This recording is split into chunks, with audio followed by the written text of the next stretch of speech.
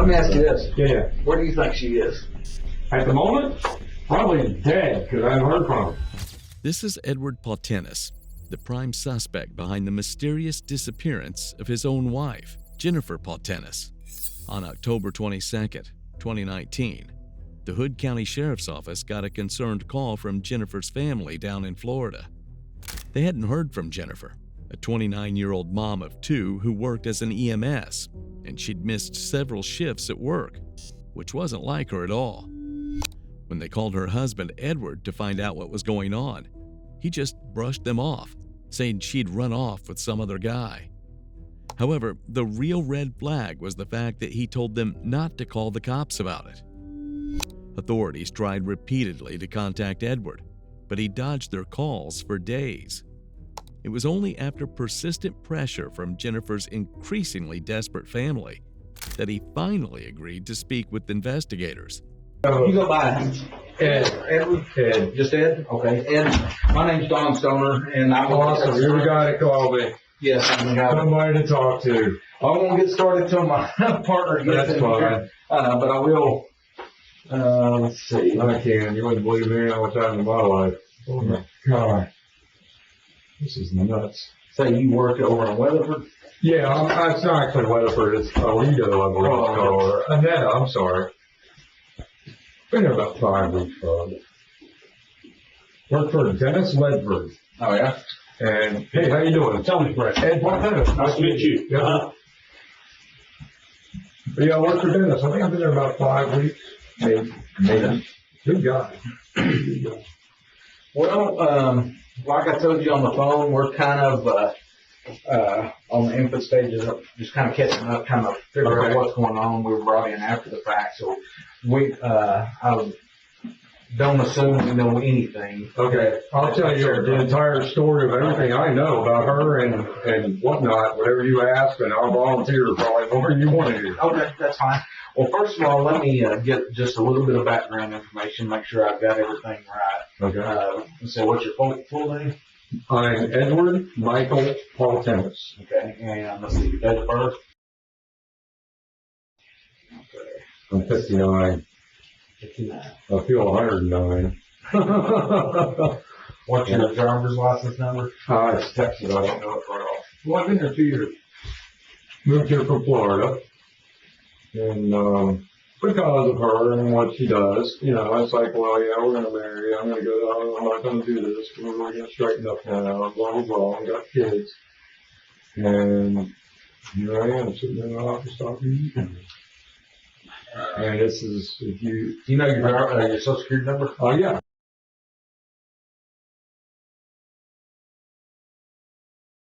I got a license on me. Nobody even took it. Texas Rangers. Is that like Walker, Texas Ranger? Just The only one not as good looking. Cool. It's right there in front. Oh, oops, sorry. Oh, that's her driver's license. No, that's mine. Oh, you had longer hair than me. No, that's just an alfalfa sprout. No, this is not the 80s, but back in the 80s I did. That's me right there. Oh, yeah. Okay. I know my Florida driver license still.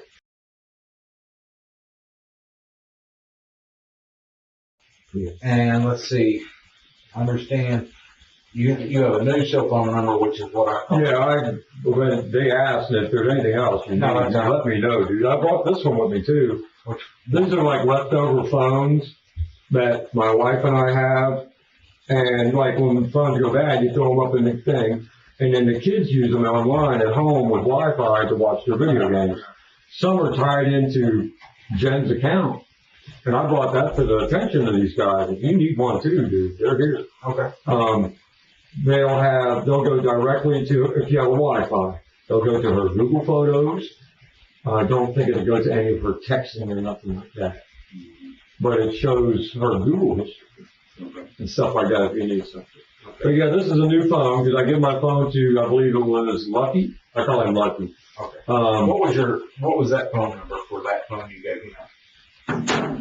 Put my business right here.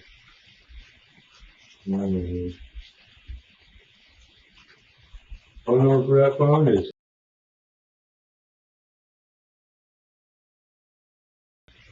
and that was me, EGS Mechanical. I pretty much closed that. I do little lawnmower repair and whatnot, you know. And Jen, as of recently, 5, 6 weeks ago, you need to get a job, you need to get a job, you need to get a job, you need to get a job. So I make a little bit here and there. Yeah. I'm okay, you know. So what's her full name? Jennifer Marie Thornton, no, Paul Tennis, but it was Thornton before we got married. Yeah. Thorn. No, they were. 21590. Okay. And let's see, make sure 29. your address correct. And don't hold me to the zip code. So, Edward, kind of, let's start off telling me a little bit about y'all's relationship, how y'all met, where y'all came from, and everything. Okay, I'm from Florida, born in Pennsylvania, raised, married 2 times.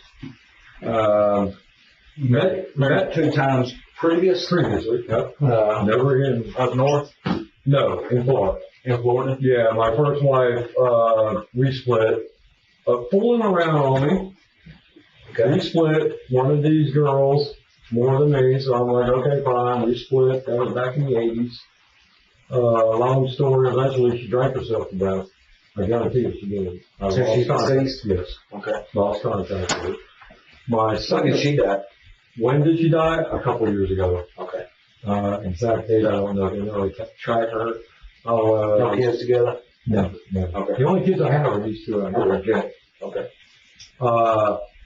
Met a second wife through a job where I worked, in a machine shop. We were together 17, 18 years, married maybe 9. Okay. We married 97, divorced. They weren't together that long. 2017, 18, something like that. You got to look it up, hold me to it.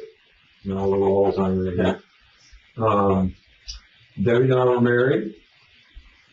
Jen, this story, a part of the story I've never told anyone. Jen was my stepson's girlfriend at the time. Okay. Okay. Can she move in? Can this girl move in? Nobody moves in my house, so I'm a pretty good, person with morals, so you know, doing that. I came in, we met, blah, blah, yeah, okay, let her move in. But we're all happy in the bedroom. My wife at that time took off on me for 2.5 months, maybe. And she was a flirty, fling kind of girl, too. I guess I picked her out. She was. Runs off to Northeast Bike Week in New Hampshire. Don't know the name of the town. They have a bike week up there like they do in Daytona. They've gone for 2.5 months. Find out, this is my second wife. Find out from someone that she's living in a town with somebody else. She's not where she's supposed to be. Like, da-da-da-da-da. Story. It's a lot of crap and roll. I get her on the phone finally. She says, okay, I'm coming home. She comes home. We're around the car with van for her. And runs me out of my house. We got rid of the car. A couple months went by. Runs me out of my own house. A lot of stuff. I have no record. You can't, what are you arresting me for? The guy says, well, and Jen is there with Nolan at the time, his stepson. And he's doing this little thing with his other cousins and girlfriends and whatever. And Jen and I basically spent a lot of time together now. I still haven't touched her. So my wife comes home one afternoon and says, and they have a TV store down there. She says, I told her, my mom's sick. She says, well, so I want to go up to Pennsylvania, Gettysburg, Pennsylvania, within 10 miles. And my wife, hysterically, why don't you take your fat girlfriend with you? Throws a lot of keys at me, busts the china cabinet glass out of my mom's china cabinet in my house. This is my second wife. And I looked at Jen. This is exactly how I got together with her. I said, well, I got to go. I'm going to Pennsylvania to see my mom. My brother's calling me. She says, go, take your fat girlfriend. Jen, I said, you want to come with me? Jen says, give me a few minutes. Went right down the hall, grabbed some of her stuff, and we went out, and we got in Acura, and we went to Pennsylvania to see my mom. Never kind of touched it. Visited with my mom a day or 2, day and a half, I think it was. I had to be back to work Monday. I worked for a company called Ditch Diggers. Okay? That's like a personal joke in a way. And Scotty would always say, well, my mom always told me I was always going to turn out to be a ditch digger. You ever heard your mom say that to you? That's kind of funny to us. Well, Anyway, yeah. Jen and I, when we got back, my wife says, you'll never set foot in this house again. Calls all these sheriffs and all these people. And then he's like, well, okay, fine. I ended up leaving with Jen. We lived in the back of my car for a couple of days. Went to an are you in the divorce and that wife? eventually. Okay. Yes. Where's she at now? She's in Florida. She's still in Florida? Yeah, oh yeah, Fort Pierce, Florida. No alcohol issues with her? No, actually. What about your stepson, former stepson? Nolan Penn. Have you talked to him? No, I don't never talk to them. Yeah, No, I don't talk to any of them. Well, again, like I mentioned to But you. anyway, that's how Jen and I met. Why Edward is so proudly telling that not only did he cheat on his wife of 18 years, but that he did it with his stepson's girlfriend is beyond us. And we were forced out of my home. That was mine that I built. I got some of money. We were forced out of my home, lived in a car, moved in with a foreman. It was self-started. I mean, I got on my feet, got a place in the water, got a trailer, and this and back and forth. Eventually, we moved here. Now, between here and there. Jen, okay, because my wife had this online Yahoo webpage, and it was called Chick. Okay? My ex-wife was showing titties on webcam to all the boys. Okay? So, it did. Yeah. Mm-hmm. It meant nothing in the divorce because Florida is a no-fault state. She robbed us for everything I owned. When it was time to go back and get the home, she left the dog and all the stuff along went by. Jen and I get together, 2008. We lived together for up until 2 years ago. We got married. October. Was that in Texas or Florida? We got married in Florida. But until then, it was always with her, like she wants to go have this girl and guy. She wants to go have a foursome with Scott. She wants to go have all this extra thing, and she's not my age. So I'm like, yeah, okay. And I'm not the swing going out there trying to, I'm not that guy. But I go with you, I love you. This is what you do. As the years go on, I mean, we went to the fantasy parade for the gay people. I'm not gay. Down in Key West. There's a big thing about that. She had to see herself on video on YouTube. Shorten the story in a little bit. A few years go by. I mean, this went on off and on for years. This is the ex-wife? This is the wife I have now, Jen. Jen. Okay. Jen, that I'm with right now. Yes, sir. Okay. Okay. So this has been since the beginning of our relationship. Because y'all were together a while before you got married, right? Oh my God, yes. Okay. Oh my God, yes. 8 years. I've been with her 10. Okay. That's what. So I was with her for 8 years. Okay. It's always some stuff, and I'm not, I mean, all of us, we all have a degree of jealousy to us. It's like, what the f*** are you doing? We all have that. You can't tell me. But I also have like a self-control of, well, I understand that. I'm half your age. And I didn't get together with her because I was chasing some young girl. Right. I got together with her because I was forced out of my home. Her parents, you're not stepping foot in this house. That's the story I was told. Now, Jen gets pregnant. And this was, James was 7, so it had been 8 years ago. Jen gets pregnant. Oh my God, I'm going to be a dad. It's me, dad bad, and this bad, and that bad. And she's a drinker. I'm not. No, I can. Me, you, all three of us, we can go somewhere and pound some alcohol right now, and tomorrow I'm going to say goodbye. I'm not an alcoholic. I don't do dope. Please, test me all you want. I'm not that guy. Jen gets pregnant. Her friend's at the house. Well, I'm always worried the next around the corner, and they're giggling and laughing, drinking and partying. And I'm like, what are you talking about? And she said something to me one night, and she says, well, I was with 3 different guys this month, so he might not even be yours. And we already knew that it was going to be a boy. And I'm like, So I'm working ditch diggers, and then each afternoon or that day I'd say something to her, hey, Jen, and she goes, I'll tell you what, and she'd be saying this, like that. And she's a computer whiz. My wife is an electronic genius when it comes to this, computers. I've never seen my wife ever in my life. She turned the computer around like this at me when I come home one day from my 45-minute lunch. And she said, you ready to go on national TV, bud? As you can see, Edward is doing everything he can to paint Jen as the villain in his story. It's pretty obvious what he's doing, throwing mud at her character while playing innocent himself. And trust me, this isn't the last time he'll try to portray Jennifer as some kind of a terrible person. I go, why is that? She says, I'll put you on, it wasn't Jerry Springer, but that's the one she was implying, for a DNA test. I'm going to prove this kid's your kid. You're nuts. No, I believe you too. Mm-hmm. I went back to work. I'm fixing the front end loader. I'm a heavy equipment mechanic. I'm fixing the front end loader on the street and dirt road. And she calls me on my next cell. She says, hey, and the phone's been ringing. She says, you better answer the phone. They're trying to call you. I call, answer the phone. Hello. And hello, my name's Claudia, such and such, from the such and such, Stanford Media Associates. We want to go on TV. We want to hear your story. I'm like, whoa. Mm-hmm. I kind of freaked. I'm like, okay. So I pulled in the service truck. I got my own service truck. I run the maintenance department. Mm-hmm. I tell these people the story. Next thing you know, I'm on an airplane. I fly to Stanford, Connecticut. They give me a DNA test. We go on TV. No, that's not my kid. Blah, blah, blah, and all that. I kind of acted it up a little bit, but it was fairly true to heart. Mm-hmm. They did a DNA test. I hold up this sign. Yes, my son. So that all happened. What TV show was it? It was called Trisha Goddard.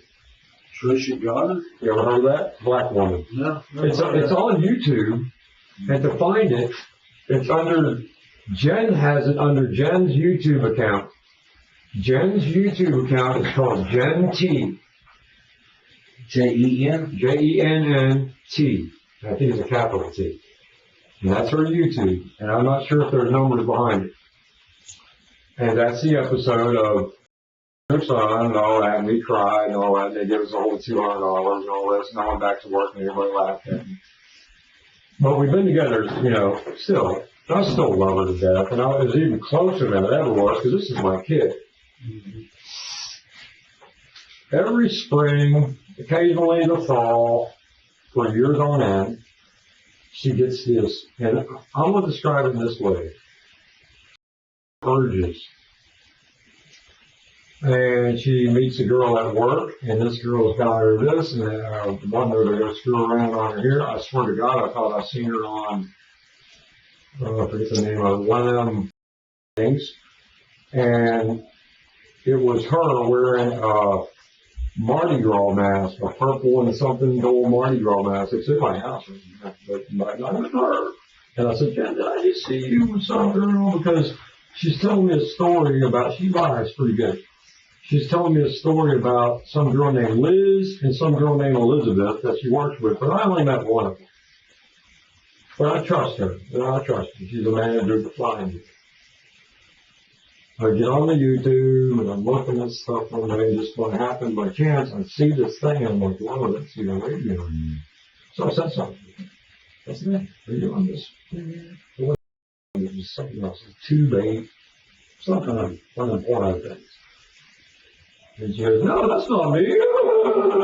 And look, off she goes. The very next day, it was deleted offline. Pretty sure it was. So that, I can't guarantee that was her. But it sure looked like it. How long ago was that? Within the time, within 5 years away from this now. And I'm trying to give you a complete history of this. Jen still wants to go have, she goes to the beach with her, and you call her that way, she is, sister who sleeps with all these guys. This Melissa, she's on a face page blowing it up like, oh, I miss my sister. She doesn't contact her sister. She says she does, but Jen has a nervous breakdown because Missy won't call her. I mean, that's not true. maybe they do talk some, but Jen has more of a, well, I want my sister to call me than she doesn't. And Jen and I communicate pretty good. Yeah. So, Jen goes to the beach one day, she comes home drunk, with sunburn on her side and all this stuff, and they're all drinking and they're hanging out the house, playing beer pong and all this crap. Who do you think's watching the kids? Mm-hmm. Responsible for that. And, you know, when you're a responsible father and you see, you know how drunk people act around you, Yeah. and you're straight. Yeah. You can zero in on that shit, dude. Yeah. So, she says, she's all flopped. There's a picture of her on my Google photos, all slumped down in the chair. And she said to me, she says, well, if I want to go to the bathroom at the beach, then I'm going to do it. I just don't want you to be back. That's when all this started coming in. Mm-hmm. Then I'm at work. I work for the Horse Beach Truck. I've been there 5 years, 4 years. Known them all my life. I did business with them. And when ditch diggers collapsed, because Obama took over the country and ruined us, no offense if you're a Democrat, but we all lost our jobs. So I called Zoli up. I said, Zoli, hey, mate. And he says, hey, yeah, I want you to come work on me, do my boat and bike, and maybe we'll get you in the shop, and eventually everything happens. Jen is working, and she's always on this phone. It's a forever, this has been her life for many years.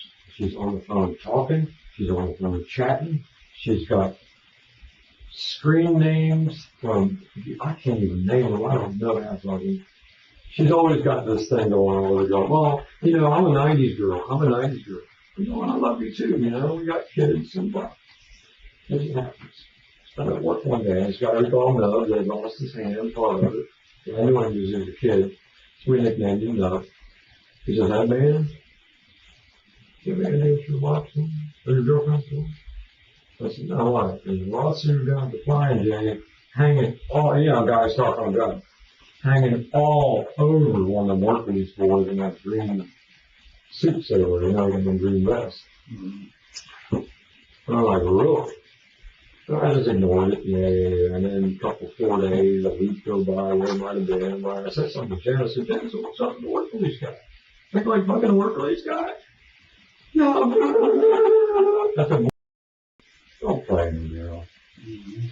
So I get in my car one day, I drive a Mustang, super fast Mustang. You drive it. You guys should drive it. It makes me 20. This car is cool. It's ruined today. But I'm kind of putting it back together. It was.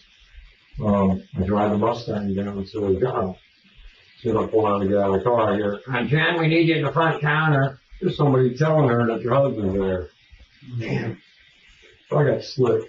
You guys detectives? I took the company truck down there about 2 days later, drove in there, pulled around by Denny's, caught her and this prison boy on the brick hanging on each other, all over each other. Like, mm-hmm. And she goes, oh, no, oh, hey, baby, I was just price checking and all this. I said, so what is going on with this? Is this like what the life we're leading now? Is this what you really want? Well, I just gotta I need extra. She calls it D. She doesn't call it. Mm-hmm. I need D on the side. I need my side D. I need my side D and blah. Well, that's what you want, sweetheart. You go right ahead. Mm-hmm. So I'm good with that. I knew already she had, we had, Scott and his wife. There was some other girl, Ashley something, crap. I wouldn't touch her. What's her and some boy that never showed up. All this stuff happens. I told her about this Chris guy. Christopher Flores was his name. And she goes, oh my God, yes, oh my God, yes, oh my God, yes. So she was on the job. Someone hinted to me that she got caught on it. That was never proved to me, but I've told people that. Right. That was never proven to me. I mean, I'm the guy you ever showed me. So, let me stop you right there. No, it's a long story. Well, I know, that's go on into it. I'm just trying to tell you this whole story of how things happen. We're going to get there, but we're going to have to hone in a little bit. Hone in for me, because I'm going to say everything. I'm no one to talk to. Okay. Again, man, I appreciate you voluntarily coming up here and talking to us. I mean, we kind of work this thing out. Chris guy. We moved to Texas. We got married after that. So Chris was in Florida? Yeah. We got married shortly after that. I asked her to marry me. We moved to Texas. I promised, I'm done with that now. We moved to Texas. She gets this EMS job offered to her or went for it, whatever it was. She went to Louisville to school, stayed a week, had to stay an extra day, called General and brought that home to me. Okay. That brought it back out in the open. Now we're doing this in Texas. Okay. We're going to do in Texas? No, so it was just an accident. This before your son?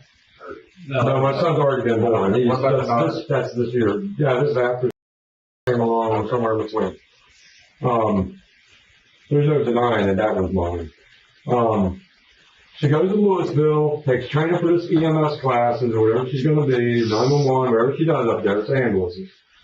Catches, brings that home to me, then it makes to me, and I slept with two Mexican guys and picked them up in this bar, all this crap. Well, that's why she couldn't tell me. What little she did, and yeah, okay, I'm seeing a guy, and blah. And I might pick up a guy tonight, but I'll have a few months go by.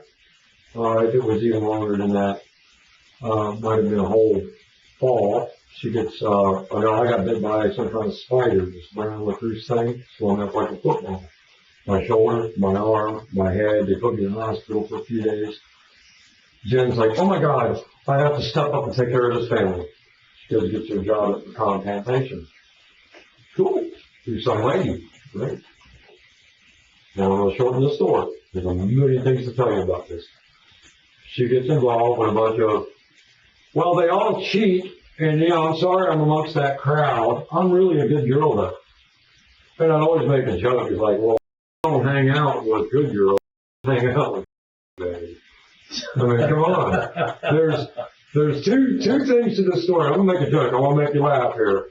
A friend of mine told me years ago, they're all, if they're not, they're lying. And it's just like, that's the way it is. And you put up with it, no, sorry. She's on a plantation job. She's working EMS job at the same time. I'm basically recuperating. I got aches and pains in my back. I can't do shit. I opened up this EDS mechanical business to try to do a little repair job and kick in what I can and do what I can. Mm-hmm. That went on for a year. So not long after she was at EMS, one of the guys at work, and I don't know their names, if you told me their names, I can recognize them. This guy, he's got this video game, and it's called PUBG. Well, it's on Xbox, and they play this thing, and she's a video game fanatic. She's old. Mm-hmm. And you jump out of a parachute, and you land on an island, and get a bunch of guns, and shoot up a bunch of people. If you're the last one living, you won. All this goes on. Then she finds out, oh, there's a PUBG mobile, and I can play it on my phone. So that went on for a while. Let's say 6 months. She's on PUBG Mobile, meets these people. And I played it a little bit with her, but believe me, you can't compete with us, so, let me play this. Okay, Jen, fine. So I faded out of it, which I'm a home guy anyway. I just shit around my house, and I don't know what you guys do with your days off, but I'm not on television, I watch YouTube, listen to music. I do what I dub myself as normal family value things, more so. I mean, I fish off the dock, I work on my boat, I run my yard, and that's me, that's me. Jen's on this phone, talking to this girl, and now I find out that they seriously have a chat app that goes along with it where they talk. Oh, this is my best friend, blah, blah, blah. And she says, I gotta go meet her. I said, well, we're planning on going on vacation on June 15th, 16th. This was this year. Okay, so I'm updating you to now. Okay. June 15th, 16th this year, we're planning on vacation. I think it was June, whatever month it was. We're going on vacation. We're in Florida. She didn't really want to. She loves her life in Texas because she doesn't have to adhere to what the people in Florida and her expectations of her are. Up here, I can be me. And that's exact words. In Florida, I have to live up to my dad and my Aunt Missy and everybody's expectations of who they expect me to be. And that is her true personality. So, we're going to Florida on vacation, and Jen decides, oh my God, I'm just going to take a quick weekend and go visit my friend India. Now, she's been on this lot online talking to these people. This is app on here, these guys, and they talk on this thing while they're playing this army game. Fine, where you at? Where do you live? What do you do? Where you single? Where you married? Where you live? And that's the kind of shit they talk to her. But I faded away, and I trust you. She said, I'm going to Gulfport, Mississippi to see this India. They've been blocked off the phone, but she's easy to find. She goes to visit this girl in India. Oh, hey, blah, blah, I got a room, blah, blah, blah, blah. Oh, I'm really tired after they got drunk all day. This is on the phone. Me, what am I doing? I'm sitting in my house mending a cast net so I can go catch fish off the seawall. She's telling me on the phone that I'm going to go back to my motel now. I'm going to do this, that, and the other. Fine. The next morning, she says, oh, I'm going to head back. I'll be heading back. It should be all my text messages, dude. I'm heading back.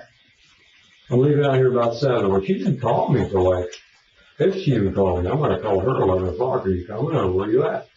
And she had this attitude, like, why are you calling me? Why are you, And I'm like, well, you said you were leaving. And all this pursuit, and I'm not a big argument guy. Believe me, this woman will come home and scream at you and belittle you to the point of, and I'm an old guy, dude. And I'll admit to you, make me cry for a year. Make my kids cry. And the next day, she's happy. Anyway, she comes home. And everything's just fine when she gets there eventually. And after a few days, you can tell. I mean, I'm pretty good at reading people. She's got something's on her mind. Well, it took a good month. And we're out, it might have been pushing the 4th of July. It might actually have been around the 4th of July. So, my daughter's birthday party got ruined. She thought it was the day she told me. It was the day before my daughter's birthday party. She goes, well, I slept with Jay's friend when I was down there. I just want to let you know now. And I'm like, really? Well, what's his name? Well, I can't tell you. Shit. So the name on the game was called Genocide. Sounds powerful, of course. So I just, that's enough. That's what happened too. Me and her tablet. She says, Daddy, she's got this little RCA tablets. And she brings this thing to me. And it says, this is when she was in, I forget to tell you this, when she was in Mississippi on our way back. It says, the research results for Scott. This guy. So let me check it. Wow. Well, let me get him on here. And I look up, and Mr. Scott. And it shows him. He's some guy that lives in supposedly Longboat, Mississippi. His name's still on here. I'll show you. It's right here. This guy here. Oh, wait. That guy right there. It says, that's Mr. Genocide that you slept with, huh? Oh, don't say nothing to his wife, and don't do this, and don't do that, and blah, blah. So you're like protecting the guy? Behind my back, trying to ruin my marriage and shit. What are you doing? That was cool. Good with you. So that happened. She says, you'll never trust me again, never this, and never that, and all this went on for her. Little by little, she says, well, I just gotta meet, I want some extra on the side. I have to have this. So I said, well, what are we gonna do about this? I don't know. I said, well, you can build your website. I mean, Debbie had one. I said, what that one? So, okay, let's go here. We find this X-hamster thing. I can't do that. Find this X-hamster. Create this name called Mermaid Jen. Puzzy Girl. P-U-Z-Z-Y-G-I-R-L. Have you guys seen that yet? You heard of that? No. It's a website with her name called Puzzy Girl. Now, I've got pictures on. I screenshot them just for people like you to see it, because people don't believe it. You make this website, and she can go on there and chat with these guys, try to meet them locally or wherever else she wants to meet. She travels me and meet me here. or whatever she arranges. Well, that didn't really materialize like she wanted to, but it was there, and it was supposed to. At the same time, she's on the Snapchat. You ever know that? Snapchat is some kind of app that I could talk to you, and 5 minutes later, what I said to you is gone. What, did you think of a better app to hide your shit? Yeah. Dude, she's got people from her old neighborhood sending her pictures. She got her cousin one, her blood cousin or some shit. All these people, and she goes, oh my God, look at this guy. Oh my God, look at that guy. She's showing me all this stuff. I'm like, man. And when we go on vacation, we're going to talk. I'm going to do this, and I'm going to do that, and I'm going to do this, and that. She spent all this money when she was in Mississippi, first of all. Then we didn't have vacation money. The kids are like, oh, you're going on vacation to Florida? Sure, we're going on vacation. We saved every cent we could, squandered it. Went on vacation. But she drove me, because, you know, all the way to Key West. My cousin used to own things in Key West. And that was always where Jen and I go to Sugarloaf Key, which is not Key West where the gay people are, but just before Key West. And these giant 3 and 4 foot iguanas, and it's real cool for the kids. So let's go there. We went there, and we stayed like, yeah. Okay, I gotta go. We're going for a week, dude. I drove 2,000 miles for a week. You know what I'm gonna stay there? Day and a half, I think. We go right back to Fort Pierce Bureau. Where's the first place she goes to? Her sister's house. And one's going out me in the train. Takes me down to the beach. Tells her sister, blah. Who knows? The half-sister comes to me. We're all swimming. There's plenty of pictures of it. And the half-sister comes up to me and says, oh my God, Jen told us what she's doing and what she's done. Oh my God, Eddie, I'm so sorry. So then Jen's real sister talks this flirty thing with me. And I'm like, get away from me, her computer, you know. But I was friendly. All that happens. Jen wants to travel to Okeechobee, Florida, to the Days Inn, to meet this Flores guy a second time on her vacation. Oh, just drop this in your lap. And we did. I went to Okeechobee on the east side on 98, and that's my roads. I don't know y'all's roads at all. I'm lost here. Meets this guy, has with him while I stay in the Days Inn, comes back and goes, yeah, hooray. Okay? Then we moved on, and I think we went back to Fort Pierce and visited a little more, and right back to Texas we came. And we got back here. Now, we've been back in Texas since. She still has this website, makes her and I, we make videos, and she takes all these nudie pictures of herself with her selfie stick and her thing, and oh my God, she's fat. Jen is 250 pounds. But look at these pictures. She looks 130 pounds, dude. Mm-hmm. Jen's 250 pounds. Yeah. She says she's not. And another thing about her, she had the stomach surgery that cut your stomach down, right? She's lost all this weight, and she has a lot of sagging skin. She calls it her front butt. It looks like she got a butt in the front and a butt in the back. And, but she's fatter than she appears. So, we're back in Texas. She's got this chat apps. She's at work up and recently. She wants to go to a baseball game for some kid's birthday to see. She took us first to see, I don't know the name of them, Texas Rangers. That was cool. First time I've ever been there. Yeah. I'm not a baseball guy. I'm a race car guy. I really am. I'm a fisherman. She goes to a baseball game with some kid she never admitted to, and I think she was afraid.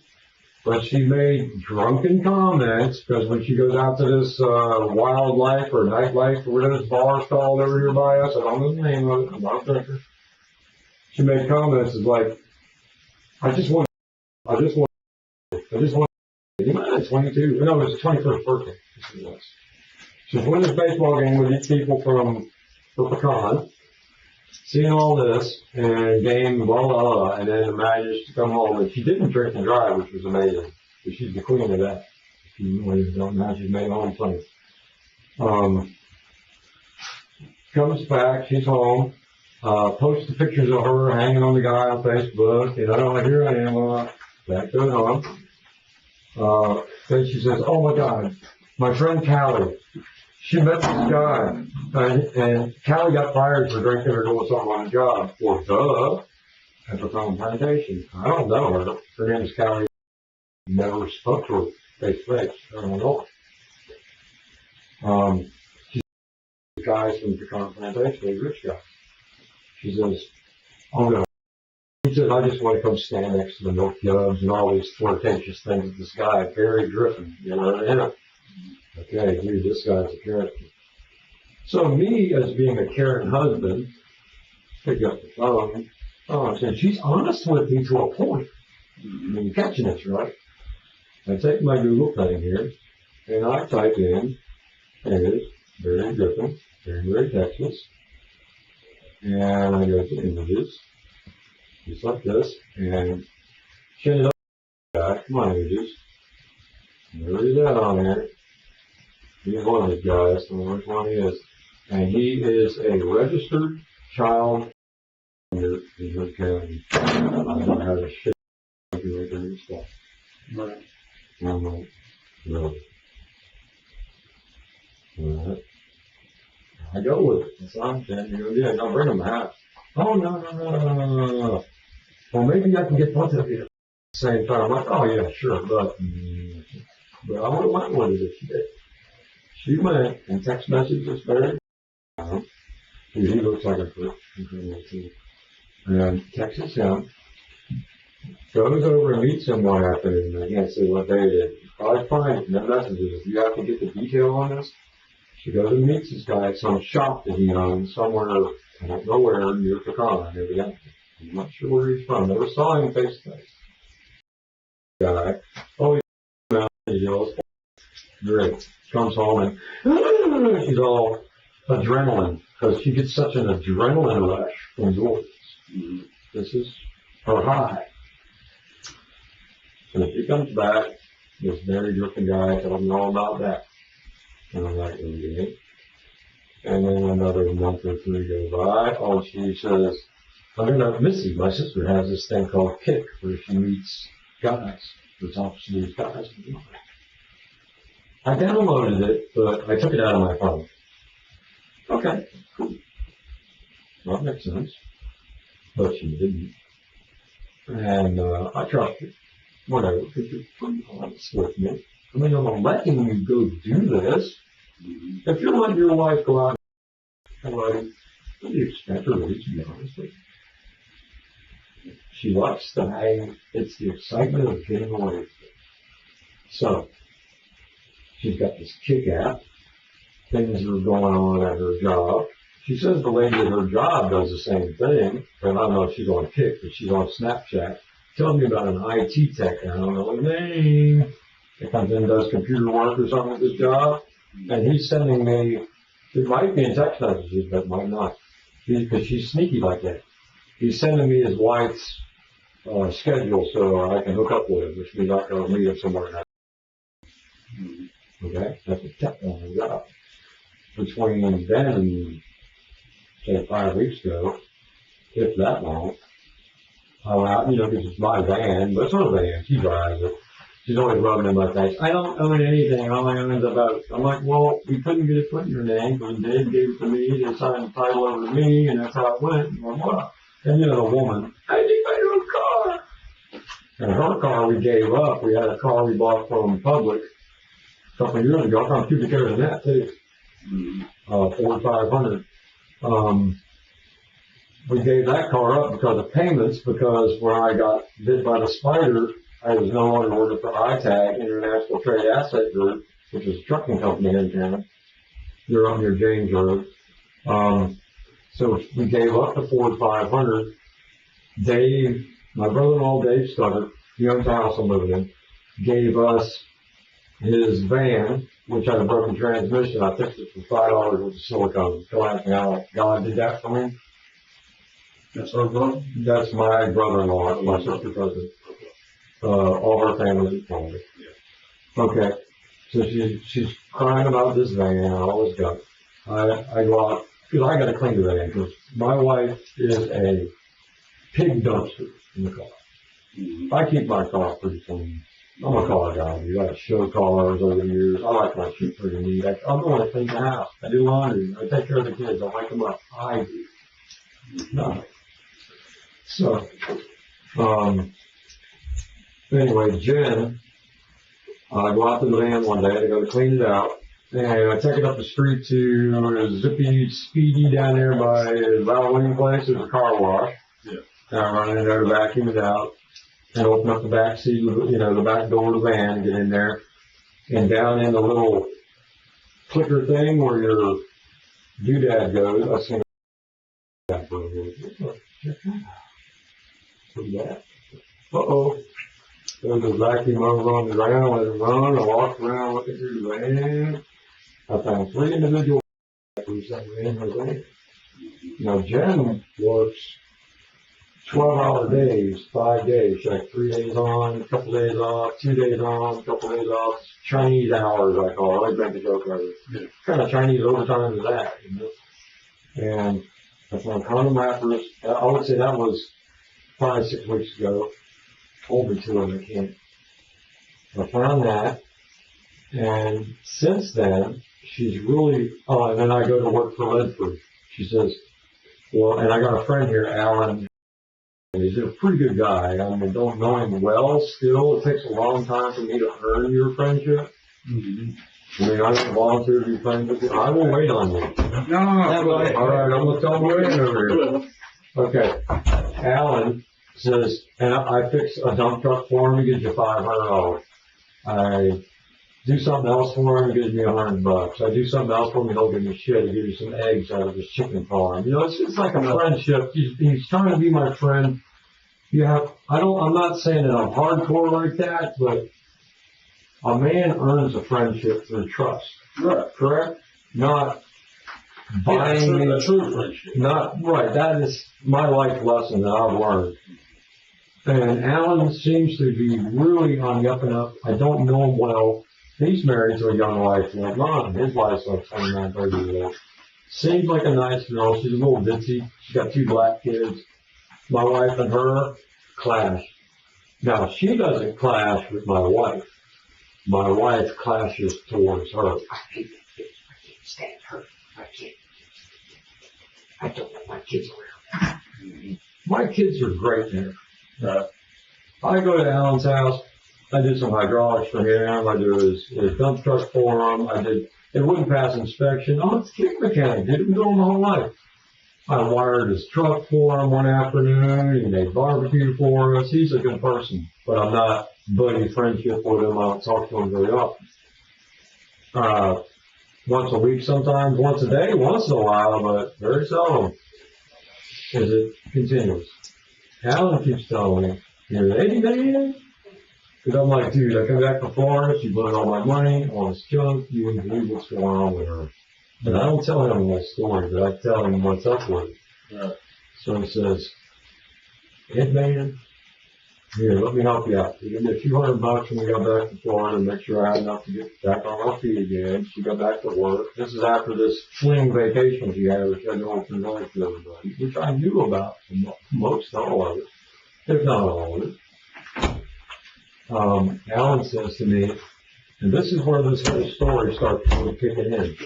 Alan says, Jen's always harassing me anyway. She goes, well, you need to go get a real job. You need to make a real job. You need to make a real job. Okay. Alan's bugging me all the time. He goes, man, I got a cousin over and it's Alito. Or no, I keep calling it Alito. Aneta. It's Weatherford, basically. Yeah. You guys know the state very well. I know every road in Florida. It's over there between 5 and 51 on this airport road thing. And it's a nice shop. So I'm like, and he asked me 3 or 4 times. He says, Eddie, you need to look like us, man. My cousin can use you sometimes. And I said, Alan, said, and I know every day I'm taking care of my kids after school. I'm doing the laundry. I'm cooking for them. I go to HEB for them. Jen runs the CVS and Ultra Makeup. But I told Alan, I said, sure, I'll go over there and talk to your cousins. guys, I go over to, or Annetta, or whatever she wanted to do. I go over to this place one afternoon, and I walk in there, and he's already called his cousin saying, hey, I spoke to his cousin on the phone, and his cousin said, yeah, hey, when I'm going to come see me. And I went over there, and this is like, for me, this place is state of the art. He's got a compound, he's got pretty trucks, everything looks like it passes inspection. When I turn it down, I go in there, and I talk to Troy, and I don't really know him.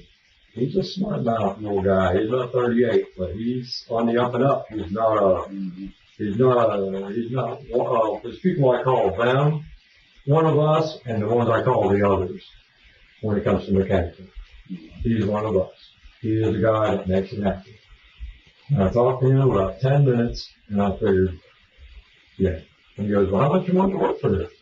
I said, dude, I got my own business in Granbury. I'm not trying to bail out, knowing in my head that I go, I'm not lying to you, but I'm not trying to say, dude, I don't want to abandon the kids. It's going to be double time. But how much you want? I'm a $25 an hour guy. About a day later, Dennis calls me. He's a religious guy. He goes to church. He says prayer before work every day. Did you run into that? Where I come from? You gotta be kidding me. They might give hate speech. This place is cool. I'm like, this is my kind of guy. So, and you can tell he's got some more purpose about it. But Dennis says, I'm gonna give you what you want. Come in here and show me what you can do. I was like, you got it. So I showed up, and he's got the little fingerprint machine and all this, and we're high tech and hooray. Look around, you got cameras, so it's cool. And I go to work for him. This is 5 weeks ago. So I'm working 5 days a week. What kind of hours you gotta get into work? Okay, I can work from 7:30 to 2. Told you 2 o'clock, right? That's because I get off of work at 2 o'clock, and I give myself a full hour. My kids get out of school at 3, so that gives me time, like if they're doing paving or something happens, I can hightail it back to Granbury or get here casually. If I have to take an alternate route, I'm always here in time to get my kids off that bus. Except today, that didn't work out too good for me with the early release. Let himself in. Okay. So, I'm working there from 7:30 in the morning. It's pretty awesome. I'm building a big truck. I'm very proud of that. I take a lot of work ethic, pride in what I build, man. I've constructed things in my life. You guys have not a clue what I've done in my life as far as building and mechanic work, space shuttle programs. I have been through some pretty cool shit. I was the youngest supervisor in Tropicana Products history for our issues. Got a pretty good reputation for what I've been. Yeah. I'm working 7:30 to 2. Okay, well, this is hindsight. Now, I use this word a little bit with you guys. This opened the door for Jen. Because now, on her days off, she's got a couple extra 3 days a week to get on this stupid phone and play boyfriend. And that's basically the way I'm seeing it. That's what she's been doing. And she's on this video game app. And this is up until recently. Now I'm saying when did she disappear on me? 12 days ago. The week before that, and then maybe a few days. That's good. She says, oh my God, and she talks to this girl. And she'll put me on speaker once in a while, but everything is on these headsets. And she unplugs the phone long enough for her girlfriend to say, oh, hi, husband. It's like a warning sign. Oh, the husband's here. And she unplugs it, and I say, oh, hi, husband. And then she goes from, like if I'm in the house, she'll go from giggly laughing, oh my God, oh, if you want to come get this, bitch, blah, blah, blah. And she talks all this mad shit. But when I walk down the hall to the bedroom, it's like, oh yeah, go get him. He's over there hiding behind the shed. I shot him. And it's like they're playing a video game. See, they're on there talking mad shit. So I'm like, okay, you go in here, boy, talking shit about stuff. One day she comes up to me, she says, I want to meet this guy. And he's like one of my girlfriend's this girlfriend of hers she plays with, they're from all over the country, some in South Africa, all over the world maybe. Let me say this in the wrong term, I'm not a total racist, but I might be parting on some sand niggers, they're from all over the world. Okay? Mm-hmm. But she likes the people from the United States. Mm-hmm. So she's talking to this girl, her name is Jenny. Jenny says, she's talking to this kid, I call him a kid because I'm 60. He's their age, 28, 29, 27. Turismo. Well, Jenny's been fucking this guy. And he's hitting me on it all the time. He's on it all the time. I swear to God, I'm going to die so bad. I'm like, really? Well, then fight him over. Mm-hmm. Tell him where you're going. She's not hiding it from him. Fine, fight him over. This is within 2 weeks, 3 weeks of today. So she says, okay. So she sends this guy, and there's another one she talked to, and she named them she called one Tennessee. There's another one. She named them by states, or where the town they lived in. And the other one, she called him Austin. And another Mexican guy that she liked, but she wasn't sure about him, she called him Odessa, because he was in Odessa, Texas. Where the hell is that? It's 5 hours away. I Googled it. Well, if you're going to drive 5 hours, what's the Mexican country? And she's out on that. So, this Turismo guy, I forgot, I was sitting right there. She sent him a message, hey, you want to hook up, you want to do this, that, and the other. They must be clawing at the fact that dogs in heat. Okay. This couldn't get here quick enough. Oh my God, that's too long. Or she said, well, I'm going to Tennessee, because she already made arrangements that she was going to Tennessee to give herself some thinking time. Because, oh my God, and for what it is she's got so much going on her freaking brain, she doesn't understand which way she's coming right, left, and up and down. I know that. So, she calls this guy Turismo, whatever his name was, in Fort Worth. She said that. He came to my house in probably an hour or two that same day. She said, can you keep the kids busy? And the kids and I, ever since I've been here, have been obsessed with this mountain peak thing south of town here. Don't know the name of it. I think my brother-in-law called it Comanche Peak, but that might not be the name of it. Mm-hmm. I found out, dude, how to get there. You go to Biloxi, and you go to Peak Road, and you go up this thing. It's cool. I found that. If God took me there or what, but I found it. And I went up there, and we climbed up this mountain. And up the fence line thing. I got a video of those. Fun. We had a good time. Family, fun, me and my kids. The whole time, Jen has got this, I call him a creeper kid, because I'm saying it to you. But it's what she does. I support you, Jen. You've already got, she texts me back, and it's on my other phone. That's here, please. And she texted me back, oh, he's done, blah, blah, blah. And by that time, I was off the mountain. It was dark. So I'm just driving around Granbury, and I took off down 51. Just driving, wasting time, waiting for her to text me and say, this kid left the house. Okay, he's done. He left the house. Kid, blah, blah, blah, blah, blah. I'm like a 20-something-year-old kid in a big heart. And it was like a laughing joke between her and I. It was fun communication. Mm-hmm. It wasn't like, oh, my God, it was funny. She took a video of herself and then posted it on Fuzzy Girl, the website. Mm-hmm. There's a video of her on the website. Okay, it's there. Now, that blows over. It did not take, just like her coming back from Tennessee, it did not take her 24 hours. She says, oh, well, I'm going to go out of town anyway, and I got to do some thinking. And I know she's lying to me, but I'm like, okay, baby, I figured already you're going up there to meet somebody. I'm not stupid. Come on. Mm-hmm. Then she changes her mind. So she must have read my mind and thought, well, okay, I better take the kids with me. She starts telling me, let's do, we're going to National Hall of Fame. We're going to go here. We're going to go there. We're going to go. I said, fine, we're going to. We get in the car or the van, make arrangements for this place. It's on my phone. I'll picture it. Some fancy hotel, picture that he sent her. Dude, it's a $188 motel. Mm-hmm. I'm a Motel 6 kind of guy, man. Yeah. This is a $188 motel. Yeah. So she wants to make herself look like the rich. You think I didn't put two and two together like that? You're nuts. So I go up there, and she goes, we're maybe in Arkansas, most of the way there.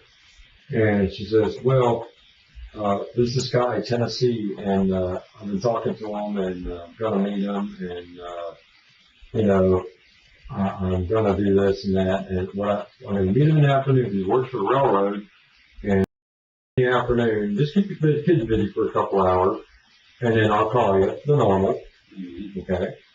I think this is only the second guy that I know she's done this with at this time. But I've known she's done this with. Other than Barry and other guys that she told me about, but I didn't know when she might have hooked up, like the IT tech and these guys from her job. I had no idea. We go to Tennessee. Guy in the motel room. It's a video of him too. Then calls me, says, hey, you mean because you're just riding around Clarksville, Tennessee. We weren't in Nashville, Clarksville. We were riding around Clarksville. So, okay, done. We come back to the hotel. What are we going to do this evening? Oh, I don't know. She's right on that video game. So what am I doing? Hanging out with my kids, 700 miles from home. My wife, I love her, I support her for everything she does. She's on his phone after the game. And plus probably talking to this guy. She told me that she goes, well, he always beats me on the video game. For all I know, she was playing with him. And she says, he's coming back tomorrow morning, and can you keep the kids busy in the morning for him? I swear to God, I'm going to down until he taps out. Because she wants this guy down so he can't. Okay, Jen. Cock hungry. Great. We love you too. I got me some pussy too. It was great. The next morning, I get up, took my kids to Waffle House, bought some Waffle House, went to the car wash, ran to the car wash. I think there's a video of the thing, they love that. Went to the vacuumed it out, rode around Clarksville, and it's like 10 o'clock. I don't know what time she finally texted me, said he's out having a cigarette, and we're going to try it once more. Went in at 10:30 or whatever time it was, almost checkout time. Then she called and says, hey, come on back. So we get back. Just check this. We get back to the hotel. Okay, we're good to go to Nashville now. It's only lunchtime. Mm-hmm. I just checked into this hotel less than 24 hours ago. Okay? I told my boss I'm asking on his story my wife leaving town. So I'm going to tell him, hey, my wife's going out of town. What am I supposed to do? Yeah. I've already assumed this is what's going on. We get down towards Nashville. She Googles the go-kart track. We go towards Nashville. Wasn't actually in Nashville, of course. And for this go-kart track, I swiped $20 on the card. I put $20 going for 2 kids. They play this, that. No, we did the go-kart track. It was fun. Jen took some videos, going around a go-kart track. It was family fun thing. It was cool. Go inside. And I don't know if she was texting people at the same time. She goes over, takes a card from me. She goes over to one of these pick up the fuzzy doll things. She swipes, and just dump, dumps out all the money. And she goes, okay, let's go.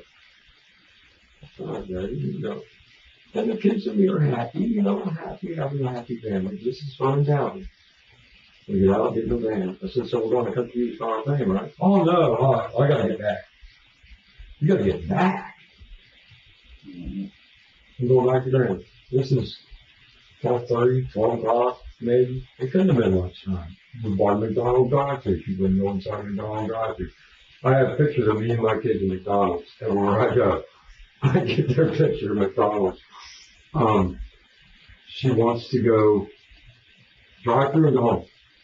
Okay, just sandwich on the road. We're driving. I'm a little tired after, I don't know how far I drove. It's a pretty good way. It's all I ride. I said, will you drive for me? Oh, no. I can't. And she's either on the phone, texting somebody continuously, or going on Snapchat, taking her little pictures, doing little shit, or she goes into the back of the van to lay down and nap.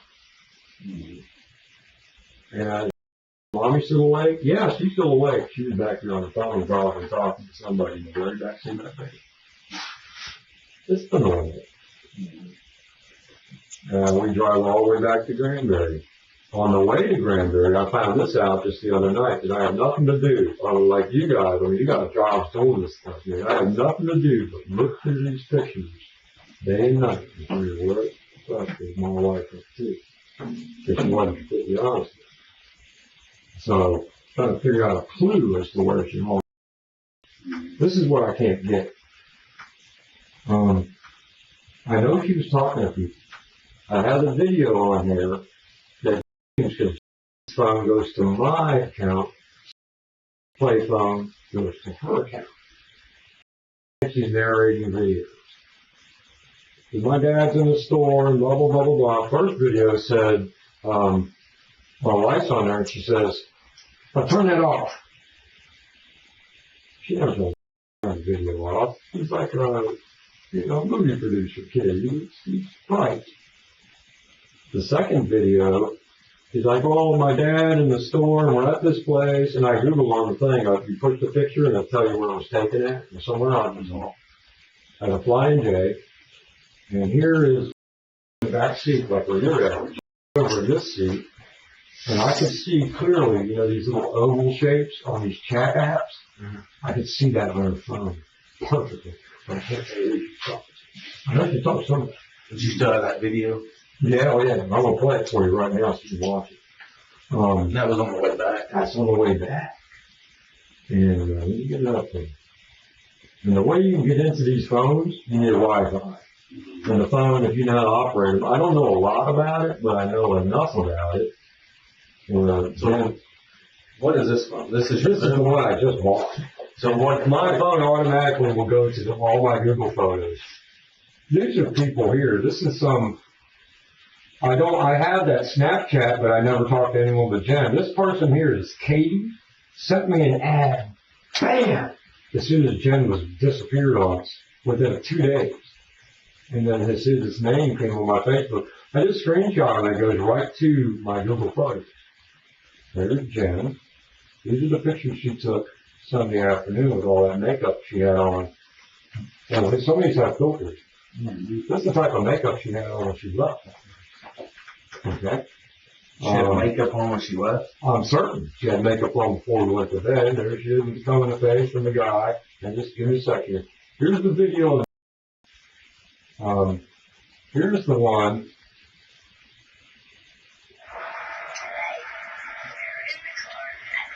Now walk over here to the right. You'll see her with a phone, and there'll be a chat app on that couple. Keep the lights off in here if I see it better. It shows her phone. Now that's my phone on the dash with my Google Map. It tells you where we're going. But this is a clue for me. But how the hell will figure out who she talked with? I can't tell you. See it right there? Nope, that's my phone. You'll see hers in a sec. It'll be on this side of the screen. See it? Yeah. See a bunch of it? She's on the phone with somebody. Right there it is again. And that's when we're driving. And this is my son. There, he makes his own narrating videos about grasshoppers and whatever he finds. Anyway, this is like a couple minute long video. Well, what's the last video he made with her in it? This one, I believe. Let me go back on here. This one here would probably be the very last video. And you really click it, and then you go here, and it'll tell you, that says save the device. There's some button that we push on here. Yes, and it will tell you where it was. The Flying J. This is at a Flying J. I believe this is in Arkansas. Because they're always on camera. I'm still looking at the video. Stop recording, yeah? She never tells him to stop doing that.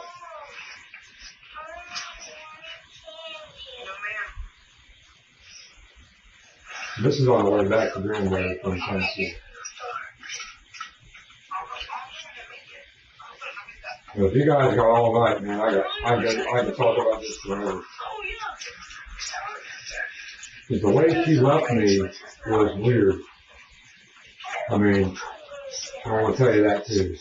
It wasn't weird, but now that I look back on it, it's like, She got kicked out of playing. I didn't teach him playing. It wasn't.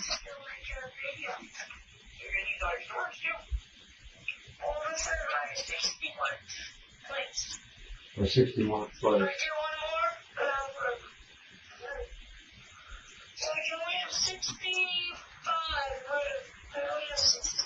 Whatever you mean, he changes.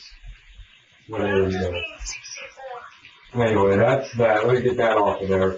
That's the last video that I have of her. There's two other black pictures she took here. Now, I'm not trying to show you, but this is one of the guys that she had in the motel room. So let me ask you, why do you have all those pictures on yours? They automatically go. She sends them to me. Okay. So she sends me pictures to her iPhone. Where's that corn? This was in Clarksville, Tennessee. On the way back, or? No, this is where we went, Clarksville, Tennessee. When she was done with this guy by lunchtime, we went to, I don't know the name of it. It was a pumpkin patch. And we walked in the corn maze. And then, there's a video of it somewhere. Well, we walked in, I followed him. And we walked through the corn maze. And then from that corn maze, that's where we went to this go-kart track. So, technically, the one y'all, what day did y'all get back on? Sunday. Sunday y'all got back? In the AM, like 12:30 AM, midnight. Midnight. So we left there So that's Saturday night, Sunday morning? Until Sunday. Well, it was Sunday. It was Saturday. We drove back Saturday. We got here around midnight-ish, 1 o'clock. Sunday morning. Yeah. Plus minus. So, what did y'all do when you carried the kids in? I don't even think we had settled down. Passed out. I pass out. When I pass out, she's on that phone. Okay. She's on that phone at 3 in the morning. You'd have to look at her history. She was So, you went to sleep about 1, 2? 1-ish easily. Yeah. Did you wake up through the night? Not that I remember. I might have woken up about 8 o'clock next morning. I'm pretty early bird. And when my daughter wakes us up. So what'd you do Sunday morning, starting at 8? Get up, my normal day. Daddy, I'm hungry. Feed my kids, the normal daily routine. I've got 3 chihuahuas. I've got cats. You need to come to the house. I've got dog piss and cat shit and, my normal cleanup around, do my stuff. She says, once she wakes up, I can't tell you what time she woke up. You have to look at my ATM and see when I swiped it. I went to HEB and she sent me a list. That should be on my Google or it's in my other messaging on that other phone. She sent a list from her phone? Yeah, always. To go to things that she needed from HEB, which was hair dye. That was a main one. Hair dye, there's a couple things, whatever. What did she need hair dye for? To dye her hair. So she didn't normally do that, or? Not as often as she just did, no. But she has gray roots. Okay. Now I do her hair. Okay. So I'm the guy that does her hair. I made it caramel brown with half blonde. In the past, I've made it anything which I won't allow her to. Did you do that Sunday? Yes. So you did that Sunday afternoon. Okay. Then she wanted my nails done. I said, Jen, we can't afford nails every day. We just spent hundreds of dollars. On the way back, where did we spend all that money? That's in one of my videos. I said, well, I took the kids to Waffle House, and I took the kids to McDonald's, and I bought a car wash for $10. So the rest of it went to gas, and I had some cash in my wallet. I gave her, I gave her, $33. I gave her some cash. She went in one of them truck stops, I think it was called Thornton's, because she just picture road, and bought herself a brand new dark brown zipper wallet. And she was changing over all her stuff. She was doing that on the way back, changing all the stuff into this brand new zipper wallet. And anyway, that. So I went to HEB Sunday. I got her hair dye. I got food, and continuously, that's my job, dude. I tend my kids. I hope to do good out there. I tend my kids for everything they do all day long. I'm with my pets. She's on a video game. I get back from, I think I went to HEB. I might have went to Thomas and bought cigarettes. So I do stuff. Like, so what are you doing? You're talking to your boyfriend? Another boyfriend online? Did she cut her eyes? What am I doing? I was like, did I say something wrong? And she goes, look. And I'm like, one thing. I walk down the hall. Hey kids. And I go outside. I got a boat outside that I pull with, but I put a new deck in it. Pulling the blanket off my car, putting the door panels on my car, because I had the whole interior tore out of my Mustang. I'm very proud of it. I worked on that in the evening. It's like, hey, I bought taco mix. And normally Jen will eat with me, but she did not want. And normally, and that's her thing, she wants Taco Bell. She wants, I call it designer food. She wants Olive Garden. She wants to say, she got a lifestyle taste of that, so she can afford this. And I try to hit her in the middle. So I asked her, so baby, and I can't tell you what time that was. It was pushing dark. I can't tell you. I said, you want me to make, because I'm done with the car. It's starting to chill off outside a little bit. I said, you want some tacos? You want to make you some tacos? So feed the kids. We feed them breakfast bowls, Star Eats, pancakes, and chicken nuggets. Jen's got like nothing. No, I'm not hungry. Basically, hides in the bedroom. You know, it's pushing dark. Me, I don't know, 7, 8 o'clock right now. She's on the video game. I respect you. She hides behind that door, asks my kids. She comes home from work and she hides behind that door, she's in that video game. Sometimes she locks us out. She comes out at one point or another, it might have been like 8 o'clock, and she says, hey, and she's beautiful. She has sparkling makeup on. She's already sent me this picture. And she has the most beautiful makeup. She didn't look that pretty in my marriage. I'm telling you, it melted my heart. And she comes up and gives her the biggest squeeze, and I love you so much, baby, and all this. And now that I look back at it, it was like a sea of hug. I swear to God. And she gave me this big hug, and she says, get into bed, and I'll be here when they're down, when they're there. So I got organized with the kids. Come on, kids, come on, kids, come on, kids, come on, kids. You know, it's like you're like a parent repeating yourself with a 7-year-old or 5-year-old, or day and night. I get them into the bed eventually. We watch Noah's Ark on YouTube all the time. So when we watch Noah's Ark, David and Goliath, occasionally the gingerbread baby, ugly ducklings, stuff like that. I get my kids into the bed. You know, by this time it was already dark. You know, that house pretty well closed up. We have a good neighborhood. The only thing I would have lost in there was a bicycle, and the cops couldn't find it, but I did. It's behind my neighbor's house.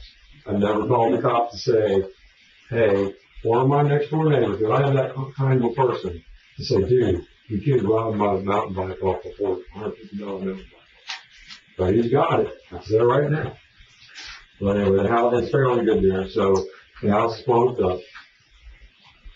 Get the kids into the bedroom, come on everybody, and they both sleep in the same bed. It's been this way, unless they're in timeout, like you did something wrong, and usually it's mom. Mom is the one that stomps her feet and has a conniption. I'm the more or less controlled parent that, you know, it's like a good parent, bad parent thing, but I'm more or less the good one, but I'm telling you that. I lay my kids down in the bed. I got a chair next to the bed that I sit in, pretty much next to the and I sit like this, and I put my Bible story on, and thank for them. I can listen to them bicker and fight, I need a drink, and I need this, and I forgot my stuffy, and it goes on. It happens every single day. I get the video playing. I think, I'm pretty certain they fell asleep first. I can't guarantee that. One of the kids was asleep, the other kid wasn't. We're both, where I'm sitting there, Jen comes up. Now she's listening to videos. No, she's got, say it wrong. Let me say it this wrong way. I'm saying it this way. She has nigger music, bend me over, put my face in the pillow, and all this rap shit that I have gave her, and she gets angry at me. Do not play that around my 5-year-old daughter. I will not. I refuse to. If I put my foot down for anything in my life, do not do it. That, too. She's got this freaking music playing. I can hear her laughing. Now, I couldn't tell you. Now, the music's playing, plus she's laughing. Now, was she on her tablet? Was she on the video game playing that video game? Was she on the phone? I can't say, because she spends most of the time on that video game, on that chat, or Snapchat. I'm laying my kids down. I'm playing the Bible video. I hear all this noise in there. So it's noisy, but no, I can't hear it. She comes up to the front door of the bedroom and says, "Night, everybody." And it's too loud in here. Really? Okay, night. She closes the bedroom door. She's never really done that. She's never actually walked down that hall like that and complained about it. She's the one that plays the loud music. She's the one that's playing shit so crazily that it racks your brain. But I love her. It's my wife. She's 29 years old. I love you. She closes the door. She says, "It's too loud in here." And walks. Now, this is after she said, "Get them to bed," and so forth. Okay, we're watching dogs in the yard. Kids are all falling asleep and hanging out. I'm saying it was 9:30. Was it 9:15? Was it 10 after? It was 9:30. You know, to me, 9:30. I hear her walk back forth in the hall. Hindsight. Now, normal for Jen. She could go up and down the hall. This is her house. She comes and goes if she pleases. She can get in the car and go to Tommy's at any given moment. She doesn't always come in the house and say, "Oh, I'm going to Tommy's, baby." Yeah. I might, but she doesn't. She's up and down the hall a couple, 3, 4 times. I went in there, you know, I heard her back and forth, you know, and the kids are pretty much out. I can't guarantee they're all the way out, but I always let that Bible video finish playing. It's 25, 27 minutes long. It's on a 27-minute interval. 25, 27 minutes. She's up and down the hall a couple times. I hear my front door of the house. And now I'm in a big house, dude. This thing goes thump. And I hear it when it goes thump. I heard, now this is a door closing. I caught this as odd. I hear the dog.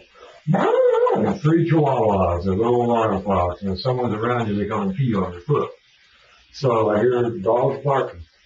I hear her voice from the front yard porch area right near, because the room is 2 windows down, but there's glass.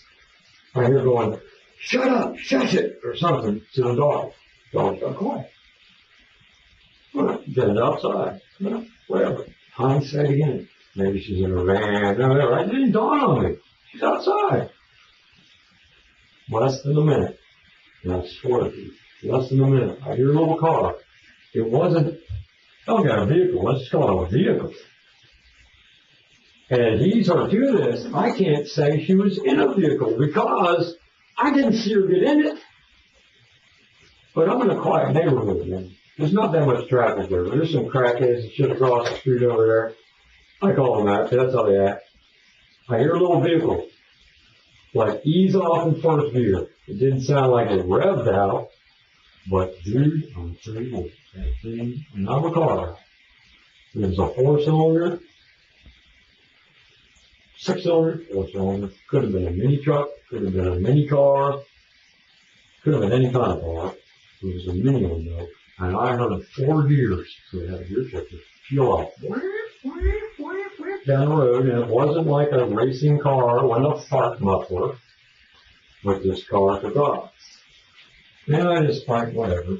Yeah, neighbors over there acting stupid, more hindsight. Should I have gotten up and looked at it? I'm sitting there, and okay, video's over. I haven't really paid attention to them. I hear her in the house. We do it, we're taking like everybody, and I get up. Now that might have been another 5-8 minutes. And I get up, and I open the storage door, and I walk out in the hall. Hey, baby. And I hear, oh, okay, cool. So I put two and two together. She hooked up with another friend. All down the road. That's all I could do. I walk down the hall, and I look in the room. And normally, her zipper pocketbook, she keeps two places. Occasionally in the kitchen, but two places. It's in that blue-purple pocketbook of hers, or it's on the dresser next to the TV set. That's gone. Her phone was normally right there with it on charge. I'd like to say I saw her phone on charge earlier that evening when she was in it. And she's always on this iPad 6 we just purchased for her to play this video. So I look over at the TV set there, my TV set, and going to all these things, I turn that down, and iPad was sitting right there on the corner of my dresser, which is our dresser, still sitting there. Her phone was gone, and her zipper wallet was missing. Okay. So now I figured Jen's gone, so what do I do?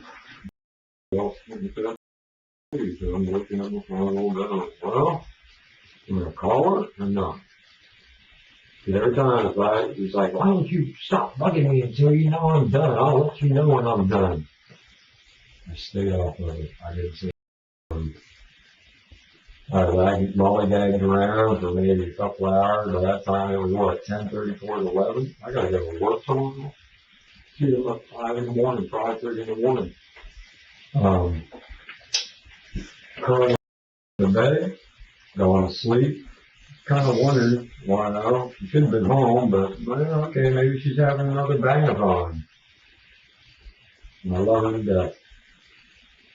Next morning, the alarm's going off. Wakes up anyway. Daddy, daddy, daddy. Okay, come on, kid, let's get ready for school. Where's mommy? I don't know. Mommy didn't come home.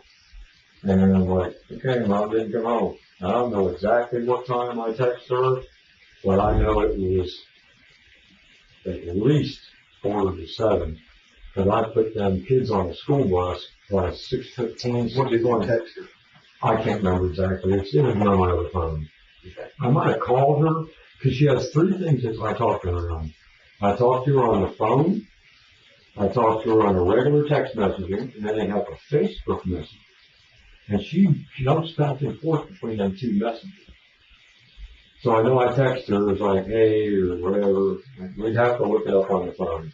Exactly. I mean, my exact words. But like, you didn't come home or whatever, or you're going to work, or did you go to work or something, or whatever. I don't think it's that. But I did go into the closet and look. I mean, all her uniforms, she's got 7 to 8 to 10 different uniforms. She wears t-shirts made of blue things and all that sort of thing. And, you know, I couldn't tell you that she took a work uniform with her, but it wasn't my assumption. My assumption was that she went with some dude.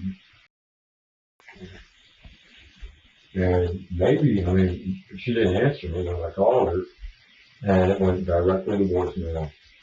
And I'm like, okay, so she does that sometimes.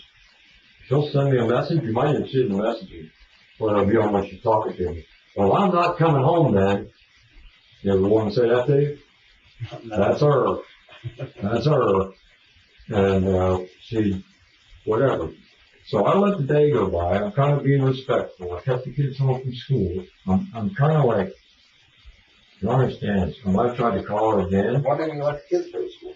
I don't know. I just kind of, I don't know. Something struck me funny about it. Just the way that she had her phone off, maybe. So I had to call her maybe before I even took the kids to school. Dude, I kept the kids out of school for a week. Or did I send them back Thursday? So they didn't go to school all last week? A couple days, I think I sent them there, because one of you guys called and said, oh, the kids coming to school? His excuse for keeping the kids out of school for a whole week because My wife ran off with some other guy just doesn't add up. In fact, Edward told the first officer that talked to him that he wasn't worried about Jen because she had a habit of running off with men. Because I was like freaking out. That was the same day. I called her sister in Florida and said, hey, listen, Jen, and she didn't come home, and so on and so on. And then she's like, yeah, there's not a lot. What day did you call the sister? What day did you call her? I'm pretty certain I called her Monday. I'm pretty certain. So the next day? Yeah, the same day, the next morning. Okay. So, I mean, we better look at my phone and hold me to that. But, I mean, I called and said, hey, she goes, oh my God, she's doing just like my mom, almost like she knew. She had too much information spitting at me. I'm like, okay. And I let that go by, and I just sat there and sulked. I said, why isn't she calling me? And sometimes she has threatened me in the past, saying, which recently, maybe not long ago, when she had said this, well, I hope you can learn how to pay these bills one day, because one day I might not come home. And that keeps ringing in my head. Well, okay, I'm not coming home. Does that mean you might put the home on too? Same difference, right? Yeah. So, that Monday, and I don't know where I was at. I had the kids, and I'm just like driving around with the and dude. And it had to have been Monday. And I'm driving around, and I got the kids with me. I think I'm on McDonald's, or whatever I do for them. I just, I'm dad, man. I'm super dad. And I go, what are you going to do? So I figured, well, what's going on? I think to myself, there's a place that we went in Cleveland, but I never did find it. But I couldn't remember the name of it. There's a place in Cleveland that had all these little workstations for kids. It's like a museum, store, kind of fun place for kids where you take kids and you go in this room, and they can do music, you can do that room, you can do Legos, you can do that room, you can do artwork. And it's a cool place. You construction workers. And I'm like, I know you just take that road to Cleveland, and you go past the Dairy Queen, you got 2 streets, you turn right, you turn left, and somehow I can go. And I can remember that. And then anyway, I got a call on the phone from, did I get an invite from that Amy woman at her job first? Maybe. But I get a call from my brother-in-law, Kevin, who's 16 years old in Florida. Now, I didn't call her job. I mean, Jen, if you're not showing up for work, call her. Yeah. I have no idea where you're at. I mean, come on. So, I'm in Cleveland, doing some still shit on her floor. I went to I call it discount auto parts, but in there, bought some kind of bullshit in there. And I'm thinking, well, I'll just take it to the dinosaur park. Awesome. Yeah, coffee would be good. I've got like 3 undrank cups of coffee at home. But anyway, I go to Cleveland. Jen, I'm just right. I didn't think I was in Cleveland. I didn't even know the road to take you to Cleveland. But I'm going over that way. And my Facebook Messenger, which I didn't even download on this one, is ringing. It's Jen's brother. So I'm like, whoa, Kevin, hey, what's up, buddy? And about the time I'm about to tell him, at the same time he says, have you heard from Jennifer? I said, no, why? She hauled on me this last afternoon or last night. And he says, well, her work called me. Amy from work called me to find out if I've heard from her. And it struck me so funny as to why, and I'm going to tell you this too, why this lady from her job called. I think she might have an idea that Jen was up something. I don't know this. I do not know this. I'm not accusing anybody of anything. But this lady from this job, who is not her boss, calls my brother-in-law and asks if he knows anything about Jen. Have you heard from her? Right. Okay? He's a 16-year-old kid. He's 1,800 miles away from you. I have no idea how he talks to his sister. Well, they call him not you. I'm 32 miles away. Yeah. When Jen had her gallbladder attack, Amy called me. Yeah. That's what I don't catch in the whole beginning mess of this. Mm-hmm. Why somebody knew something. So they didn't call you up? They didn't call me at all. The first call that I got from anybody was Kevin Thornton, which is Jen's little brother. Then I got a call from, what's his name here? Officer, I'm going to call him officer because I'm not really good with names. I'll forget yours too. Lucky called me. Have you heard from Jen? Have you just said that or we're real concerned? And I'm like, yeah, as a matter of fact, I've heard from her brother and I told her the same thing.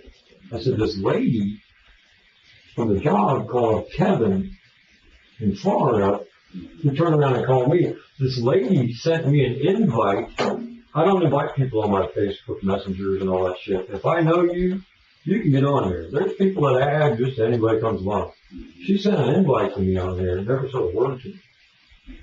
So I called her up and I said, hey, you know, have you heard from Jen? If you did this and you did that, and she's acting as if she's calling me, and like, oh no, and you called Kevin, and we made basically small talk. It's like, hey, and I got a hold of this, anyway, back to this Officer Lucky guy, and I talked to him. Have you heard anything from her? No, well, haven't. The work's concerned about her. Well, yeah, it is her work, but it wasn't her boss, because I know Jim, he goes to my church. Her boss didn't call me, and there's a boss lady, I don't know her. Whatever her name is. Well, I figured Jen is being responsible enough to call her own. Is it my responsibility to call her job and say, hey, I didn't see Jen didn't come home, so she might not be at work today. Is that my responsibility yet? Yeah. If she took off to some guy? So it didn't really go together right for me. So I let that go. I'm sitting there thinking on this for a day. And I'm like, this is freaking nuts. And I told her sister, and I made a Facebook post.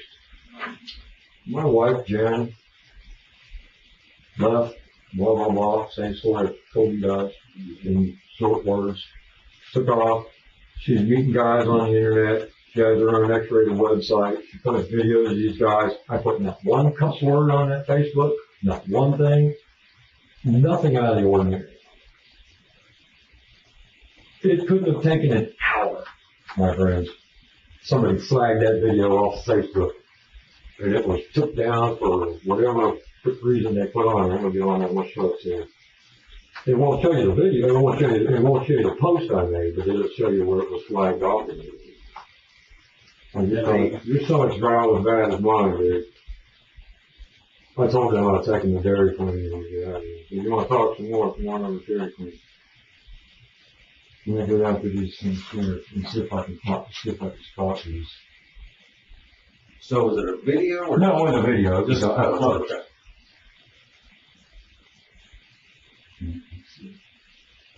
So you help her set up that website? Yeah. So you know the password and everything? Oh, I sure do. You can get right into it. I've got you right in there. Anyway, Facebook here. I posted a post about my missing wife, and it was flagged off of Facebook, and I guarantee you less than an hour, might have been less than 15 minutes.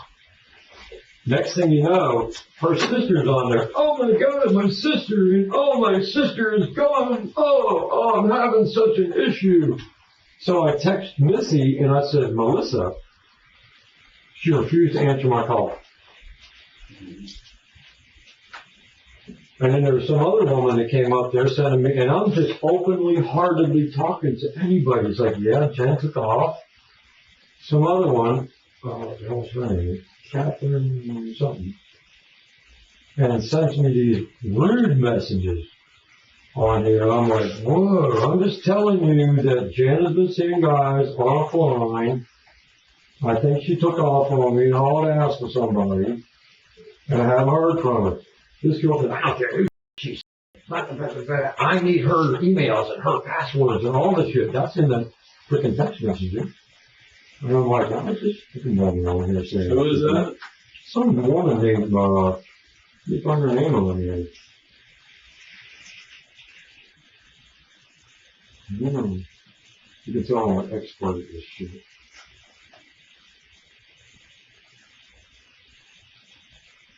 Catherine is her name.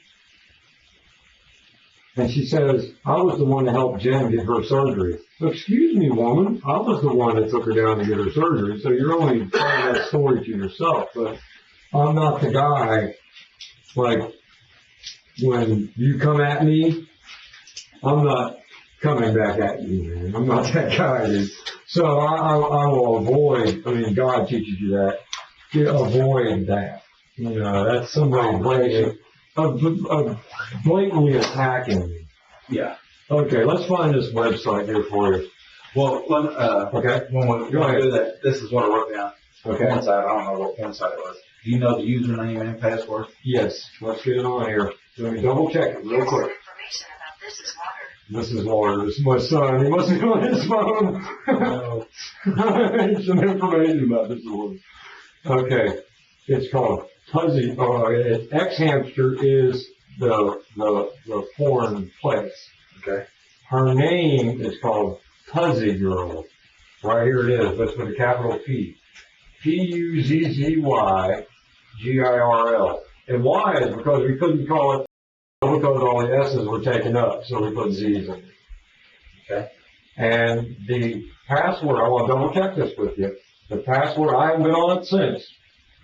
The password to get in this is called Cutie, all small face letters. Cutie, C-U-T-I-E-J.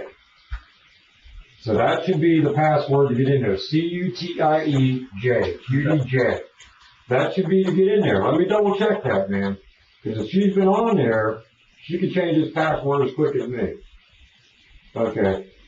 Fuzzy Girl, it'll take me right Is to that a paid site? BBW Beauty. No. This is some pics that were posted of her. Fuzzy Girl, BBW Beauty. Let me take you there. Oh, my God. Was she under bondage? That was some pictures that we took a while back, and she was, into that point, yes, she was. This is some post that somebody else made. If this is her, and X Hamster, let me go up here to, how do I find Now, it? does she get any compensation for any of that? Nothing. Nothing. What's the purpose This is of just it? to put your out there for the world to see it. So they do have a live side, like right here where you see these live girls. Yeah. And she wanted that because her friend does it with some other place. Oh, what the hell was the name of that one? Some other bogus site that you had to have some kind of crazy video thing to do it. And I'm like, we ain't doing But that. there's no compensation. No, but there's a live setup, and this is another one.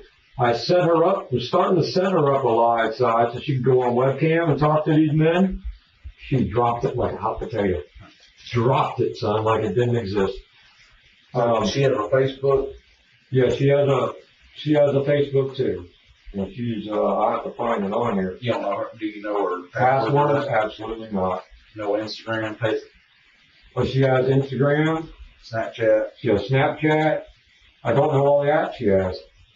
Well, if you can come up with at least the usernames for me. That I don't know. I don't know. Any of them? I can find her Instagram on here. Okay. Well, that's right. Well, dude, let's talk some more, please. Well, we kind of sped past from you waking up, going HEB, then all of a sudden it's nighttime. What did you do after you got back from HEB? I did her hair, made food, What time did you do her hair? 3:30, 4 o'clock in the afternoon, maybe. So you woke up at 8, Spent the morning with the kids. went to HEB. Went to HEB sometime in the What daytime. did y'all do for lunch? That is our lunch. We eat like once a day. Plus junk food out of the cabinets, and the kids are running rampant all over the house. And please stop. So what was she doing during this time? She's on them video game apps. We call it in her bedroom. That's where she lives. So, And me, I worked on my car. I was putting my, you have to come see it. I had all the interior out of my car. I had it all masked off at one point in time. We were painting it. I was peeling the masking tape off and my plasticking and all that junk. Put my door panels on. I put my tail. That's what I basically did in the afternoon. Put my tail lights on, plus tents to the kids and the dogs and whatnot. That's basically how I spent my afternoon up until the evening. And hey, do you want something to eat? You know, came along. That was pushing dark. And by the time it gets dark up there in Granbury, like, how long did it take you to dye her hair?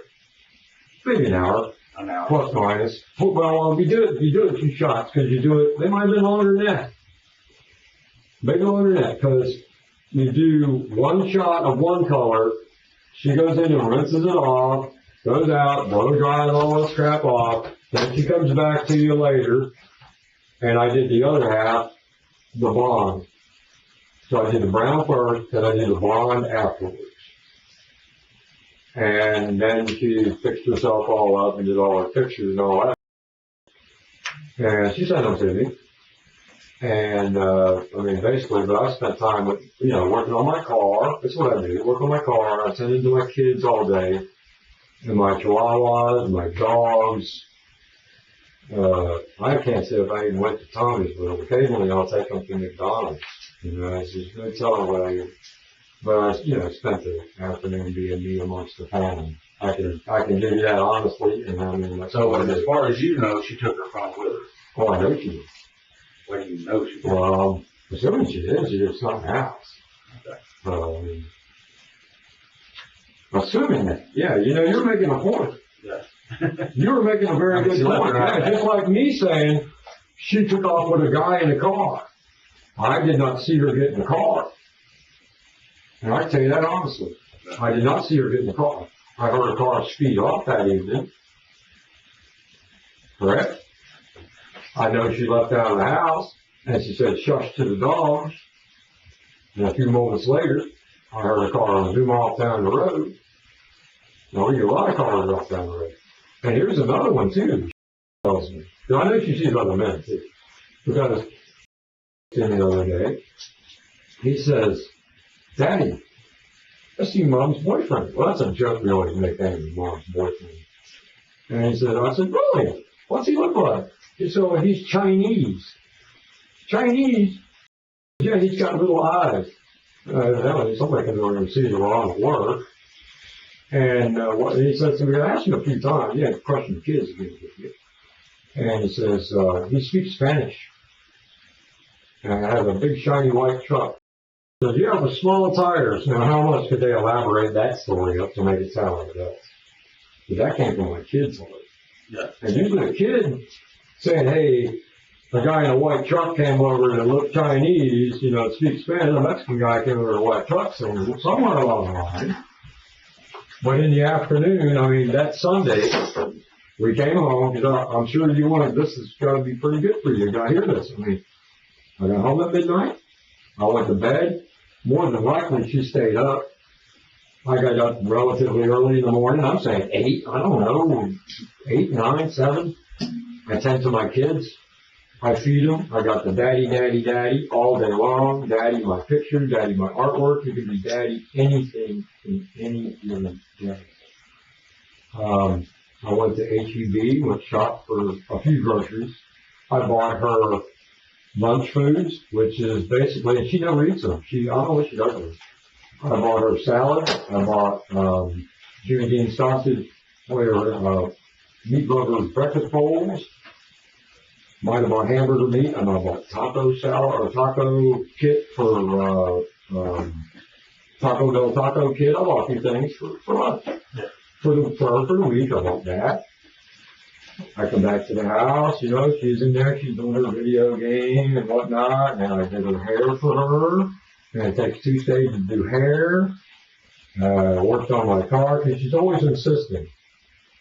She says, Get out of my hair. Would you get out of my hair? Would you get out of my hair? So your hair up your hair. Your Yeah. car's in the garage. I don't have a garage. It's on the back porch. So I told my brother-in-law it's on the back porch. But it's on the back porch right outside the house. Okay. The garage is Dave's music room. You guys have to look at that. That's something behold. It is hoarded to the roof. I've never seen a place like it in my life. He's got shit piled in there. You can walk from one end of that room to the other. So that's my brother-in-law's music room, supposedly insulated because he don't want to be a musician. But he's got all the junk in the world he ever hoarded. Plus, when we moved in there, in the house, he put a ton of shit in there on top of it, and we basically restored the house inside the best we could. Because the house was, when I moved in this house in Granbury here, there was a walkway through the house, and the rest of it was piled garbage and junk. Yeah. And So where's your boat? my boat sits in the backyard. It's hurt. It's hurt. Yeah, it doesn't run. I mean, it does run, but it hasn't been in the water since it's been here. We brought it here to use, and I've never been in the water with it. And it's a Magnum, 16 foot Magnum, got a 40 horse, Suzuki on it. Runs great. She bought it off of Craigslist. I didn't want to buy it, and I'm like, alright. Got one $800. She gave him $600 for it one year. You got a lot. That boat has been turnkey since the day it was purchased. A little carburetor, this, that, once in a while. It's beautiful. And with her being overweight, and the boat is old, the decking was cracked in it. But, we brought it here. Yeah. I put a brand new deck in it within the past, 6 to 8 weeks. And I'm saying brand new. I'm not out there screwed up. I put a coat of fiberglass on. I'm a craftsman. I coated the deck of the boat for her. It sits in the backyard though. It's on a trailer that's broken. Doesn't move. It can, but it doesn't. How do you get it in the water? I don't put it in the water. Since it's been here, here was the thing. When we were moving here from Florida, I called a U-Haul. It was a Penske. Jen was following me. First of all, did we bring the boat first? Yes. We brought the boat up here first trip. We made 2 trips to move here. And when we're coming across, and you gotta know this area, I'm gonna call it Route 20. Was it 820? I don't know the name of all the numbers. We come across this road, it's like, come on. The trailer spring broke on this thing, and the whole axle shifted. And lost the tire up on the side of the interstate. Me, being a mechanic, got out on the side of the road in the middle of the night, pulled this thing up, ratchet strapped that axle up forward, and got it good enough, and we creeped it from, I'll just say, from 377, whatever it was, last 40, 30, 50 mile was, we creeped it all the way down through Crescent and all them roads, 377, brought all the way to Granbury, parked it in the yard, and that's where it's been ever since. It's a cool boat, man. It really is. It's like a 1985. It's an awesome boat. But you would probably look at it and go, well, a lot of guys do. We made a second trip. We bought that here. We went back to Florida. Got the Ryder truck. Put my Mustang on a trailer. And then she followed us up here in a Ford Explorer. So before you got this job, what were you doing for money? I just worked my own little business when I could for side cash, doing lawnmower repair, looked at a jet ski or two from a guy from work. You're not getting any kind of, any disability or anything? Honest to God, I need it. But no. And so she's always worked too? Oh, Jen's a workaholic to a point. To a point. Yeah, she's the go-getter. She's after it. She wants that $90. And I always tell her to Jen, she doesn't get this. I said, well, there's this thing out there called a rat race. You ever hear anybody tell you about a checkered flag at the end of it? No. Let's get that part figured out, kids. And she just thinks that the more hours you work, the more money you're going to be rich. And I kind of tell her, it's like, if you invest your money, you can get more back from it. And you save your money and invest and get your money back. Like I have a friend, he's a millionaire. He invented Says he did. I don't know if it's for a fact, but he says he owns the patent for the quick connect for the IV thing. And the guy that invented the weed whacker was one of my dad's friends. You know how many people got a weed eater in this country? Dude. When they invest their money in things, then you get your returns back from it. You know, that's how I see it. And other than that, like a lot of the guys that I've ever experienced in my life, I'm going to choose Florida, for example. You know who the rich people are in Florida? Dealers. The drug dealers. And I'll tell you what, and that's a fact. Well, speaking of money, did y'all have separate or joint bank accounts? We have a joint bank account. Yeah, joint bank Right. account. Okay. Where's that bank account at? First National Bank, FNB. Here in Granbury? Yes, sir. And so it's joint. Any activity on I haven't checked it, but we can real quick. okay. I haven't, other than me going to HEB or Tommy's or buying a kid a Dairy Queen or some kind of crap You like have that on that. your phone? Not an app to get into it. She did. Okay. I mean, that was, I mean, you hadn't, I guess my question being, I mean, you hadn't noticed any withdrawals from it? no, I went down to a balance inquiry the other day. Was $1,034 in that bank. Okay.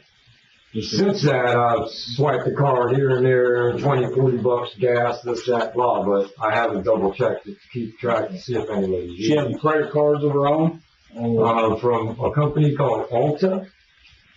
That's that makeup company. I got a bill for it. Ulta. She just got one through Best Buy. I think my name might help to get that. But real credit cards like MasterCard, Visa, no. I mean, anything where she could use it to like pay her way, buy Not that I know of.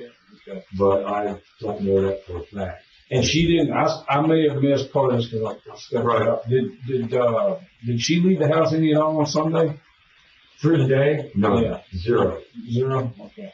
Not that I know, remember, I won't say the wrong word, not that I remember. I mean, Okay. no, she's a homebody normally when she's there. She's on that video game playing. She's on that Snapchat talking. She's Okay. making funny videos. She makes some of the funniest videos. You know, the country she does have videos and dance together. But no, that Sunday, no. And she okay because you said Sunday during the day because I guess is that when you noticed she wasn't there? Is when Monday morning? Monday morning, because I went to video. Yeah, you missed that. Yeah, I laid the kids down on a Sunday afternoon. Go ahead. Yeah, let me tell him that for the story because he was gone the first time. Sunday afternoon. All right, I did her hair. All right, that was sometime throughout the day. I don't need that. No, you're good. You want coffee? No, honestly, yeah, a shot of black coffee would be good for me. Skinny boy. Okay.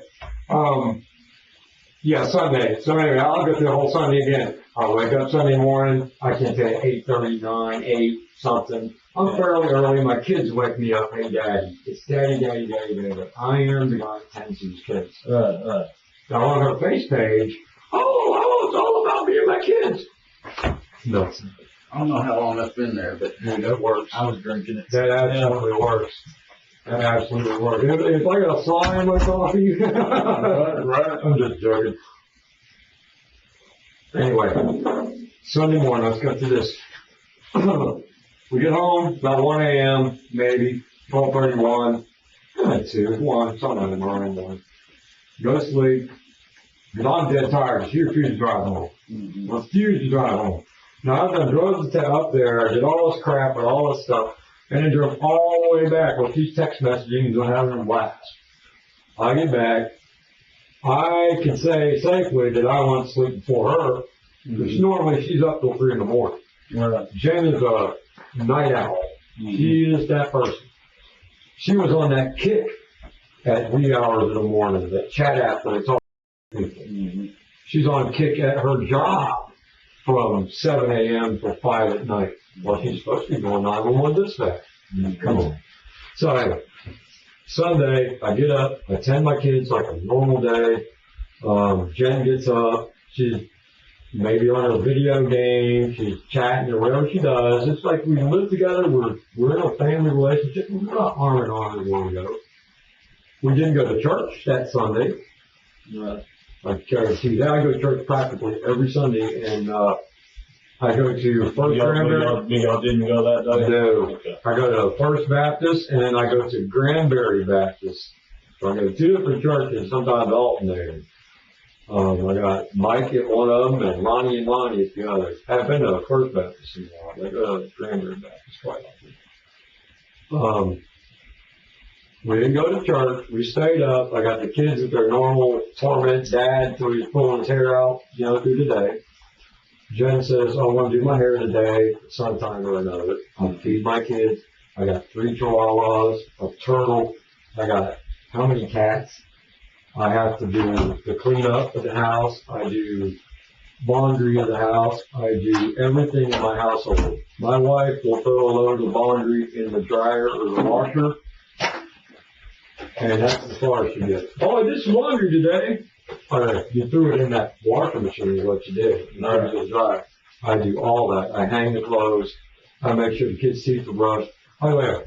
So I go through my Sunday, tend to my family, my kids. Not saying family, it's me and my kids. My wife kind of, she's like, she's involved with us. Yeah.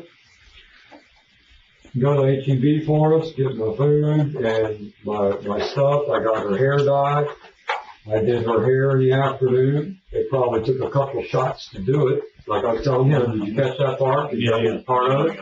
And then it has to dry. That takes some time. I think it sits for 40 minutes, 30, 40 minutes. I did the other half of her hair. Tending my kids. Tending my yard. I know I worked on, it's like, she's always get out of my hair. She don't want you, that's, I put my door panels back on my Mustang and peeled the plastic off the doors on the inside. My tail lights I put in it. I had to dig my headlights out of my, we call it the laundry room. That's on the way to Dave's Ford spot, which used to be a garage. And I just tinker around in the afternoon and do stuff around the house. That's what I do. It's my normal day. By evening time, because I tamper with my shit all day, I keep to myself, I tell my kids, I feed them pancakes and whatever they need. I can't say I went to Tommy's, but I might. Because Abby went to Tommy's and get her, can I get a candy bar? Wrapped around Daddy's fingers. Yeah. And I'll go there and I'll get them stuff. Might have bought that? No, I didn't buy that. Anyway, as evening time pushed on, I asked her if she wants some tacos. You want to make some tacos? No, I don't want that. I'm not hungry. She's on her video game, playing her videos, which she does. Right. Did all that mess. By the time dark rolls around, it's pushing 8 o'clock. It's getting cold out. I've got my house closed up. I've got to make sure the kids are showered and bathed and keep this my normal day, But as for saying exactly what did I do, I can't tell you. But I'm involved with my family. She says, will you get the kids to bed for me? And comes and gets, she has this beautiful makeup on. I can't say it was blue or blue-green, because she thinks she's a woman. She had her too. She says to me one day, she says, oh, I can't wait for the first guy to see these. So I said, do what? That was kind of heart-wrenching. But she had this beautiful makeup on. She went down, or tried to get down there and said, okay, we're going to bed. Hold up. Okay, good night, everybody. Gives me this big hug that made me tingle. I ain't felt that in 5 years. Right. She's like, wow. Kind of girl. She gave me this big hug, made me feel so good. Get them in bed, and I'll be here on you, get them under. I'll get them out. So I put the kids down to bed. I lay there. I got I'll show you what I'm showing. I got the Noah's Ark Bible story thing here that I play to them for them on YouTube. I sit there, it's on history right now. I think I might watch it on YouTube. And we play these Noah's Ark stories. It's the best thing in the world. You guys got kids? Not that age. Right. Hell no. Okay. Here's what I play for my kids every night. Well, not every night, for different episodes. Noah's Ark, Beginner's Bible. Oh, everything. Anyway, I lay the kids down with this Bible short. Anyway. Skip ads. And this is basically what I play for my kids every night. Oh, like an animated deal? Yeah, okay. My kids love this. Yeah. Okay, this is what I do. I mean, I've done this for years, but well, not with them, but my stepkids when I was a kid, when they were kids. So we lay down and watch this. It's a 20-something minute video. Jen is in the bedroom listening to her nigger boom music on the Pandora, she calls it. She puts it on her phone. And it's disgusting. I can't stand her playing that for my daughter. You know, you do that for 5 and 7-year-old kids, man. You might as well figure good sweet dog. I mean, that's just the way, and it's the way I feel. It's not right. But she comes down the hall, and she's got music playing, and she's laughing with somebody. And I can't say that she was on the video game, because I'm not up harassing her. What are you doing? You know, it's not. She goes down the hall, and she comes up to the door, and she kind of like, good night, everybody. It's too loud in here. Like, this is too loud. This was pretty loud, right? But when you're listening to Busta Rhymes or whatever his name is down the hallway, you're about 3 rooms down, go, and her laughing and saying, how does that ring in your head? Come on, dude. So I'm respectable. Okay, baby, no problem. I'd rather have prime ceiling than to sleep. Good sleep. So I'm sitting there like this. She closes the door. So she closes the door. I'm sitting there watching my Noah's Ark video with them. He was getting under, I guess. They got under, whatever. One usually falls asleep for the other. I can't tell you which one fell asleep first. And I hear Jen walking up and down the hall a little bit. She does sometimes quite a bit. It's her house. She walks back and forth a few times. At one point, I would say the video was halfway through, most of the way through. It was more than halfway probably. I heard, now the kids were falling under pretty well, but I heard the front door go thump and close. Right. And then I heard my dogs. I mean, almost like simultaneously. It was like, my dogs might bark at you or me, but they recognize me in like a second, right? Yeah. My 3 chihuahuas were barking at something or someone for some reason. Jen is outside the house, and she says, shut up, shush it, shush it. I got no teeth when you say shush. Is there a normal word? It's my normal word, shush. Didn't think twice. She's outside the house. She's going outside the house at 9:20, 9:35, 9:30 at night. You know, it don't matter, whatever. I trust her. If she was going to Tommy's, it's where she was going. It's like nobody's under anybody's scrutiny. What are you leaving? You know, I'm not that guy. So I heard her say shush, and in probably a minute, and I didn't hear her come back in, looking back, I heard a small car speed off, and it had a gear shifter in it because it was winding the gears out.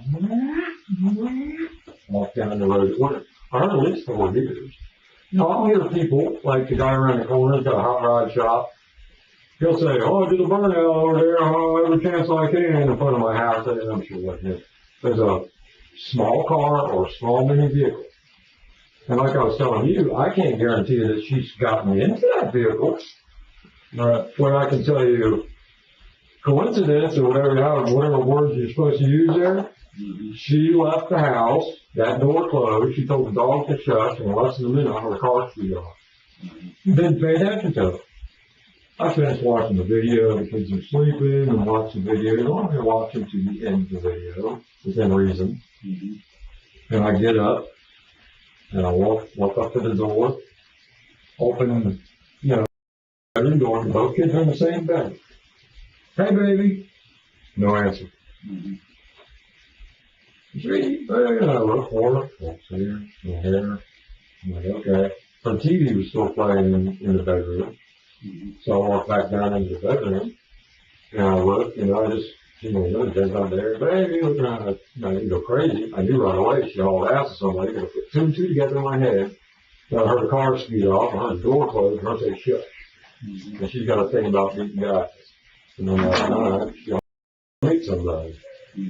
So I flaked it off with that. When I did look around, her brand new zipper pocketbook purse was gone. It's normally on the dresser or in her purse.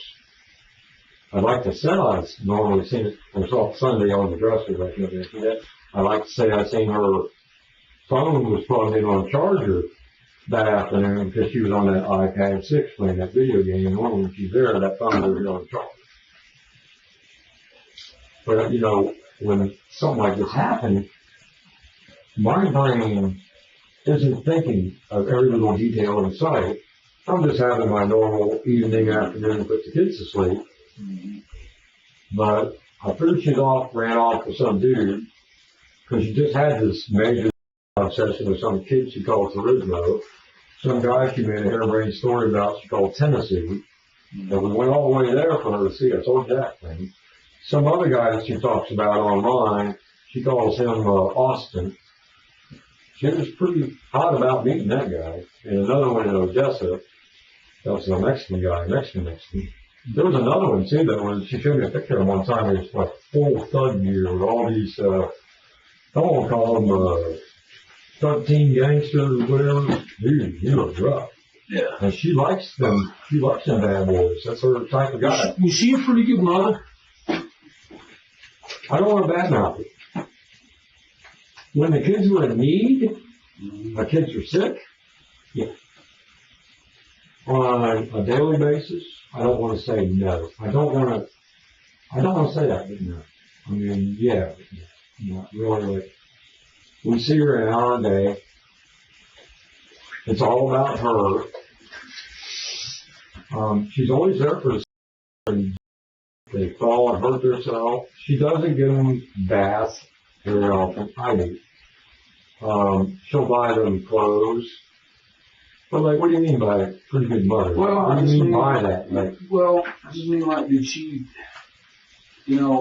I get what you're saying. She was kind of self-absorbed. I mean, I'm not trying to speak. You painted her pretty. I don't want to make her sound like she's a bad person, but right. So, and sometimes when women get a little absorbed, maybe they, there's only so much time in the day. I mean, if they're absorbing themselves, sometimes maybe they kind of neglect the kids or whatever. And you kind of told us that you were the one that did most of the work. Always. It's not that early. So, but I was wondering. I mean, other than that, I mean, was she a pretty good?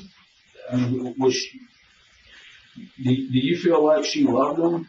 And I had her come in, yes, in a sense. I know she does love the kids. But she came in drunk from some wild country. Is that the name of that place? Yeah, some bar down the street up here by this gypsy place. I can't remember where. She went to that bar with her girlfriends. I'll never forget this is one of them, and it hurt my feelings so bad. And the kids and I stayed up. Well, she was out trying to get laid at the dam. You know where the dam is. You gotta know where the dam is? Because I don't. She went to the dam with her friends from prom. She comes home. Oh, I'm going to the bar with my friend Callie. They're trying to meet some guys, or who knows who they're trying to meet. I'm not all in your business about what they're doing, where they're at, what they're from. I know what you're up to. I'm here with my kids. I'm super dad, the best I feel. I'm disciplined, I'm mom, I'm dad, I'm your back. She goes to this wild country ball. This is not too long ago. And comes back, and I want to say it was 12:30 at night. It could have been 1, it could have been 11:30. I don't know what time the bar was. The kids and I stayed awake. Now this is a non-school night. Like tonight, for instance. I let my kids stay up till they walk and fall asleep, dude. I'll pick them up, carry them, put them to bed. I love my kids, man. I try to teach them everything, every day. Jen goes to this bar, comes home drunk, and was it you I told? One of them I told on the phone. And I'm going to use this in description, because I drove tow trucks and physically pried people's cars off of pilings underneath overheads. Okay? This girl comes home, one-eyed drunk, Like when you're so wasted. Oh, I'm in home, the car found its way here. Yeah. That's how wasted she was. And she's done that a lot. It's not like just this one day. She doesn't do it every week, but she gets a problem with alcohol, or she'll take a drink. She's like the rest of her side of the family. If I get one beer, I continuously drink until I absolutely cannot drink anymore. I'm either going to fall down and throw up, or I'm going to pass out. Yeah. Or run out of money. And that is her drinking mentality. Yeah. Her sister, her stepsisters, her dad, her stepmom, all of them. And I love them to death. But that is who she is. Jen comes home one night drunk, comes in the house. Mom's home. We expected a, hey everybody. A happy person? She comes in. What in the, are they still doing awake? And all this mouth starts. And she's got this attitude at you. Yeah. She has a pretty girl. Oh my God, look how cute I am. But she has a side to her that's angry a lot. And basically yells at us. And mommy, I'm going to show you this. And mommy, dad, mommy's here. And hey, baby, for me. And she goes, why didn't you have them in bed? God damn it, and blah, blah, blah, and all this crap. And, it turns into a big thing. She's trying to make you start some kind of an argument with her. I'm like, guess you didn't get laid, huh? Shut the, all that happened. And I'm like, oh my God. And I don't know how it was said. When she looks, she said something to me, and she says, I hate you! With the reddest purple face. I've never seen her like this in my life. Cries. Daddy, daddy, daddy, daddy, daddy. And Jen comes over, trying to grab it. Away. This is my baby here, man. And she goes, and you were the biggest mistake of my entire life. And looking about that. This is, I can't tell you that how many weeks ago that was. 2 months, maybe. That's going. That was probably before I started in Westford. She did that. About time she was going to that baseball game. I said, before I started working for Ledford over in So that's where I was headed. That's where I was headed with that. She's pretty angry at us a lot. She makes us cry. We love her for who she is. Has she ever been physically abusive? Oh yeah, she, well, how do I say this? In Texas, no. In Florida, this is thinking a few years back. Because she gets a drunk binge thing that she does, and she has to play alcohol all the time. Everything's alcohol at times, but she's not a drunk. She's not a daily drinker. Yeah. But since she's been this, that job, I've heard her come in and say, I need a drink. I've heard her say that so much. But she doesn't adhere to it like I gotta have it. But since she's been at the EMS job anyway, she comes home and she implies that. But she's not like. So do y'all keep alcohol at the house? Yeah, but hers, I don't drink. What is it? I don't even know. Some kind of blue shit. It's like rum. They made some kind of drinks called mermaids, and she drinks that. And then as of late. She would, when she's going out to meet these guys, she goes down to Specs or whatever liquor store there is. I just say Specs, I don't know now. And buys these little one-shot wonder bottles. Yeah. And she'll do a couple of these one-shots and then it eases her down so she can have whatever she does. But she does that quite often. What about, do y'all keep weapons in the house? No, absolutely not. We have, but no, we went through that mess and it's like, please this has to go. We had it's hers. Tell you honestly, she supposedly got rid of them. We had a 25 automatic, which was some kind of little Mickey Mouse pea shooter pistol thing. That's hers. And 222 rifles. And she had a thing, I didn't have a problem with it. I had no problem with it. We need to get rid of these. Well, sure, there's a BB gun in there that doesn't work. It doesn't have a thing that's go back. Why go to try to get rid of it? It was just her thing. Maybe her with her work, with her movies, or whatever she watches. Now, get this. We shot them one time in Granbury at this pirate den. You ever heard of that? I went in there with her. We bought a box of bullets from some, I don't know the name of them down there, marksman, that's him.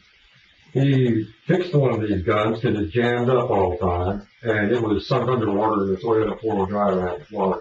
They used to have big mud trucks. Is this a rifle or the? This is a rifle. The pistol she kept under her wraps. Wait a minute. That's hers. Whenever she kept Did that. she buy it in Florida? It was bought at a gun show in Florida. Okay. Did she carry that with her, or? That I know of, no. I can't say I've ever seen it in her purse. Where did she keep it at the house? At the house we had a gun case at one point in time that she purchased from the Flying J truck stop that she kept it in. That gun case is non-existent.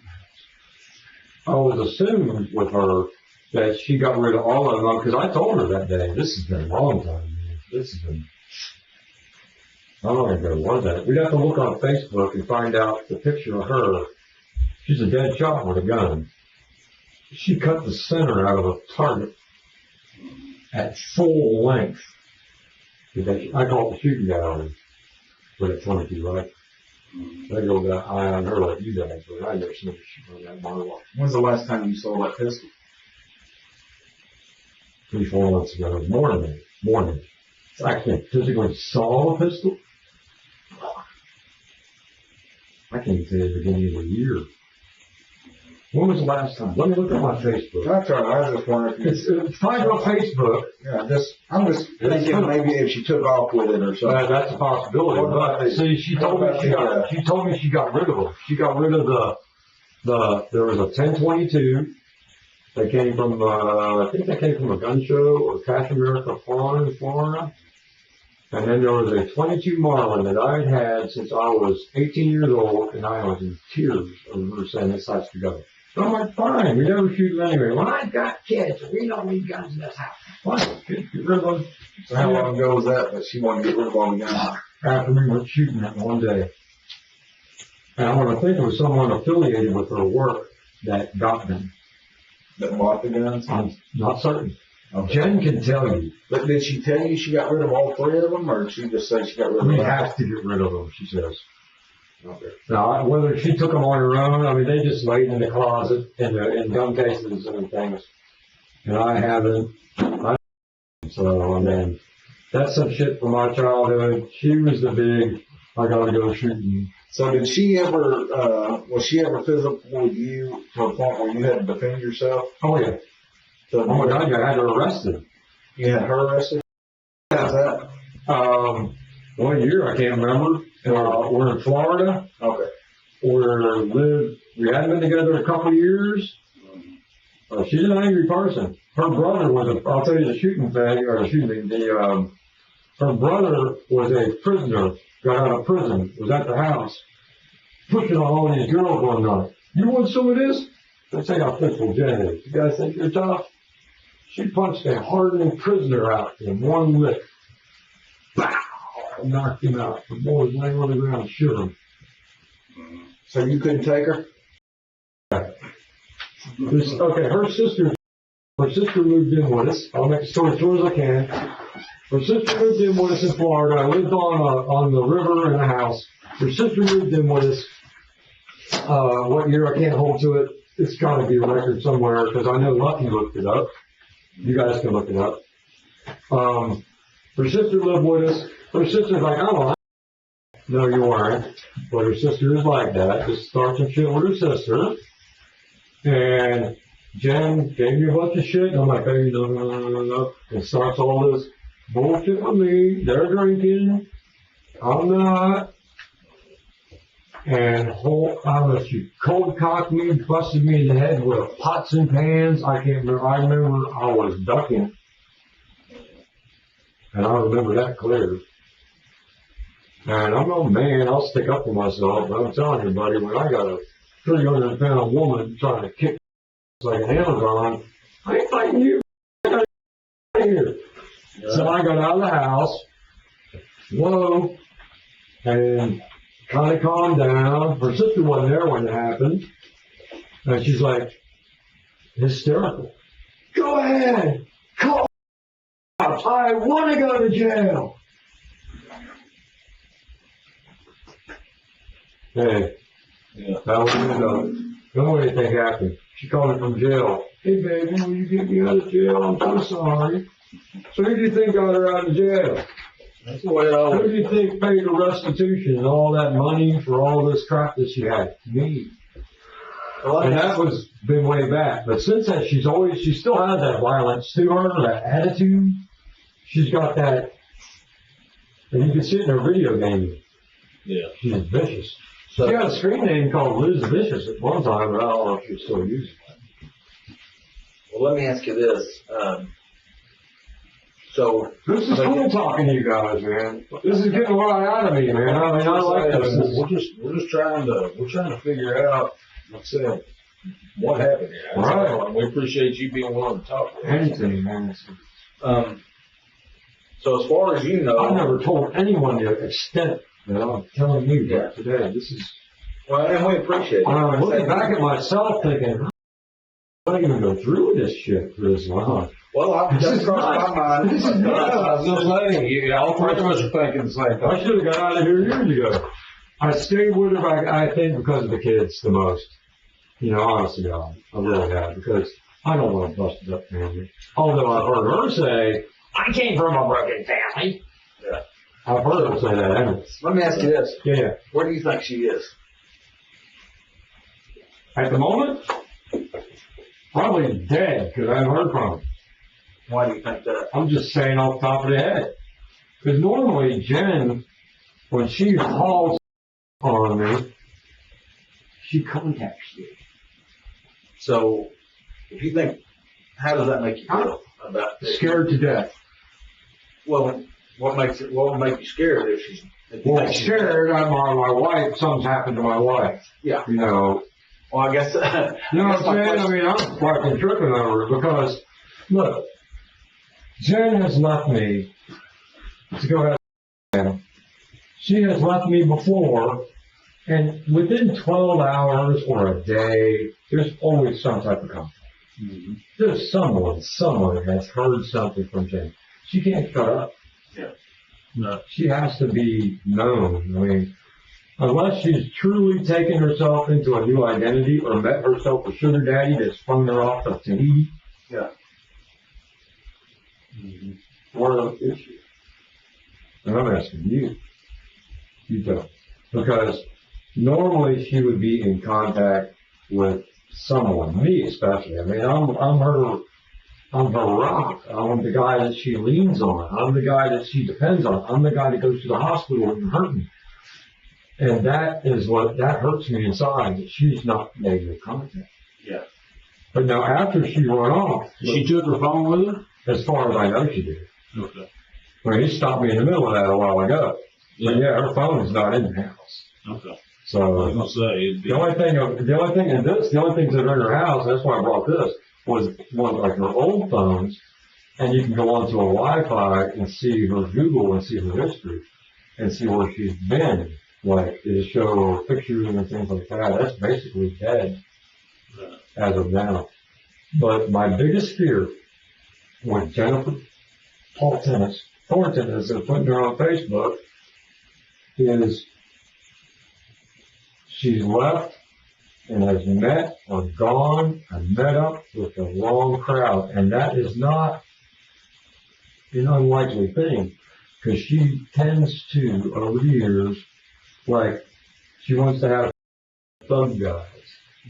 She likes the prisoners because they're bad. You know, that's her. She gets a feel for that or something. But she left home. She's made no contact. That's terrified me since the second day. I mean, it's like, I told, or was it her aunt today on Facebook or her friend, whoever it was, it was like, you know, I'm a wreck. I mean, I'm a man inside, dude. But I'm going to tell you to cry. I don't work every day. But,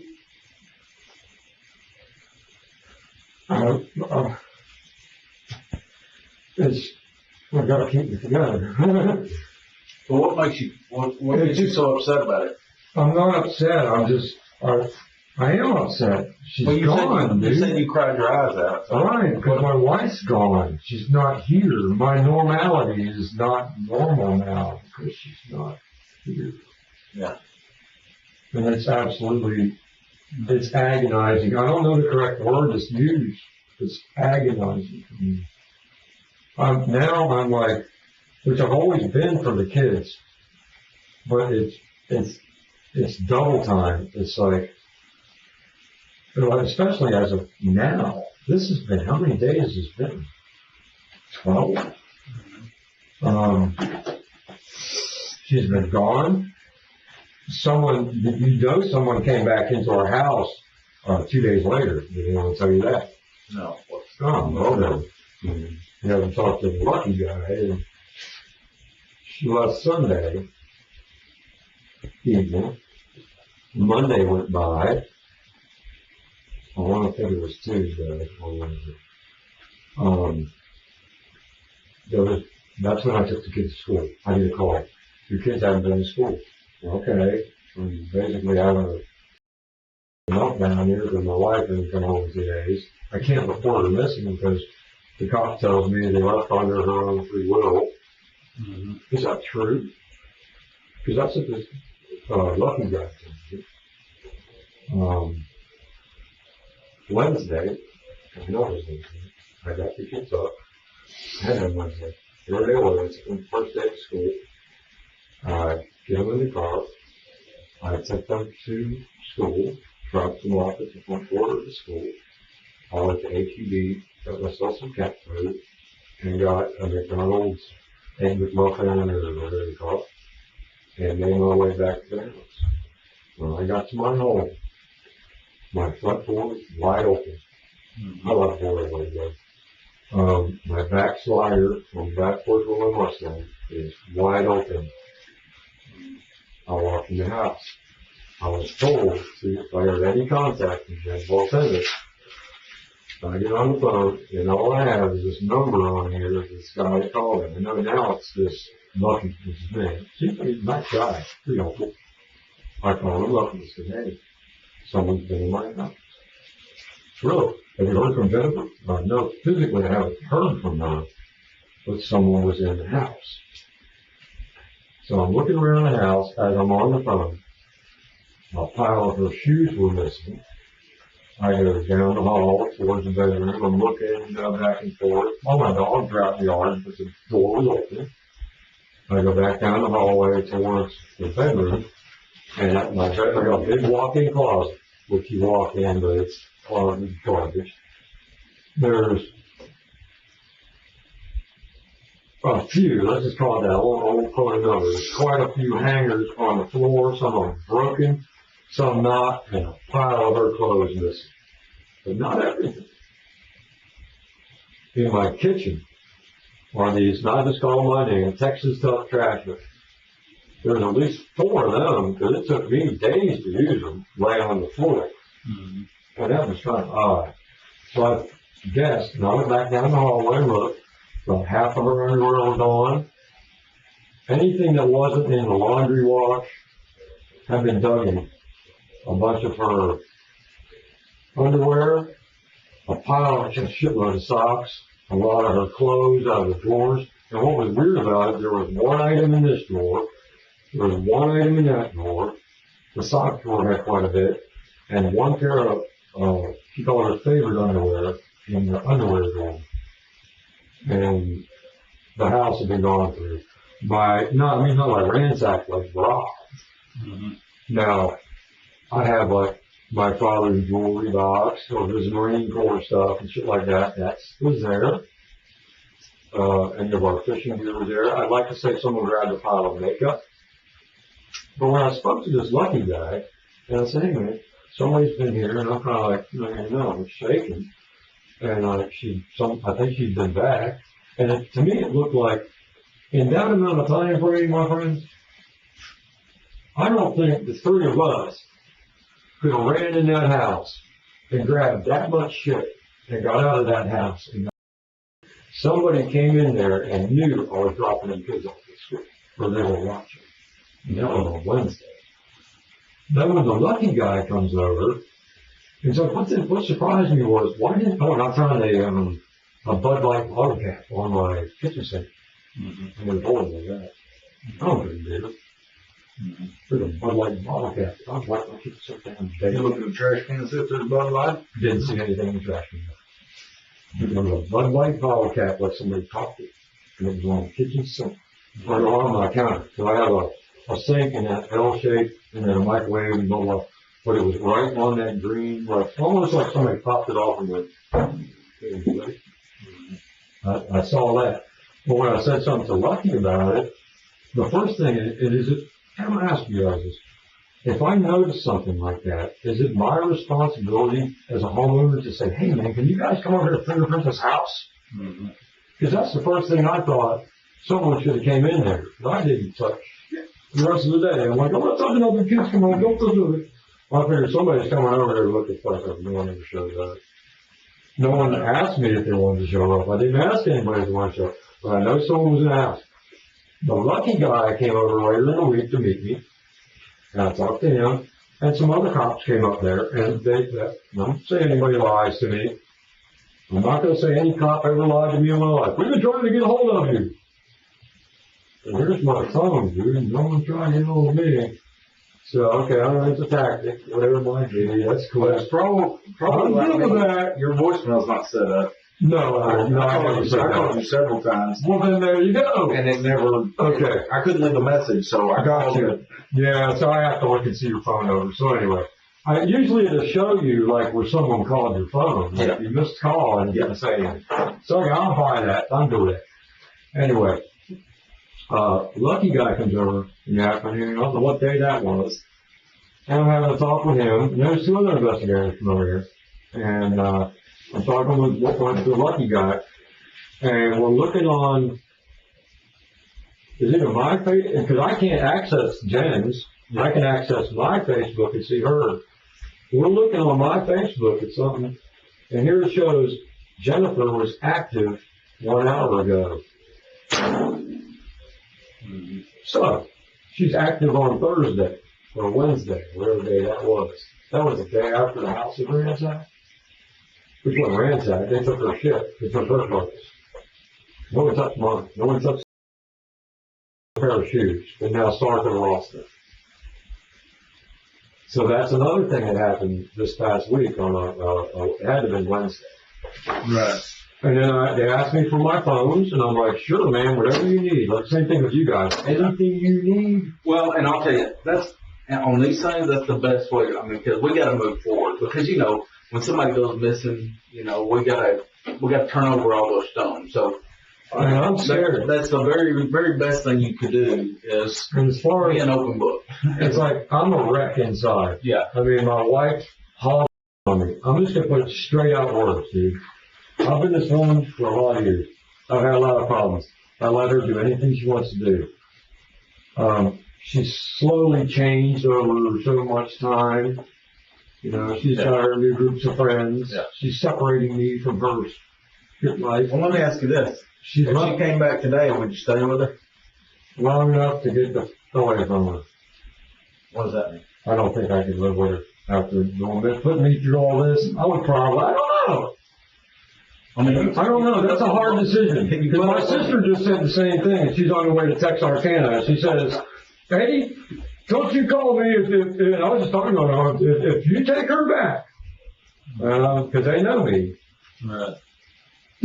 I mean, honestly, you're right up from your man side of your heart, not just know, but from the giving side of my heart, I would forgive her for anything she's ever done. Right. Honestly. I mean, she's the love of my life. But I have been put through the ringer, For sure. You have no idea what I've gone through. It's crazy. Just the thing of me getting the kids. I mean, a normal day, I get them up. But like today, for instance, I get them up. Yeah, come on, we gotta go to school. It's freezing. The bus didn't show up, or we missed the bus. How did that happen? I was waiting out just 15 hours. Didn't see the bus. I take him to school. Daddy, I forgot this. Daddy, I forgot that. Daddy, I forgot my life out here, right? I get him to school late. I show up to work late. This is my day today. We're painting a truck. I built a beautiful truck for these guys. We're going to paint this thing. We got it all set up. Troy says, hey, let's go to lunch now at 11 o'clock. And we're going to get back. We're going to have 2 hours. We're going to knock this paint job out. We're warming up the shop.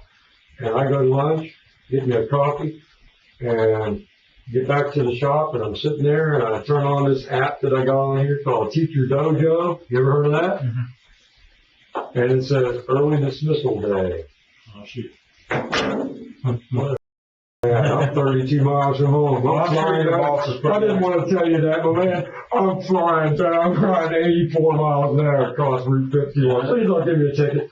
I'm trying to get home, and I'm as safe as I can. And I'm coming back, and I get here, and this guy's calling me on the phone as I get to town. And I'm like, get the fuck out of here. You imagine how my day is going. It's crazy. Well, Edward, My normal day is just totally... I got to tell you, when we do these investigations, and it's kind of hard for us because Right. we got to look at everything, right? Awesome. So we got to ask the hard questions. Okay. Right? I mean, obviously, you've told us some pretty hard stuff to talk about, right? Well, I can tell you everything I know and more, again and again. Okay. Well, I'm going to ask you, Okay. did you have anything to do with your wife disappearing? Absolutely not. Okay.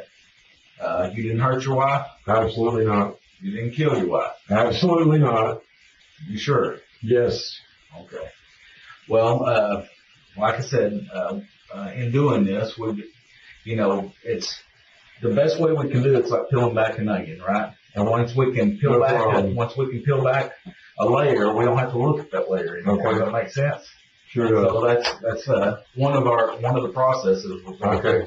And one thing that would help us with that is if we could get you to take a polygraph. Would you be good with that? Well, I guess if you really made me do it, I could, but Well, I didn't make I'm not you do it. trying to do that, no, but What would be your apprehension with that? The whole thing is before, like you said, the whole thing is, and I'm not trying to talk you, sway your decision one way or the other. Right. The whole thing is, anytime we're working with these, we kind of work it closest out to furthest. Sure. Okay? And look, you watching the cop shows, everybody. I don't watch cop shows. Well, but I got you. I follow you. everybody's, anytime we do one of these, the first thing that anybody's going to look at is, okay, well, is the husband in the clear? Right, that's how, yeah, so we that's how I'm can taking move, it. so we can Everybody move. on face page is like, you did this. And we need to be able to hush those people up so we Right. can concentrate on our investigation. Right. And so we can move the circle out a little further and a little Right. further and a little further. The easiest way to be able to shut those Yes. people up is say, listen, man, he's done nothing but cooperate. That's all I am going to do. And, That's like, we can say, he gets that's us the insane. I'm phone. telling you as much as I can now. It's like, if you don't believe me, come on, dude, wake up. So how are they not going to believe a polygraph? They're going Right. to say, look, he took this polygraph and he passed it. All right. Well, she took one on national TV and passed it on. Don't ask me how to get that. Let me think on that a little bit and figure. I was talking to Mark about that, my friend Mark. Mark Shepard's a bass pro. Yeah. You've never heard of him either. We go together. Well, he's probably used to taking polygraphs. No, not at all. Well, because they get polygraphed all the time at those fishing tournaments and all that stuff. I have no idea. When you catch the fish, they all polygraph. I have no idea about that. No, Big money comes anyway. Yeah. So I'll think on that. Whatever, I mean, what am I supposed to do, man? I'm giving you every bit of information I have. Well, again, that makes me feel so accused. I'm like, wow. I'm dumping my heart and soul to you guys. Edward, it's not. That's a investigative tool we use on every one of these Right. things. It's one way to get all these naysayers out of the picture where they're saying, well, man, she treated Edward like shit. She cheated on him. She did this, that, and the other. So he had every reason in the world to do something to her. Yeah, but I didn't because I know that's the way Jen's been for a lot of years, and that's how Jen is. Jen is Jen. And I mean, that's Jen. But there's a lot of people looking at this going to be like, that poor son, you had all you take. You get what I'm saying? I mean, I could look at it from their point of view on their, I don't want to call it self-centered, I don't know the right wording for that. What is the correct wording for that? But when people, I mean, people will stereotype you. Yeah. You know. Yeah.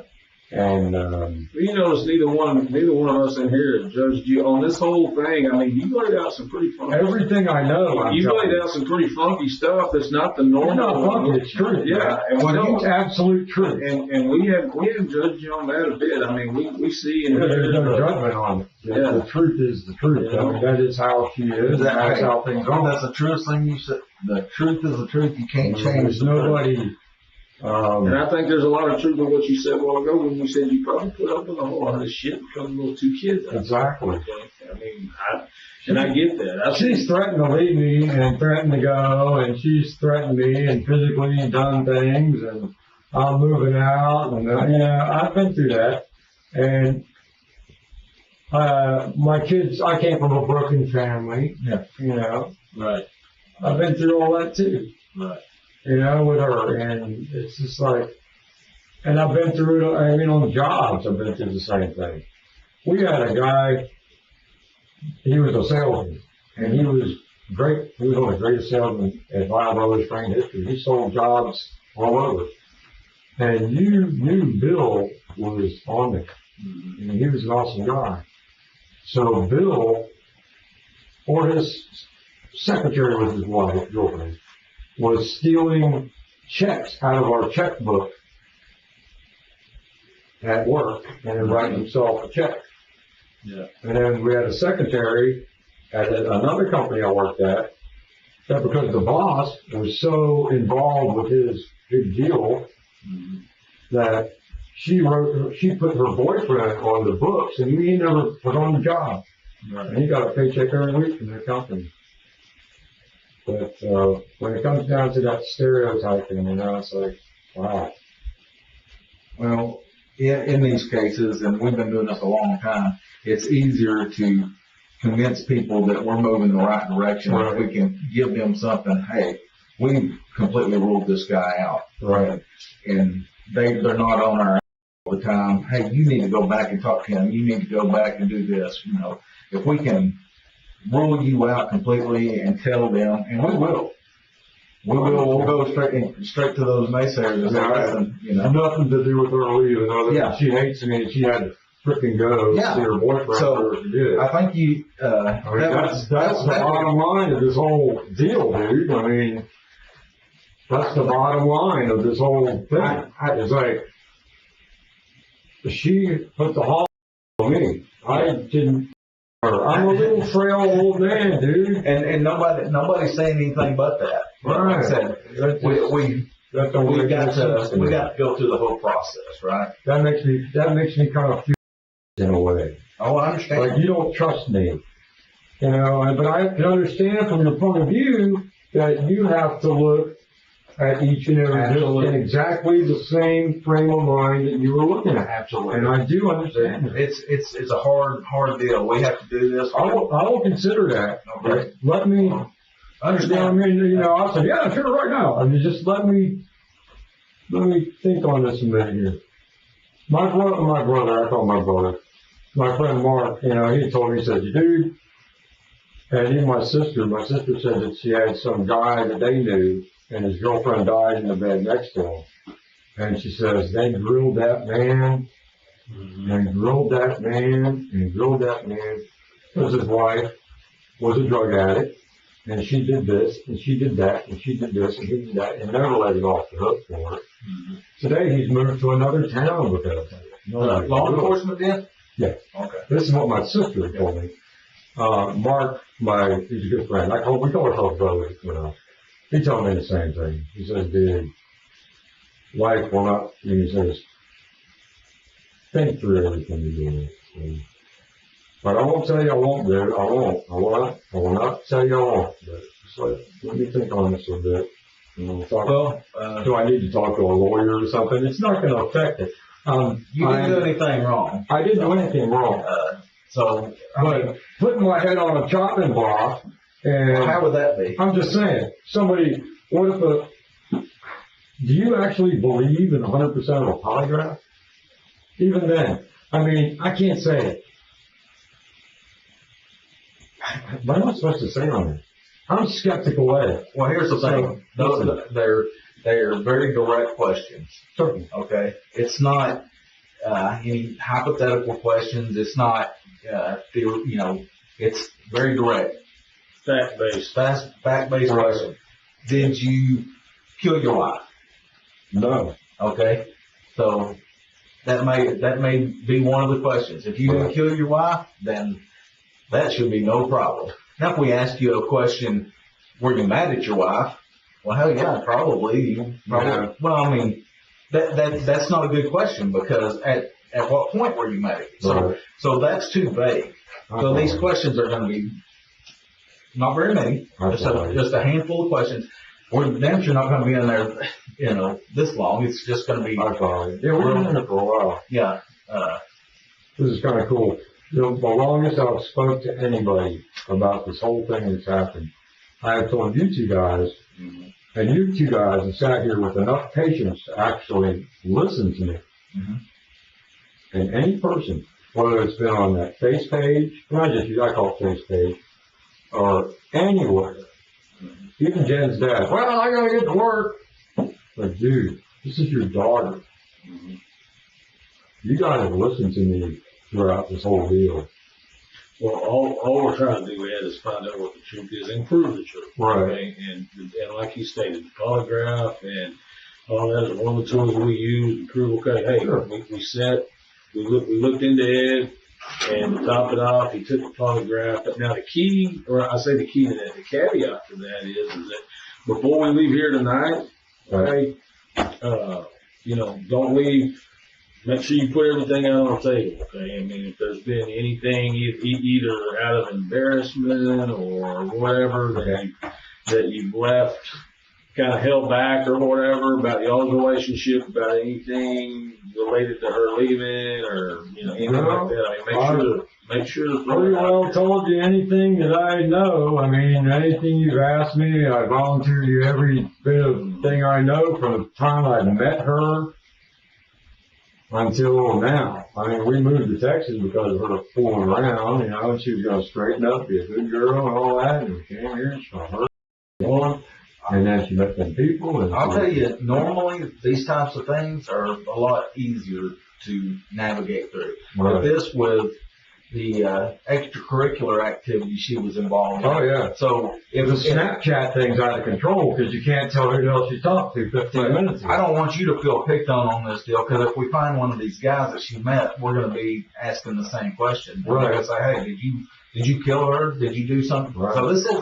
this isn't about I understand. okay? This is That feels like it is. I feel like I'm accused my wife ran off on me and I'm accused of doing something to her. And it's like, dude, man, I need her worse than you. You got to understand, from an investigative standpoint, we got to, like you said, we got to start from who's closest to her. We don't think the kids had anything to do with it, so the next person that I didn't either, so her disappearing. Exactly, but we got to start from inside the household and work our way out. Oh, But plus that, you got to understand is you're our biggest source of information about your wife, and we've got to. I understand got that. to confirm. I'm the guy that'll tell you the truth about my wife, or these people online will tell you a bunch of crap. You're the biggest source of information about your wife. So before we move on to anybody else, we gotta vet this information you're giving us so that we don't get surprised by something later and be like, well, goddamn, Ed didn't tell us that, or he lied about that, or whatever. So that's what we're wanting to do. I mean, it's not like we're gonna arrest you till you decide to do it. Well, you're gonna walk out of here tonight. I'm not a liar. I don't want to. You guys probably face people that talk through the teeth all the time. Absolutely. I mean, I guarantee you do. I've had employees work for me that you have no idea. I am honest. Let me ask I you, am me, man. just so we know what if something did happen to your wife. Right. You said she was a big rock. Never met her. Don't know what she looks like. Right. How would you think somebody would have killed her? I have no idea. I mean, if she's big enough to fight for herself, is she big enough where somebody could strangle her? I have no idea. I wouldn't say she's killed. I'm just saying that my fear right now is that could be because we haven't heard from her. Yeah. That's the thing that gets with me. Because she's got this thing about she always wants to go make a life for herself. Absolutely. Yeah. She always wants this. Her entire life. What I call it, Tahiti, Bora Bora. She wants to have this life. She's got $1 million taste and a $15 property. Right. Small. Other than that, I don't know what to say. It's Well, figured out from here, I guess. we do appreciate your cooperation. We appreciate you volunteering to come down and visit with us. And, we look You forward- made me feel at ease that someone is actually interested in. Well, I feel attacked by so many angles. I mean, Well, it's crazy. It's like I gave my heart to her, my family, my heart and soul. I work. I've never been arrested. I'm not a criminal. I've done nothing but live the best life I could my entire life. And I just feel like someone's holding me by the neck. It's like my wife left on her own, home with someone, and didn't come home. Okay? A lady from her job calls my brother-in-law in Florida with all this concern about, have you heard from Jen? No one called me. right. And I got you guys and others, have you heard from Jen? Is that the normal? When someone's wife runs off and leaves them? If I had left her under the same circumstances, would they be doing that? I mean, that's just kind of weird. I mean, you see my picture? Yeah, no, I know, but once law enforcement gets involved, first place they start is the person that they're closest with. Right. And if you left her, especially if we knew this history, Right. if you left her and said, I'm tired of Right. and there's no activity on your phone, no credit card activity, yeah, hell yeah, we're going to start looking for you. Maybe she killed your, Gotcha. and, You were standing in the, you and the kids were standing in the way of, she can give the kids their mother or whoever. I follow She can't give you to nobody. So I follow exactly what you're getting at. so if the roles were reversed, we would be doing the Yeah, exact same it's thing. just like, it's just the way, it's like I feel so attacked. Yeah, hey, let me tell you, one of the hardest things we have to do is have the same conversation with parents that lost a child. Right. But we have to ask those questions. We can't just dance around it. We have to ask the parents, did you hurt your child? Right. And we have to prove that they didn't hurt their child so we can prove who did. Right. Okay? And that's the same thing. I follow you. If you'll give us the power to tell those people to kiss you, we'll do it. Right. Okay. I don't want to stop your investigation and say, oh my God, you wouldn't take a photograph because of whatever reason might have been. Well, it's just an easy. I'm not telling you that I'm not gonna do that. It's just like, that just stokes me. It's like, wow. Well, I I know. give you every bit of information I have, man. From my heart. Well, I'm shaking inside and out. My wife hauled on me. I didn't ask her to leave. You know? Yeah. I didn't ask anyone to leave. I never made a hard time for anybody to go, all I've done is support you for anything you need. Now, here I'm sitting in this office like this. Can you see my point of view? This makes no freaking sense to me. But it does make sense.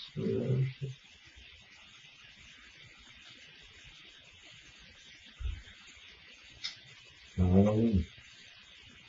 I don't know what way else was to turn on it. There is, you think on this a little bit.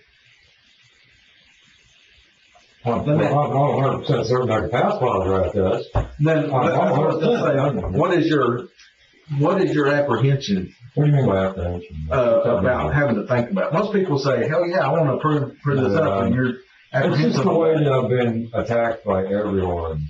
Did you feel like we've attacked you in any way or accused you of anything in any way? You personally? No. Well, us too, because No. we don't work for Hood County. We're Not you two. okay. So No, you're a Walker, Texas Rangers. Cool. okay. I like that. That's an awesome title. So it's us that are asking. Hood County's not asking for that. They brought us in to try to help. So for us to move forward, that's the process. And it's not unique to you, I promise you. Okay. Well, hell no. I mean, how many polygraphs I've had administered, I don't know. This is out of control. Man. This is insane. I feel so accused. I'm like, why in the world? I'll think on it though. I mean, I can refuse it, right? Absolutely. That's what I'm saying. I mean, I'm not trying to stump your investigations. yeah. Well, I mean, Everybody already feels the same way about me. I feel that you guys are open-minded towards me as anyone could be. You know, I feel that. Yeah. And we are. I really do feel that. We're backfinders. And me, when I was a shop union steward with the teachers union, when I was a kid, man, Yeah. I had to look at everything from an open each side. Yeah. You know, I understand that. There's a certain degree. I can't even explain in words. I can't even explain. I'll tell you this. I can't explain the feeling that's going inside my gut right now. I'll tell you, It's just- I've been asked to take a polygraph before. And you're like, what the hell? You don't believe me? What if the polygraph is like doesn't work right or something? I mean, and There's nothing we can do. someone gets sent up for something they didn't do. That doesn't And happen. I'm not talking about me. I'm talking about a person in general out there. Takes, and there's so many people that end up going to jail and prisons for shit that they didn't do. I just don't get that. I can't set myself up for a fall, man. Polygraph is not admissible in court. We can't even utter the fact that you took a polygraph. Understood. So if something happened and you So didn't it's just in your personal investigation of it. yeah, I follow that. we have, the polygraph is a tool to, Sure. but I'm a mechanic. I mean, I know. here's the great thing for us. We're confident enough in it to, if you pass it, then we can just basically push you to the side and start moving forward. Moving forward. Okay? If you fail it, we can't do that. It's not like we can arrest you because you failed a polygraph. Ask you this: where from here would you? Where from here would you go to look for her? I mean, this is what the only clues I would have. Where would you go to look from this point? Well, we'll have to gather all that. That's what I'm asking. What are you going to gather? Means of opportunity is what we look for. Get into that iPad thing she's got. Is there a way to get in that? That has everything on there. All the digital media is being done by Hood County. Right. So I don't know what their plans are with that, but yes, believe me, they've been working on this since you first reported this. Right. They called us to come assist, to add some more investigators to it. So they're not doing less work, they're doing more work. Sure. But, those investigative means that we use, they know how we work. There's a lot of people involved in this. Yeah, So a wife, addicted wife that left her husband. Yeah. There's a lot of people involved in this. But you said it yourself. If she just left, people would say, hey, she'll turn up. But you said it yourself. You feel like she's dead. In a sense, not only say I feel like she is, but for the worst part, she broke contact. Exactly. That's what's scary about the whole thing. And that's why we need to turn over every stone until she does make contact. And If she makes contact, we don't give a shit after that. What would you do if she did? Would you put her? Say, look what you put on paper Well, or state? I mean, Or did she get to go? Oh, that was just funny, haha, baby. Sorry about that. well, I mean, first and that's what foremost, I don't freaking get. First and foremost, we've got to find her. All right. That's the most important thing. And then we can stop exhausting investigative efforts.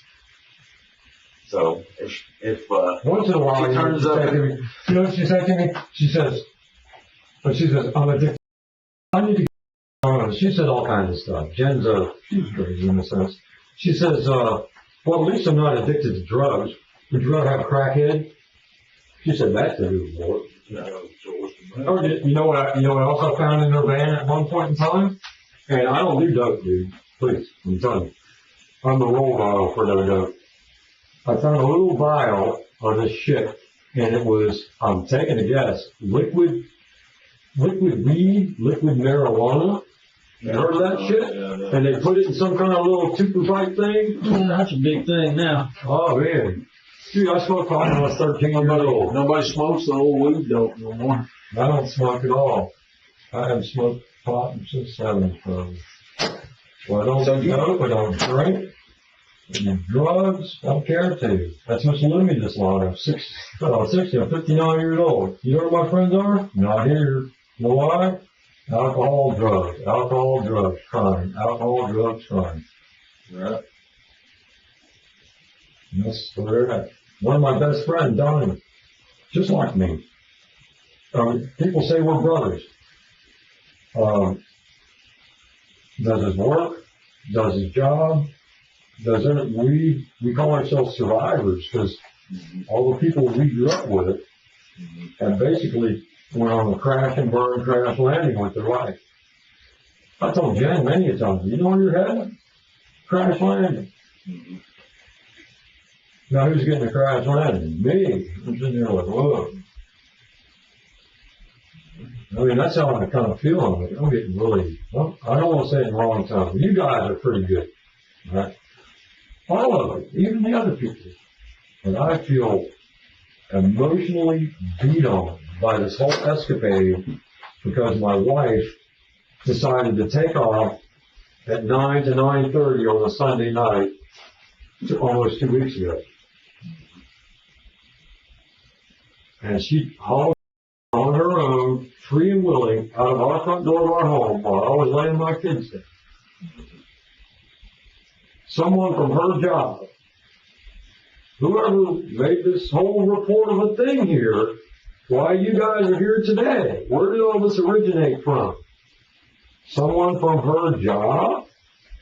Is that where all this originated from? Someone who I or Jen, we don't even know, is so concerned for her well-being, but they hold their thumb down on her like you're a big piece of shit and you better be to work on time or blah. Is so concerned for her well-being. I don't, yeah.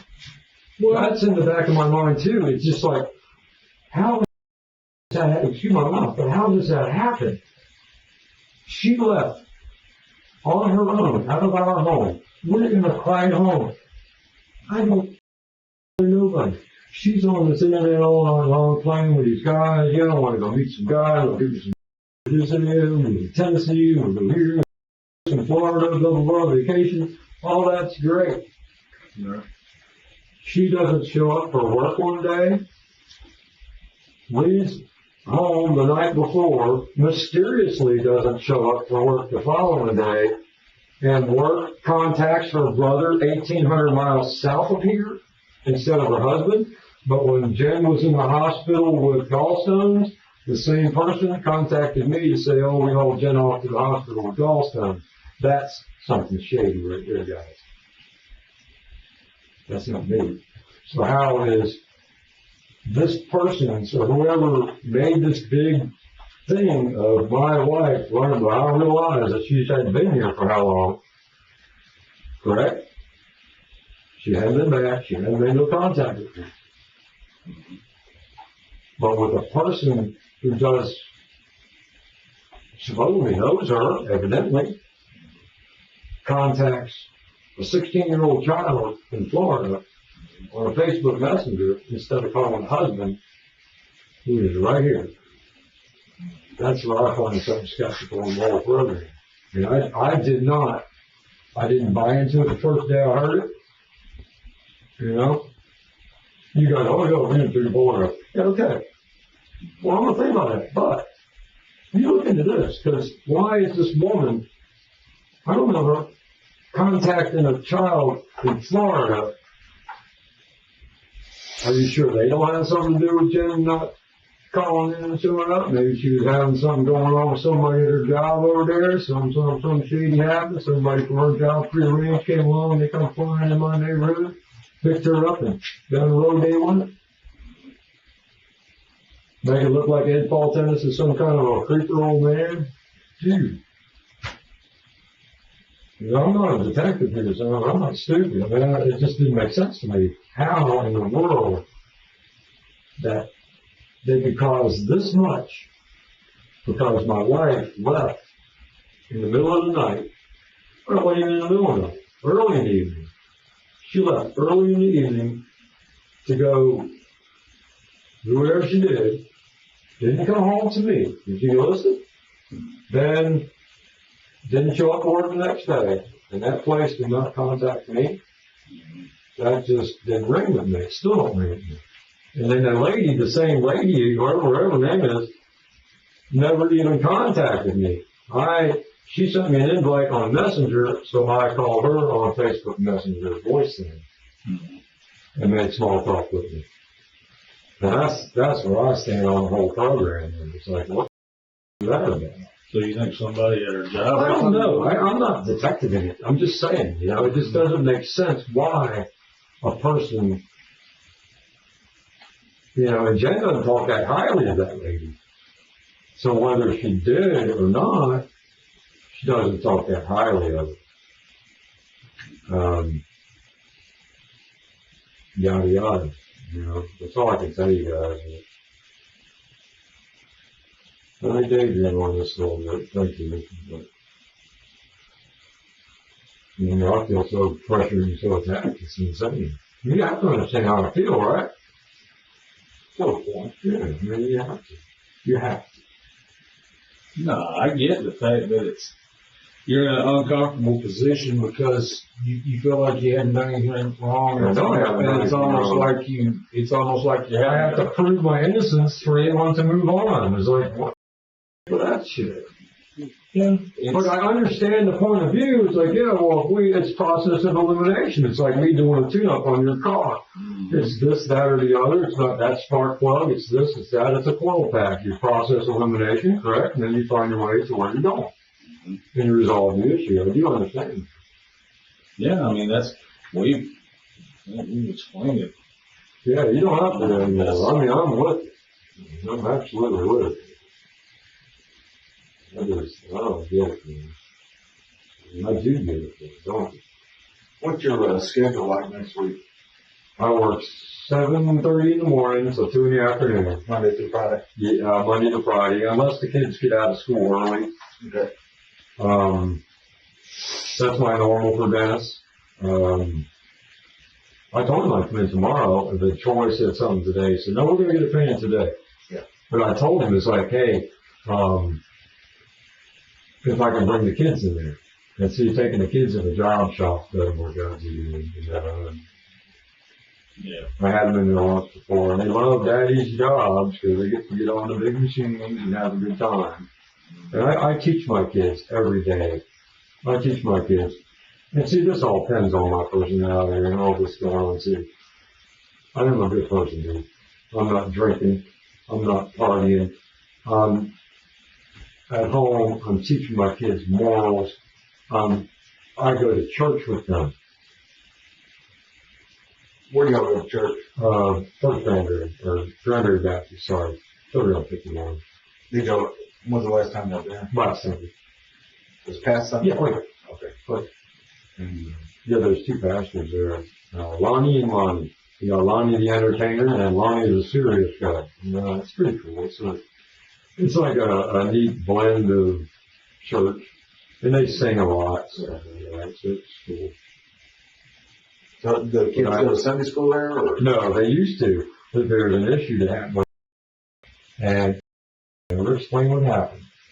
They had some kind of thing where you take the kids in, and then, I don't know what month it was. It could have been this time of year. And they had maybe Thanksgiving. And everybody gets together and they have their little church deals they do. And there was some lady in there, and I don't know her name, she still does it. And something obviously was said. Yeah. Grabs my leg to this day. He says, no, I'm not going back in. So did your wife go to church with y'all? Never. So No, it's like it never. It was like it was like, I don't want to say it, I'm going to say it's funny. Take a Catholic guy in some holy water. Mm-hmm. Yeah. She ain't going there. Yeah. she would go in there and she's like, oh, I so love this. But she's not into church at all. She's not into anything to do with church. She has. When we first moved here, she went probably 4 or 5 times. And always out there. Yeah. Oh, and here's another one too. This happened. The kids got this teacher, Mrs. Walker. She's a church lady. This is last year when the first day in school. Says, oh, why don't you bring the kids to church with us? Well, Jen got it on her Facebook, whatever. I don't think she talks to them now. And says, why don't you bring the kids to church? I heard that a few times. You might do that. You might do that. I studied with Lutheran. I studied with Jehovah's Witnesses. I was raised Catholic. I've been to Seventh-day Adventist. Back with Jehovah's Witnesses. And now I'm with, I guess you call these guys Southern Baptists. Okay, so let's look in some church. Mrs. Walker invited us to her church. Jen says, I said, well, where's it at? Well, you go down that, I don't know the name of it, that loop road. It goes around to 51 up there. I don't know the name of it. 567, and that, I don't know the number. Go to the loop road, and when you get to the end there's a church and a cemetery. It's right next to the cemetery. Well, I don't know my way around that well. I'm just now learning pretty good, so I don't want to get out and about it. So I get down this road, exact directions that she gave me, and then turn left at the Shell station. It's on the corner of 51 and whatever that loop road is there. It's a bypass. And I see the cemetery. I see the church. It's the one across the street. Not that one. It's the one next to it. So I would go to First Baptist. I go in there and go, hey, how you doing? Nice to meet you. Yeah, I'm Ahmed. When I got home, my text messaging started blowing up. Well, why aren't you in church? Why aren't you here? Mrs. Walker didn't see you. Mrs. Walker didn't that. I don't even know Mrs. Walker. She's like a teacher. I mean, Elder never know. I got basically ridiculed. I'm not going to say it wrong times, but I don't want to say it, man. I got put down to the point of, like, you didn't show up, and I know you didn't. And the whole time she's at her work, talking me down like I'm a piece of crap because I didn't go to some church because her friend said to go there. I was at church the whole time. Yeah. I just didn't see you. No. When I seen the school teacher, because she went right up on me. I saw the school teacher at school one day, and I said, what church do you guys go to? Anyway, where's it at? She says, well, you go down to the town square, and then you turn right, you get down 51, it's about a mile or so down there on the left. Dude, this thing's 4 miles away. Wrong direction. My wife, and said she did that deliberately, misled me to go to that church instead of going to the other church. Let's say, okay, fine, I got you. I sat there and I prayed a few times, about it, I'm like, well, okay. Here's one more to do. I'm going to do both of them. So we go this church 1 week, we go that church next week. This church that week, that one the next week. We got an early service, a late service sometimes. And then the kids get that, Daddy, where you go? And I back off of them. And James is in started one that has gone a lot. And, but as of last, we went to, Granbury Baptist, which is GBC, which is a very good church. They're building a new one. Yeah. But the Baptists they're cool. They kind of stay in this one area of the Bible. And the Bible's cool. You go to church? I'm not a scripture quoter. Oh, in First Genesis, this. A Catholic will go in a certain amount of things in that Bible throughout a year's time. A Baptist covers a certain amount. Are you Baptist? No. Oh, you're Methodist. Okay, I've been on a few weddings in Methodist church. They study a few areas in that particular thing. A Lutheran is like a blend of a Catholic. They go over and over and over a few things. They sing a lot that I've been through. The Jehovah's Witnesses will start that Bible from the first page and go, I won't say I can't stand it, but I love them. They're to perfection. They start at the first page and end at the last page. If you ever notice that, like, they'll be like, what's it called, Philippians and these different quotes and stuff in the Bible, you know, these different passages of these things. They stick on certain things. And another church might not, but the witnesses would actually go through the Bible, but yet they made up their own version of what they thought too. So, therefore, we're all imperfect, or whatever you call that. Anyhow, I'll leave it at that. So let me ask you, how about we let you take the weekend to mull everything over and daydream on this. Yeah, I mean, I think you're making a little, you're thinking it's a bigger deal than it actually is, so. I probably am, because I'm skeptical Ed. Yeah. I've been nicknamed that. Yeah, I told you the deal with that. Gotcha. You know, we'll just keep plugging in. I get what you mean. If you hear of anything, you got the cell phone number. You know, if you hear from her, give me a call. Dude, I'm gonna shoot up fireworks here tomorrow. I ain't playing, man. Yeah. I don't know what else I'm supposed to do. You know? But I know you work Monday. I'll probably reach out to you sometime Monday and get your thoughts on everything. Right. If you do decide to do that, we'll get it set up for whenever it's convenient for you. Gotcha. We're not going to put you in a bind with work or anything like that. We'll make it convenient for you. And, we'll get knocked out. It doesn't take very long. So, and then we can move on and keep plugging along with this deal. Trying to figure out what she's done or where she's gone. But in reality, Jen, I say reality, I use a lot of goofy terminology. Jen ran off and broke complete contact. Yeah. That is a knock for her. Yeah. But not to say that it's not unheard of, because Jen at points she's had enough in her life. It could very well be that she found some guy with a lot of money, and right now she doesn't need to make contact. But until we prove that one way or the other, we got to keep plugging on. Right. Did you have some more questions? No. Do you have any questions for us? No. All right. Well, but thank you. Thank you for listening to me, and I hope anything I've helped you with gives you some insight onto who this girl is. Yeah, and who I am. You get a little long-winded sometimes. Yeah, I talk a lot. You get off track some, but we'll work through that. I do talk a lot, and I'll volunteer anything for anybody. I should have been a teacher. I do artwork, if you know that or not. I'm left-hand, right-handed. I can do artwork. Just about, I'm a craftsman. Do whatever it takes. I'm an artist. I sing. Now I don't because I'm under key. You know, karaoke stuff? You ever try that? Yeah. Dude, I knock them down. Now, not so much, but when I have my teeth, it's like... You got dentures? Yes. And I got some kind of tooth coming in back here in the back now. It hurts to wear them. A friend of mine singing, she had a karaoke machine. She never used it. They're all drinking, everything at their house drinking. So I might drink a beer, maybe. I'm not a beer drinker, a shot or two. And what was that song? Move It On Over. And all that. And the Jenny song.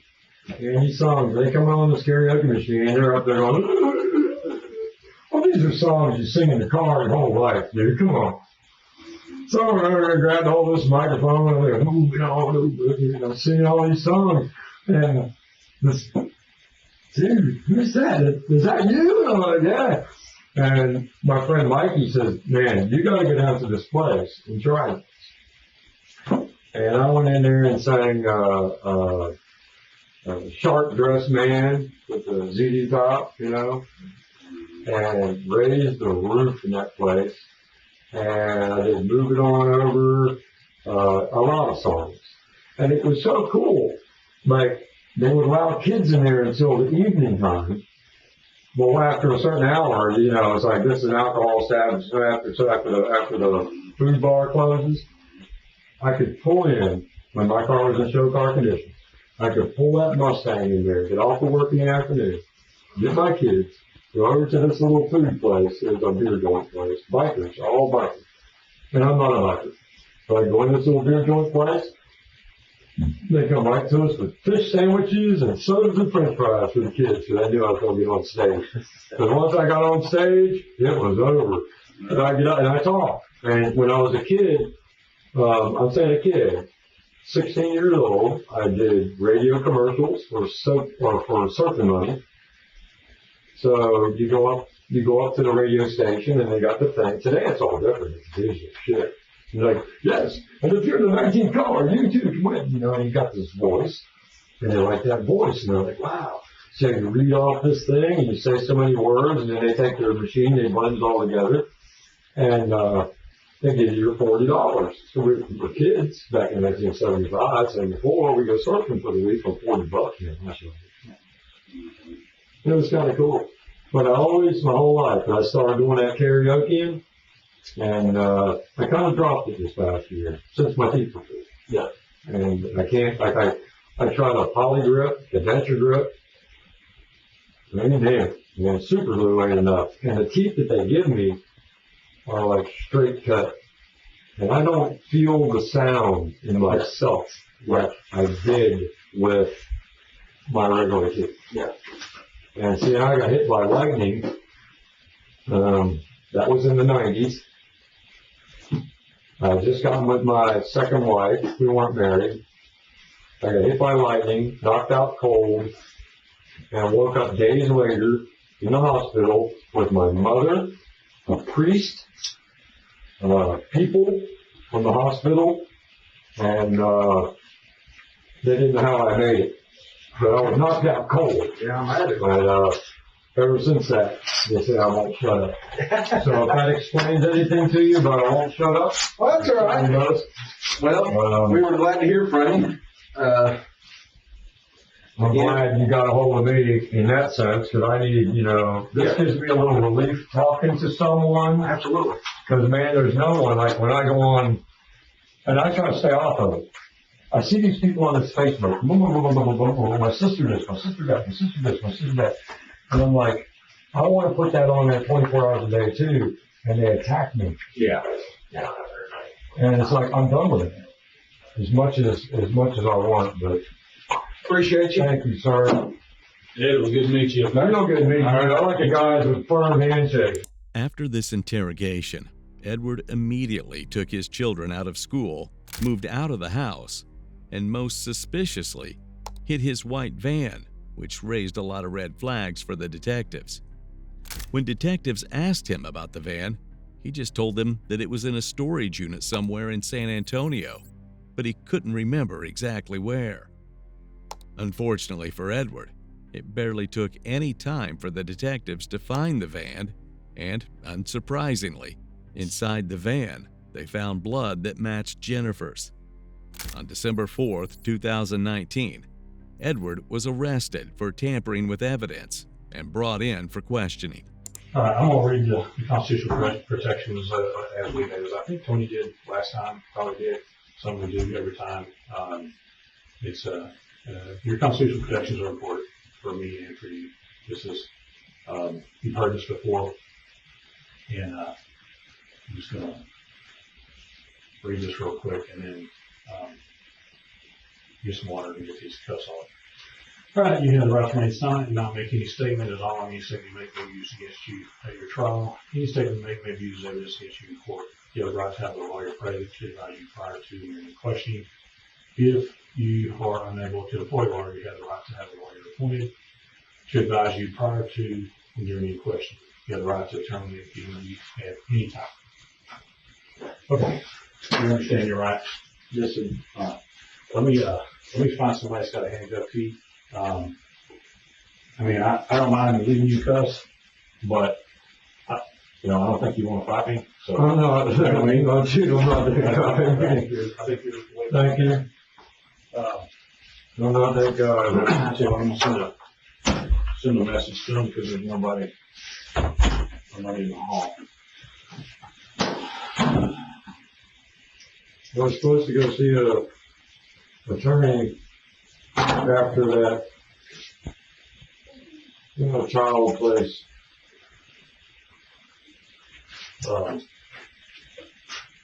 For the hearing for. Oh, yeah. here on Friday? Yes, yeah. I was supposed to go talk to some lady, Lori, what's her last name? Lori something. It's on the phone. Okay. Where is your phone? In my pocket. Okay. All right, so you understand, when I walked in, you are under arrest, right? You know you're in a detention, you know you're at the jail, and the jail's right back here. I'm gonna spend probably only a little bit of time with you, because to be quite frank with you, you've made your bed. There's only a few things that,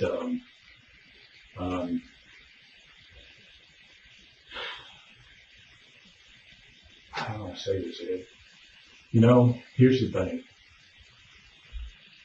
When people see cases like this, I'm talking about people who are watching, you're just real people, normal everyday people, right? They relate to things that they think, yeah, I can understand that. People don't relate to straight up evil. They don't relate to someone that's just off the wheel evil, right? I mean, I don't think anybody disagrees. Like, people just don't relate to that. And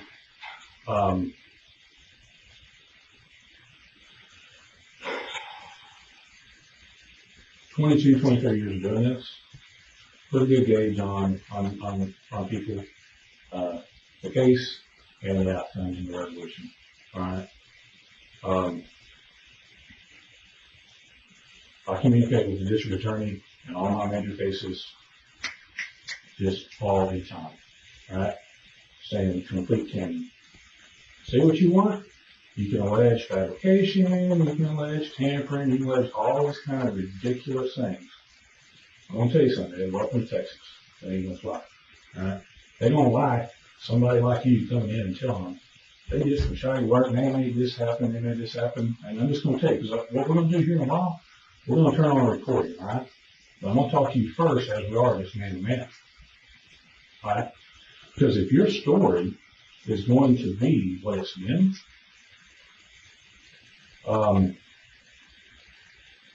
nobody likes that, right? Nobody will look at all of our evidence, which I'll marshal everything in, the good, the bad, the ugly. I'll marshal everything we have.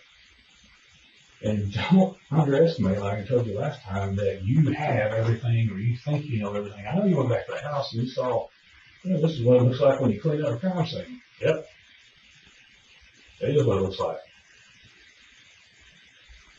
Same thing for the van. I want to tell you something. It's like I don't care what you come up with. There is not a story that gets you out of that. There is not a story that gets you out of that, Ed. You can't even. There's not one. There's no person that can give you a helping hand to that.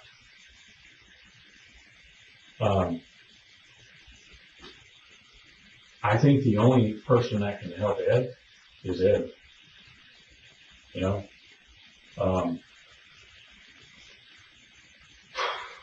CPS investigation concerning all of this, and the more stuff that CPS will find out. Come on, Ed. If you want to talk and help yourself, here's where we start. Like Tony said last time, Jennifer wasn't gonna marry Poppins, right? She treated you bad. You can say, hey, yeah, it wasn't that bad, we kind of don't. Listen, I ain't stupid. I know there's a lot of suck in that relationship.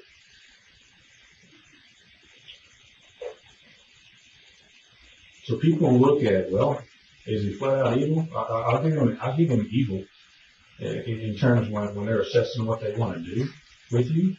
They're like, okay, I'll give him some evil. 52 years old. How about this? I'm not even going to fill in that blank. You know what that is in Texas. I ain't going to fill that in. Right? It's going to be, we'll be, it's going to take. Right? You can fill in the blank. Now, Ed, I'm going to be honest with you. I don't know what it's like to be you here. Okay? I don't know what it's like to live with someone like who you live with. Honestly, I don't know what that's like. I know it can't be good. I mean, I know it can't. And it wasn't good for your kids. You painted that picture, you know, you try to be kind of nice about it, but you painted that picture of what kind of mom that she was.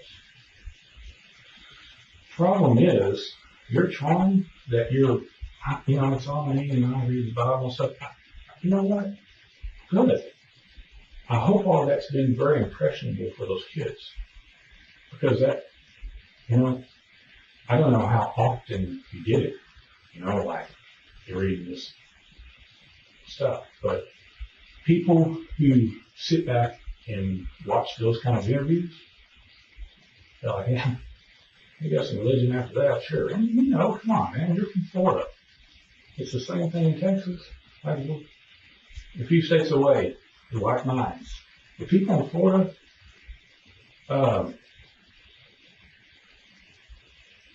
you know, I told you, people in Fort Pierce, you're not a fan over there. Like, people, and you know, you said it today, like, I don't have, you know, you don't have any friends. I think you tried for some while for your wife to be your friend. And you weren't respected. I don't know the little intricate details of how that was going all the time. I know what it is because I've heard you talk about it. You kind of sugarcoat it some.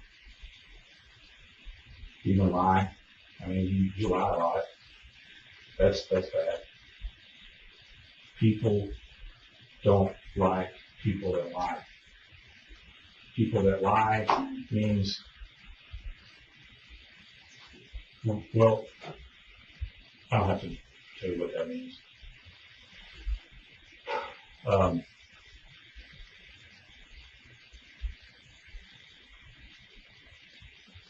don't know what you want to do, Ed. I mean, I'm going to turn on a recorder, but I'm going to give you a chance to, you know, have a little bit of time here, like, you know, well, what happens with this or that? What if I help you? If I help you here, what does that mean? I will give you a little time for that, Ed. I wasn't really going to. I looked in your eyes when I was rushing this morning. I thought, you know what? Instead of going to eat lunch, because I am hungry, I want to eat right now. Instead of going to eat lunch, I'm going to go up there and talk to you. I'm pouring my heart out for you. Thank you. You're welcome. So, like I said, I'll go turn on my recorder, but I'll give you some time to, like, well, if I'll help this, you know, I'm honestly giving you that chance at a lot of time. So, you take it or you don't, kid. I don't know how smart you are. I want you to be, just because human man to man, I'm pouring my heart out for you. You'll do it for me, you know. I don't think you'll be disappointed. I mean, let me rephrase that. This is a disappointing thing in the big scheme. It's terrible, you know. But there's levels of terrible. You know this. There's like 99 terrible, and there's, let me tell you, before you go turn on that recording, I got some things to get off my chest about what she was doing to me. If I tell you, you know, whatever it is, Ed, I know you have it in you. I know you want to tell me, but if you say things that I think are going to, like, I don't know if you want to be the monster or you want to be the good guy. If you say things that I think are kind of quite monstrous, I'm going to say, Ed, we don't flip on that recording and you said that. Texas and Florida are going to fire you.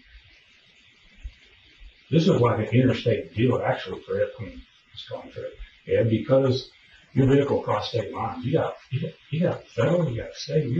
You're in that chance where, like, this thing can be,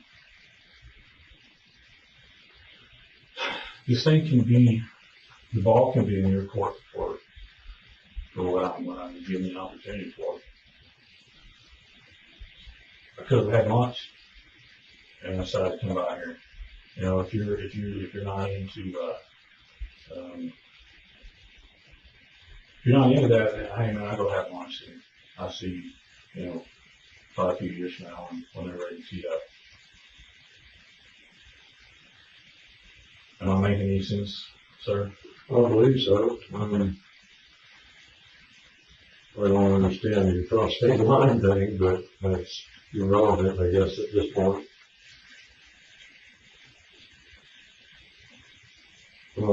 Asked if you were the one I talked to Monday. Was it Monday? When me and Tony were in, Okay. yeah. Okay. As I had said, I'd like to at least speak with an attorney first, if that was possible. Mm-hmm. And I had an appointment today.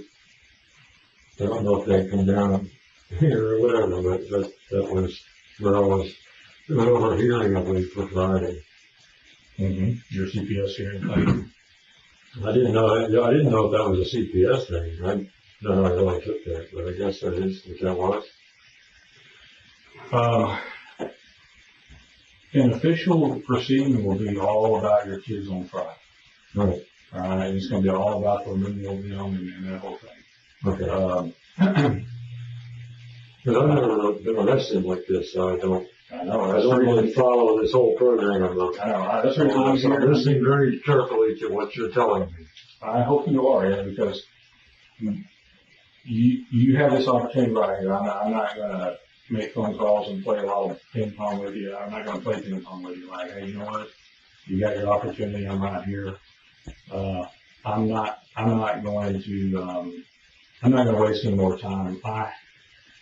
I have what I need, and like the only other thing I'm going to do today is what's already been done to CPS, get a vocal buccal swab. Right, that's all.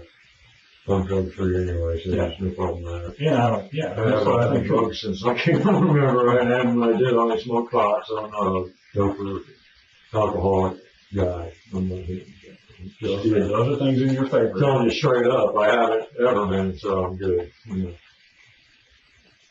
That's good. Like, every little, in a deal like this, like, you don't want additional stuff tacked on what's already, Sure. I'll keep it, I've never been a drug addict. I smoked pot years ago, and that's about as far as I can tell you. I never took that. I've never done designer drugs, stuff like that. So I've been pretty straightforward. And that's honest. And I smoked pot for a few years in my memory. It all came to an end. And get along before the anger was born. So pretty straightforward about that. Mm-hmm. Yeah, I think good qualities are in every person, and I don't drink. I have and what I can, but I'm not an alcohol dependent. Occasionally, now on a holiday, a drink, not a drinker. Yeah. I'm not either. I just don't have lots of time for it, honestly. I have, maybe I'll drink here and there, but I don't. And it disrupts your personality too. Yeah. It corrupts you, so it's not me. Right. Not me. Yeah. Man, sanity, for the most part, you are. I want to think that. I do. I want to think that. I'm a little trouble to paint that for you. You can say it, but I need more. Well, I don't have to, like I said, I don't need anything, but you can help yourself, You You know, you know, it's 3 things to look out for at this point. It's you. Boogling your eyes out. Or those kids look at those pictures, Ed. Well, she didn't have her hair comb. I would never let her go without her hair comb. You see the picture? I left it. I didn't have it. I didn't see it. Didn't even have her hair comb. But, well, I go over here 10 times a day. You see if you guys give me a picture of my kids with their hair out comb. Awesome. That's probably what I'm supposed to say. Well, you know, what you can do is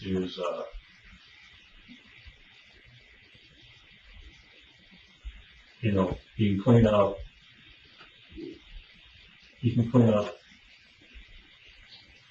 your situation by being truthful.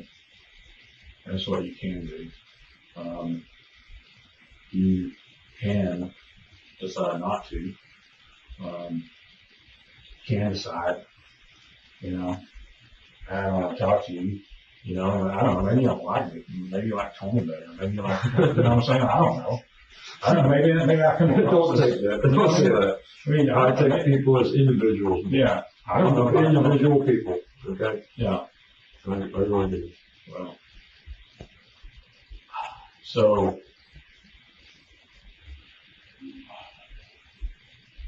you know what I'm saying? I mean, I don't know, man. You know, we can take smoke breaks, you know. Obviously your freedom has changed, you know. You know that. I guess because you don't have any previous, incident, you say, that, I guess you don't know, you know, what it's like to be on your end, you know, in court. I'm talking about Friday, I'm talking about this. So,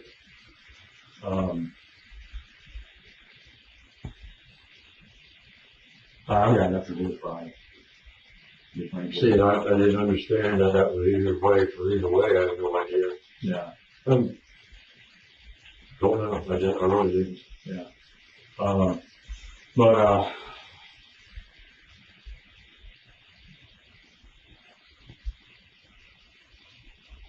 don't know, Ed. I mean, my instincts are you're not going to be truthful, and that's kind of where I'm at. You know, I think, well, I'm gonna go have lunch. I mean, it was done from experience.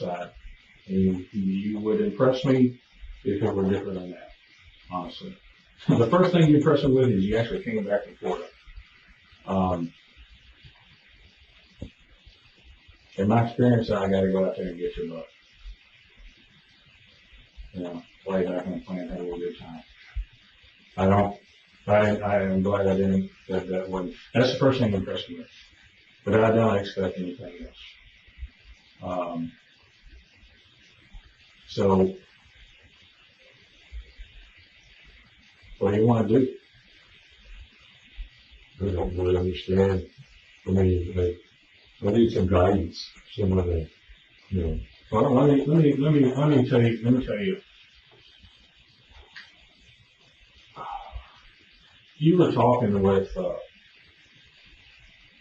some other rangers a while back, and you just out of nowhere said, you know, you went to Cleveland, and you said you went there the day after. Right. What was that about? I was thinking we ended up going to that dinosaur place, yeah, it's in another city. It was in Dinosaur Valley State Park, where I ended up going. You said you went to Cleveland. Right. What Cleveland and Dinosaur See, I'm direction non-bound here. I'm a little brain dead. I just kind of wing it when I drive. Mm. And I, you know, Jen and I have been there so many times. So, for sure, I said a couple times. Yeah.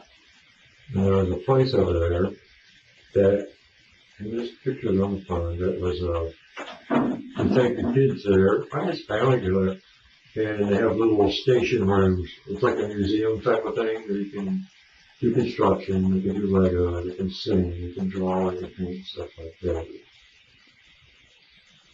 Well, Why you ask, I mean, just, yeah, because it was just like out of the blue that you said it, and it was just like Cleveland and Downsville probably don't go together, you know.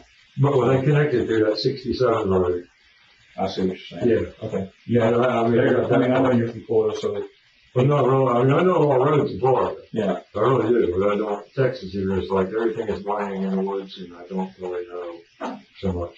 All right. And it took me a while to figure out what around Green Ferry. Yeah. Let me ask you this, Ed. I'm just, you know, let's just talk logic here. So pull up your left sleeve where this screwdriver, stuck you, right? Yes, sir. So what are you talking about here? Where we're at? Right here. Okay. So I'm gonna take a There's a look. lot of skin cancer on it. Yeah. I also got a stitch in this arm. I'll leave this arm. In the other arm. All right. So I'm looking at that, and you're saying, or have said, Ed, that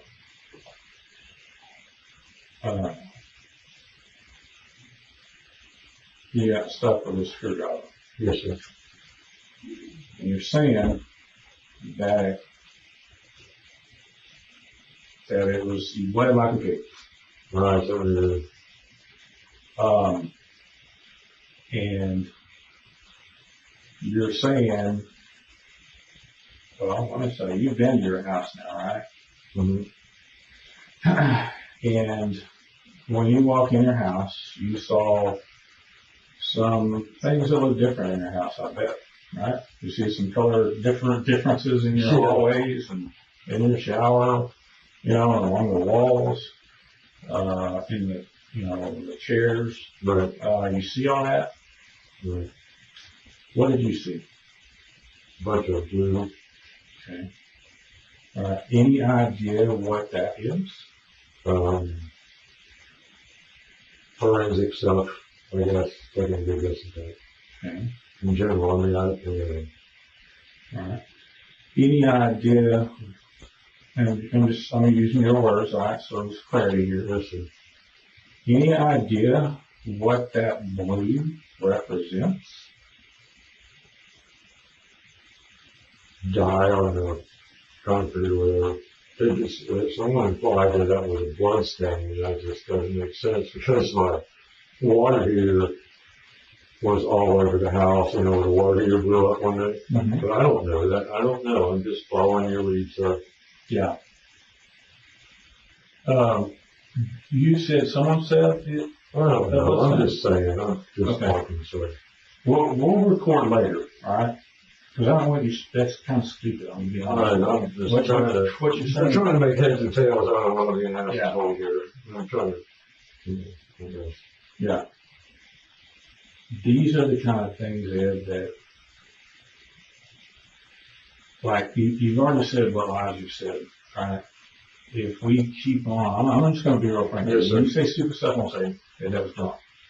All right? We're going to go turn on a quarter minute, you know. Someone said, you know, it might be blood stain, you know what I mean? I follow You you. see? I follow you. But I'm not going to help if you're just, you know, lie the whole time. You know, like, come on, man. Back to it. So let's process this thing in our heads, all right? So this blue, you say it's, you know, it's a forensic thing. I understand you're not. You tell me what it is, please. So, Please okay. cut to the chase, Yes. whatever they call that. Please. I'm just trying to help me a little. So that is a chemical that was applied by bloodstain experts. Okay. Okay. And these experts, what they do, they go in and they spray this stuff. And wherever you have blood, you cleaned up blood, or blood's been deposited, blood's been transferred, or blood spattered, it will show. All right. Now, when a person like yourself cleans it up, it gets, it changes up the pattern it originally was. Trust me. That's what that is in your house, all this blue. You have no idea where technology and things are at this point. You know, I mean, you weld for a living, and I do this for a living. You understand? Yes, sir. I don't know shit about welding, right?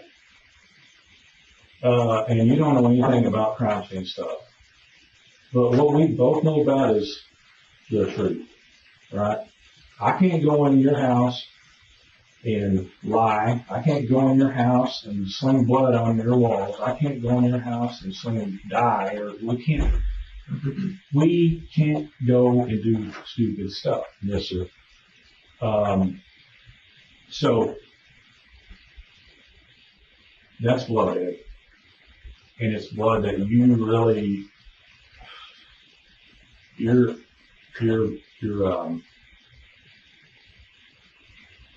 I mean, that puts you in you saw it. I mean, it's not like it's, I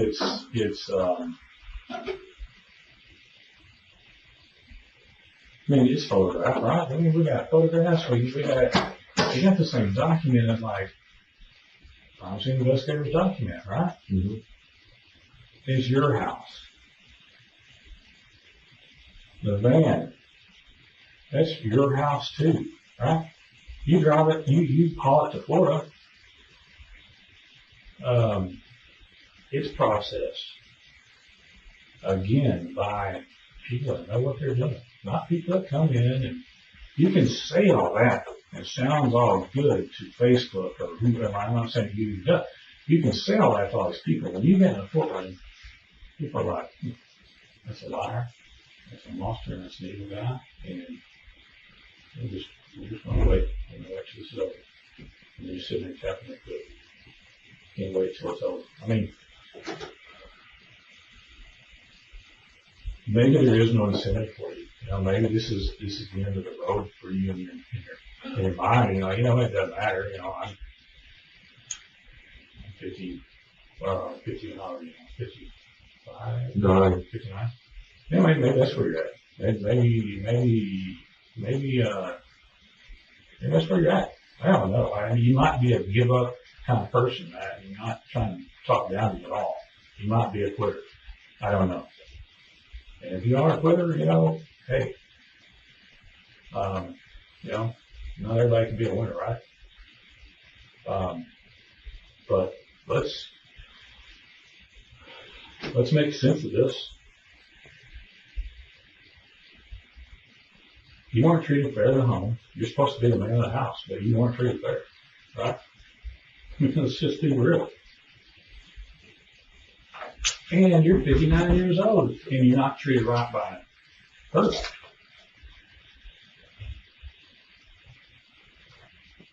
What kind of example does that set for your kids? You've been struggling with that forever, Ed.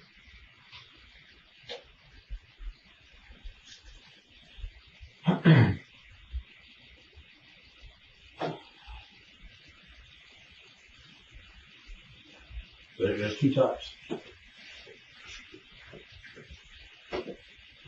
There's, I don't know. But maybe this isn't, maybe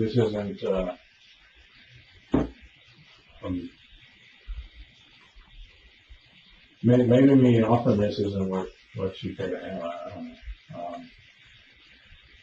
It's 12:35. It's 1:05 now, so it's, I'm in here, what's 1:04? I'm in here, you came in here at 12:35, it's 1:05 right now. So I've been here 30 minutes. I'm telling you straight up. You know, you've been in your house. It's kind of uncommon usually to go ahead and you never get to see all that.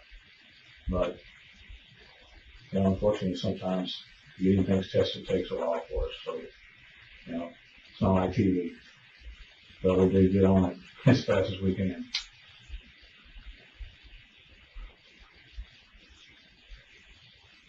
How do you want this game? Like, how do you want to play out? You have an opportunity to ask me some hard questions that you don't want out there. You know, you don't want out there. You don't want on a recording that I said this or that. And I'm gonna have to reach that point, and when I turn that thing on, I'm recording. You want to say, you know, I'm not gonna say anything. That's fine, Ed. This is for you, and only for you and your benefit. You know, I looked you in the eyes right there in the parking lot, and I thought I'm gonna go ahead and go talk to him. I almost even changed my mind of saying that, but I'm a man of my word. So that's the thing at the very core that I always stay true to. I don't know if you're that way, and you know, maybe we're not having some measuring contest here, right? That's not what it's about how you want this to go. It's certainly bad. I'm not. I know what it's like to be upset that way. You tell me what it's like.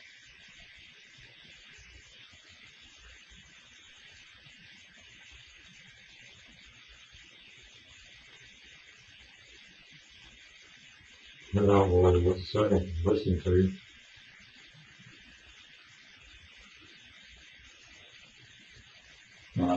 Just let me give you some absolute pride on.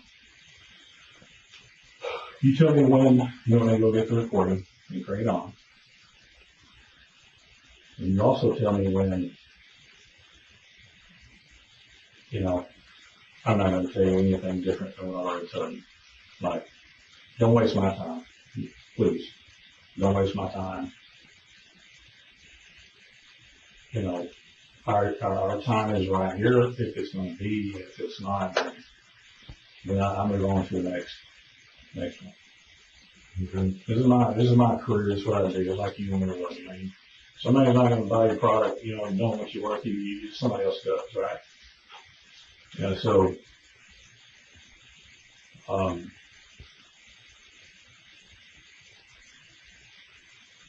you know, where you can start is from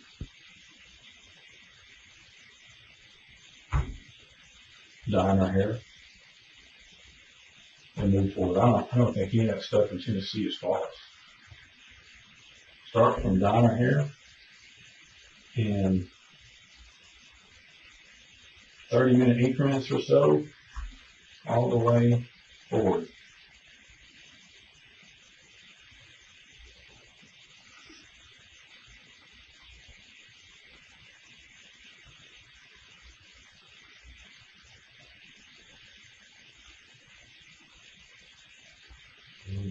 What to say, what to say, honestly. I mean, I don't know what I'm supposed to say. Does that make any sense to you? I mean, well, all right. Make sense of all the blood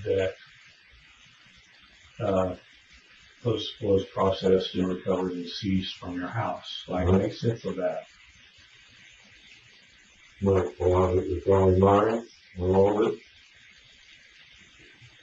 Did you blood test me and see what that checked up as?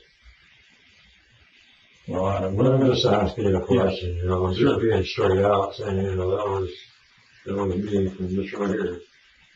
I'm certain. I'm certain. So, I don't know where else I'm supposed to go at this point. I mean, all right. Well, I'd like to talk to a lawyer or something, but I don't even know if that will do anything for me. And I don't understand a lot of this. If you can understand that. I mean, I don't know what to say. Well, whose blood is in the back of the van? I have no idea.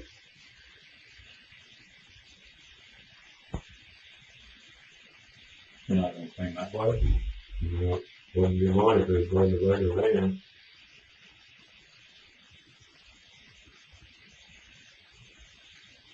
Well, why is it there? I have no idea. Why would it be in the back of the van?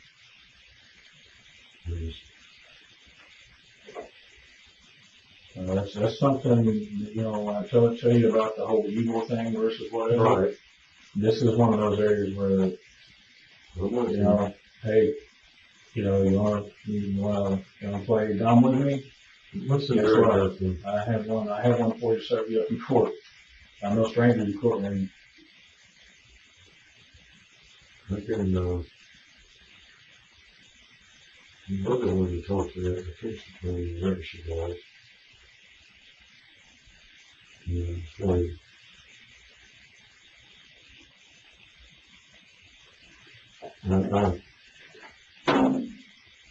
I see you're trying to work with me, and I'm trying to make things and tails and sense out of all this.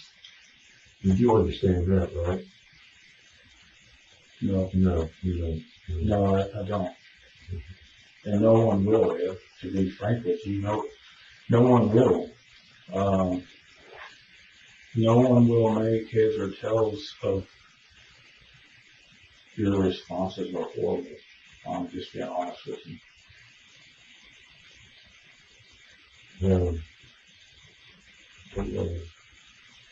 Okay. Well, this kind of guy, that's what I can tell you. I'm not a psychiatrist or a psychologist. I can't operate a phone good at times. So, you know, a lot of words and language and things twisted around for me. I know how to, you know, I got high school education. I dropped out in the 9th grade and took a general education diploma test. It's something like education.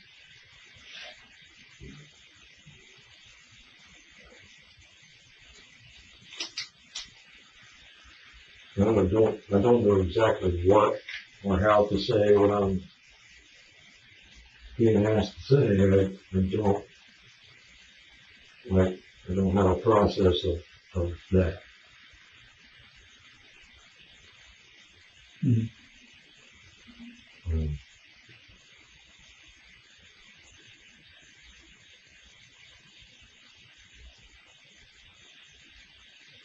And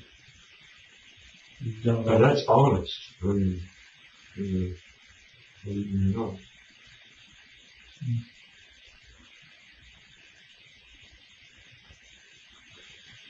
Well, I think you're the kind of person that has to, you know, maybe you got nothing else to maybe you don't have a reason to fight anymore. I mean, that's what it is. Maybe you don't care about your outcome. I don't know. You know, you're not stupid. You know exactly what I'm asking. I'm asking you, I was loading back the van, you took it to Florida, right? You dropped it off over there because when you thought, you know, wouldn't be found. You know, shame on you. I didn't try to hide that man. I wasn't trying to hide that thing. It's funny, but okay. It's funny. Well, not funny, but you know, I mean, it's like I wasn't trying to hide the van. I put my stuff in from the home and you're going to relocate there with your kids if that didn't come home.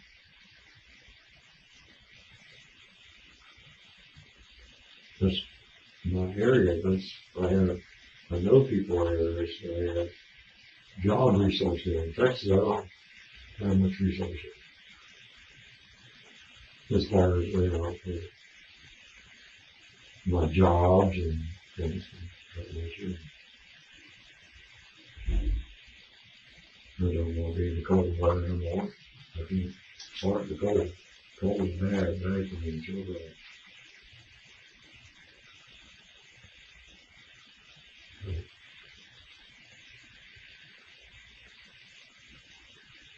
I mean, the van was here from the time that she disappeared for how many weeks? Can you tell me that? Before I moved it. They took it for me. How many weeks? Can you tell me that? There's quite a few. It wasn't like overnight. you know, it wasn't being hidden. I drove the van to work at Bedford Services. You drove the kids in it daily. It wasn't, you know, it wasn't being hid. You know, so it's, I don't know, I got to do a name for it, but decided I'm going to move back. You know, move back to Florida and by myself. So I have my own resources for that. I have no friends. No friends, I say friends, or I have no supposed to be. So put a few of my possessions in there, my fishing gear, my things, and some of the kids' stuff, some pictures and whatnot. Put on a trailer and took it to Florida over a 4-day or 4-day on a holiday weekend. So I knew that time to get back.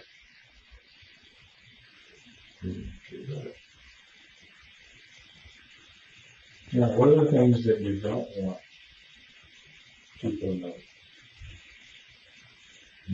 What do you mean? What are the things you don't want people to know about her disappearance? And what are the things you don't want people to know about the last time you were with her? What is it that you don't want people to know? Maybe we start there, Ed, because that's what people want to know. Well, Jen had obsession with other men. You know, that grown in the past several months. You know, that was Jen. She did it at work. People are working about it. Her family, her sisters, have got this big thing going on. You know all about it, right? Daisy and the girls don't know that. You know, you can try. That's her thing. She wants her name. And, growing into that, it's gotten worse and worse than it ever been. You know? What is there not to know? You tell me. How made you feel? For secret chat apps, or secret, everything's a secret on the phone, and hide behind the bedroom door.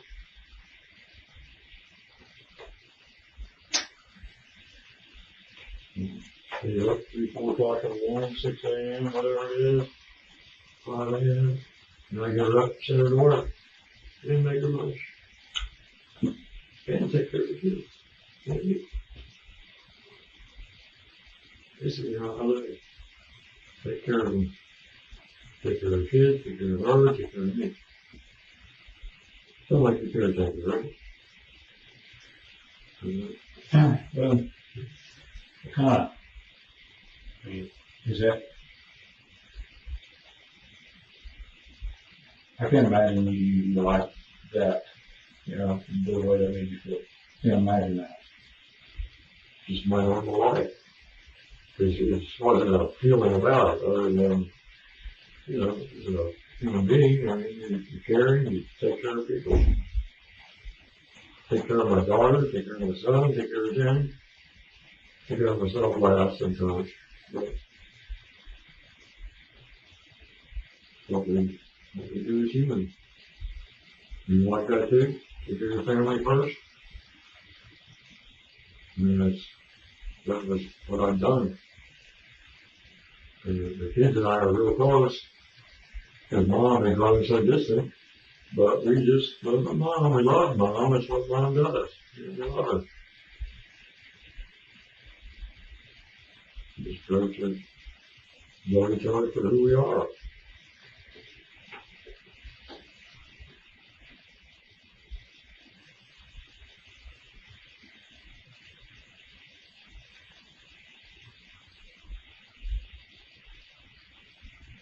What do you want people to know about the blood that's in that van? Like, what is your answer for it? I don't know.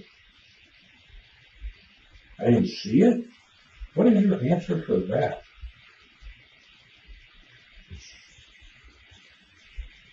I don't know how I'm supposed to answer it.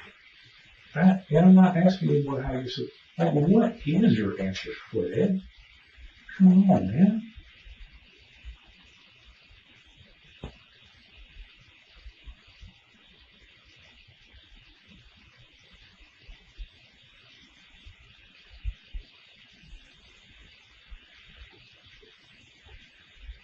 What I'm supposed to do if the mail is an answer for me. Normal human beings don't ride in the back of a vehicle bleeding with blood. Normal human beings are not riding in the back of a van bleeding. Nobody does that. There are not people out here driving up and down the road or riding in the trunk of cars bleeding because they want to. I'm asking you, why is that blood in the back of that van, Gabe? That's very simple. And you know it's simple. And you know that it hurts you that it's there. And you don't want to answer that. So you want to just kind of just reflect. Maybe act like you have education that doesn't qualify you to understand it. Seen all these tricks, Ed. Come on. Why is that blood in the back of that van? Why is that blood in the back of the van that you know is in the back of that van? You cleaned it. Why did you clean it?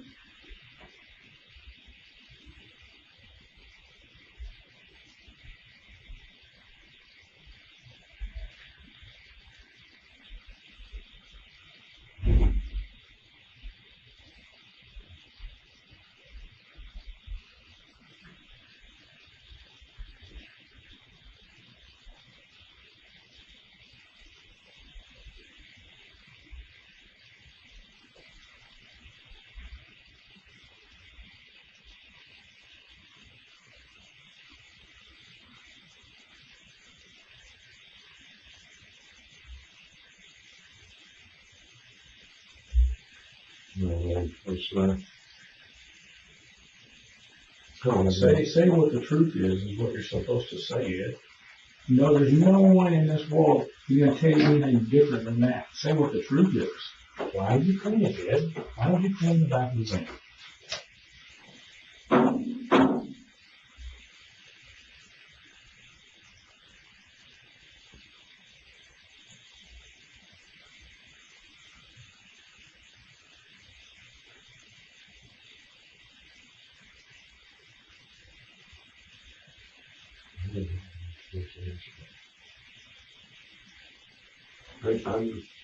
I just can't come up with the right answer to give you. I just trying to.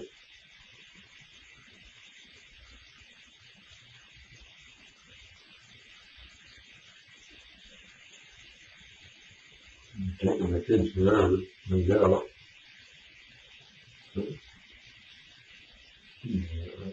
Not really you guys taking my kids away from me. I can't have that. My kids are gonna raise everybody's kids. One thing not be good, some didn't. My kids. My understanding is you're giving those kids away. No, there's nobody giving their people away. That's my misunderstanding. Someone gave them away. Okay. No gave them away. During the time of the interrogation, both of the kids were in state custody, and truthfully, being in the presence of professionals was exactly what they needed, because what they went through was nothing short of absolutely horrifying. When Texas Rangers searched the house, they found several concerning drawings showing a man with a firearm and a woman seemingly floating up to heaven. So, something I want to say, I just want to be careful. You know? Well, before we turn on the recording, Ed, you probably should be careful. Because when we turn that on, that's when it's live. Okay? And not what else to say. I mean, like, I'm sick of typing. I could type something out that could be so good. You know what I'm saying? I can't, That's interesting. I can't digitally do it like that. I just don't know what I'm supposed to say. This has to do with why you claim a document and you want to type something? No. Say, It's okay. I'm just trying to get clarity. I'm like off track maybe or something. Okay? Is there something you want to say? There's something you want to say. I couldn't say or not, this whole thing is just not true. It's a living nightmare for me. Of course it is. You understand that? Yes, sir. It is a living nightmare. You understand how a good person on this earth could show me a bird of expression and snap the finger, your whole life's changed. Yeah. Mm-hmm. Seen it in 23 years. Yes, sir. Never somebody say, God, I never expected anything like that to happen to me, but it did. You know, right? Mm-hmm. Yeah. Totally tracking. It's a good life, dude. It's a good life. No life. An outstanding citizen. An outstanding husband. An outstanding stepfather. An outstanding employer. An outstanding supervisor. An outstanding whatever. You just go fishing. You get out there. And suddenly your life gets snapped into a whole different thing. And I am shocked over a lot of stuff.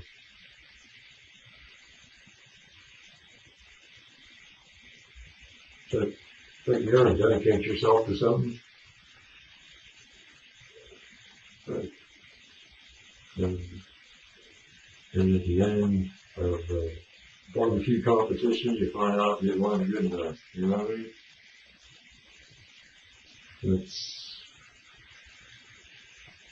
You have people that look in on you like you're a piece of shit. And you're glorious, but drug addicts, drug dealers, and thieves, and shit like that. You're the outstanding person. You're the guy who lives office. You're the guy that does the right thing. You're the guy that takes care of it. And then you have the people that you do all the good in the world for them, and then they turn around and they backstab you. We should forgive them, you know? Yeah. Of course we do. Yeah. And you got spouses that treat you like gold, and you got some that treat you like darn gold, and some that make the last minute to break your heart, some that break your heart right off the bat. You got some that warn you ahead of time, and will break your heart and won't hurt you. You know, it's just a people thing, you know. Just talking in circles, but I'm going to tell you. All right.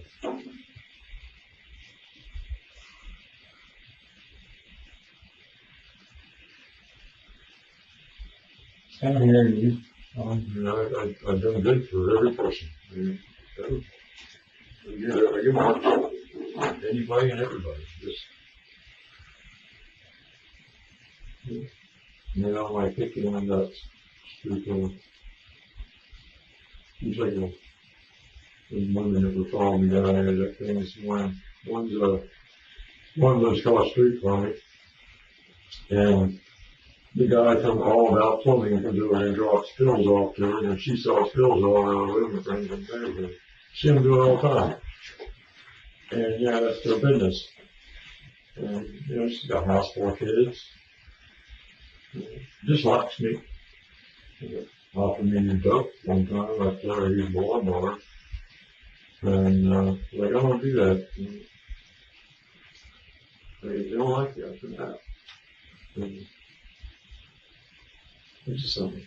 Don't come bust down. I'm just like, you know, that's what I want to Out there taking pictures of everybody. And that's cute. Taking pictures of $100 volleyball, whatever it was. Look at the guy out there. She's like, I can't buy 100. You know what you're talking about? They weren't selling roses. You know?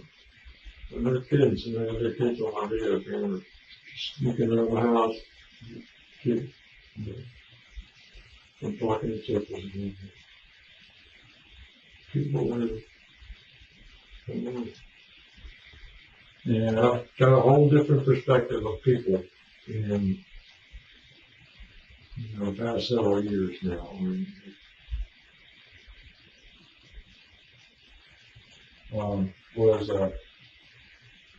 Was your heart broken at the last part of this? Is that what I'm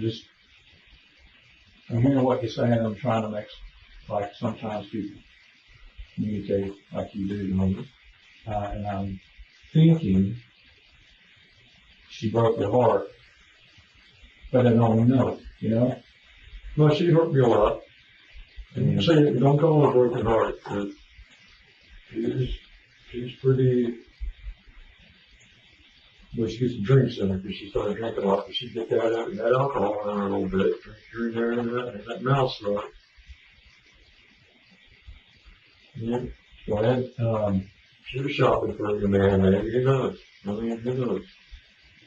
She always told me, she says, I hope you learn how to pay the bills one day, because one day when I'm gone or I disappear, you might want to learn how to do that.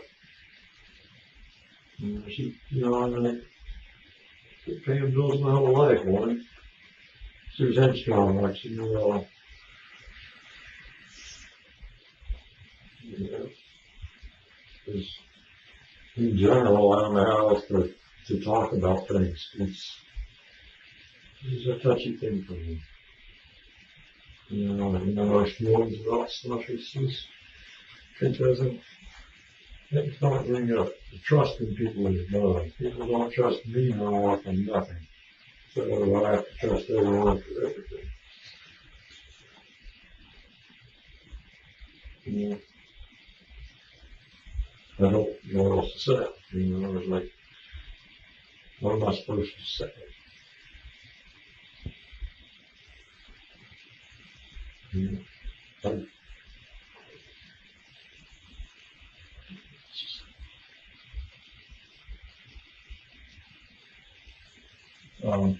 My experience in my life with the Brain Book. I'm telling you. Well, you definitely have a book on this skill, probably.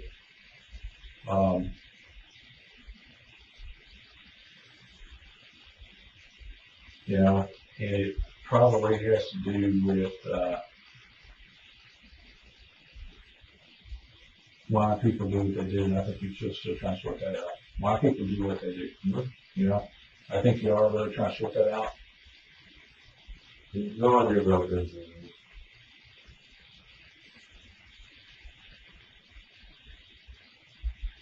I've never seen the kids again. Right? It's good. Somebody else will provide for them. She's not good. Somebody give them a good life.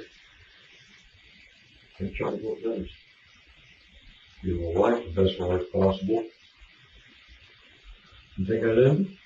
Give her anything she wants, anything she asks for, help you do anything. I don't care what it is. You know, do that. You know, do that. You do that. Sure, I can do that now. I'm going to do that. You do anything like that? Okay, hold her thumb all in the way. You know, do this, do that, do this. We're going to do this, we're going to do that. Oh, you know, if I didn't give in to what she wanted, then she would probably just going to haul. Right? A lot of guys like that out there, is that correct? Yeah. That's what you like. Can't want to figure it out, honestly. I should have left her in Florida when I had the chance to go from her. I wouldn't be sitting in this problem I'm in right now. That's not correct. No, sir. Got offered a chance, don't you get away from her. She's going to ruin your life. She's doing this, she's doing that. Why she's going to do that? Okay. Well, let's come on up here to Texas and move in Dave's house on the lake and give you a fresh start. What do you think of you? What do you think of you? Okay, man, I said, baby, I gotta move. We gotta go. So you got married and moved to Texas for a fresh start. Oh my God, I know I swear I'm gonna change. I'm not gonna be the way I've been. Oh, I gotta last. 8 months, 9. When you're gonna buy and it's time to the super on the website. Once you get someone dick riding up and down the county. What am I doing, dude? Take care of my kids. Want to clean, want to make McDonald's every day.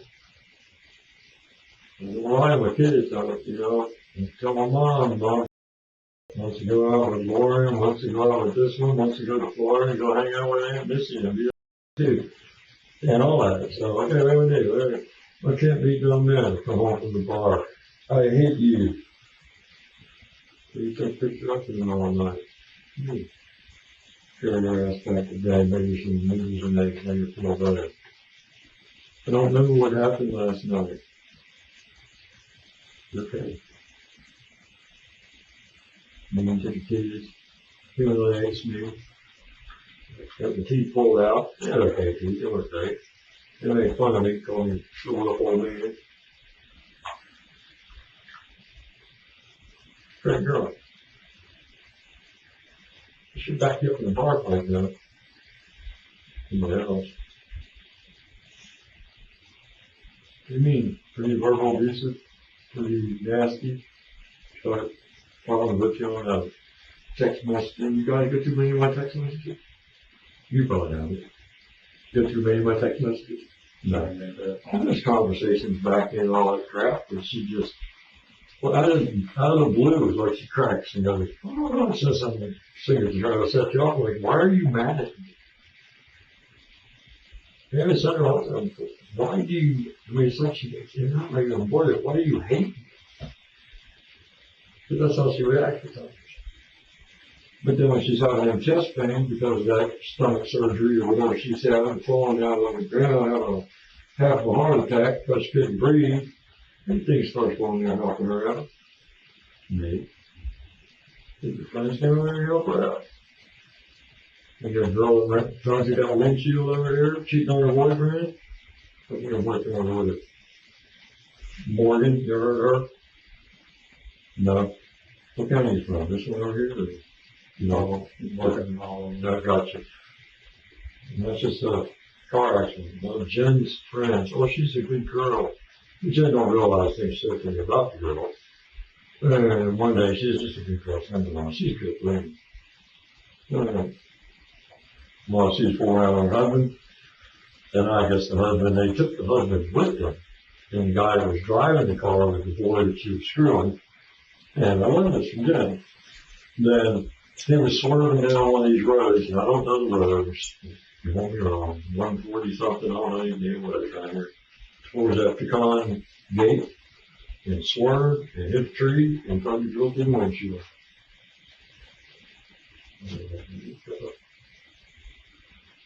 Now, it's like Jen for a little while.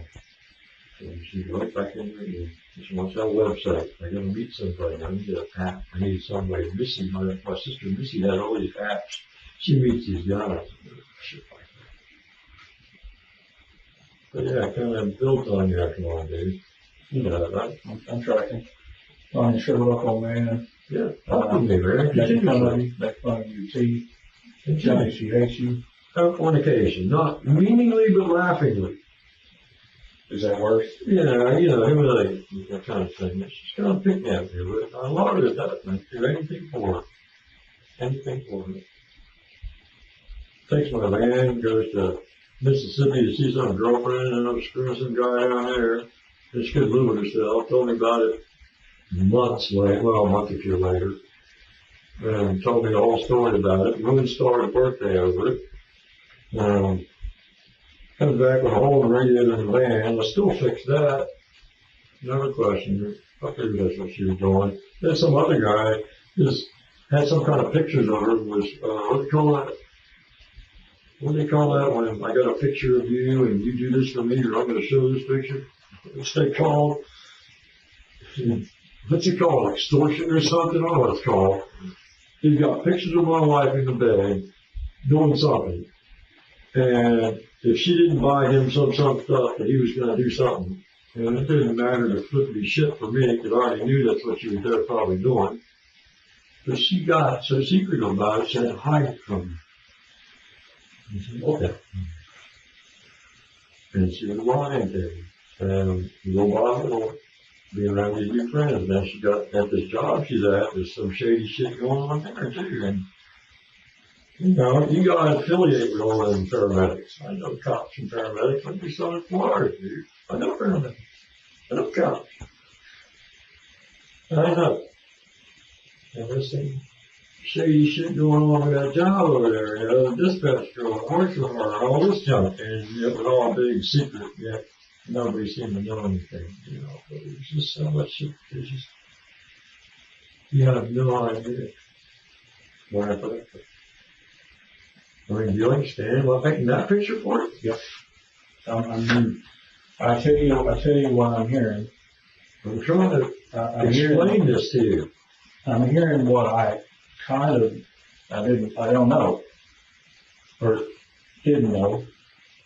And I mean, I look at your messages. Let's move back to Florida. Well, let's move back to Florida. And then, no one knows me here. I can be me. Let me put that in there too. Oh, the one that home since 3 months after me. Let me ask you something, Ed. She was abusive, I gather, in both emotionally and physically. Among other things, it sounds like. These things just don't happen overnight. How many times has she come after you with a gun? One time. One time in Florida. That was back when I had my 45. Then I got rid of my 45. I sold it to a guy for like $400. And, I didn't know what it's called, a 45, something, Smith and Wesson, something. I shot it a few times. And was having a problem with her sister Missy. She kept accusing me of sister Missy. I'm not that guy. And she never came after me with it. She was loaded. And she was sitting there putting bullets in the damn, what you call it, the flip thing, and putting bullets in that, and I wondered, I can't think of what time of year it was. And, I got my together, and hauled out of the house. And there was a wooded area near her house, and I hid for a long time. Eventually she went back inside the house and passed out. You know, when I and I got back in the house and found my 45 on the coffee table by the couch and took it outside for my service truck that worked for a company.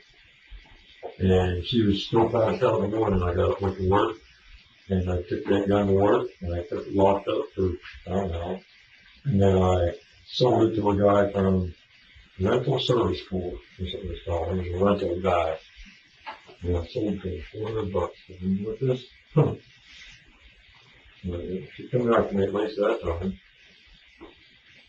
This dude was pretty bad like that. That time, we get along with you. You know, we get along with you. You get along with you. What they call it, a day and night relationship. What supposed to say here? I'm trying to explain this to you. If you're listening. You have no idea what I've been through. You have no idea. You have no idea.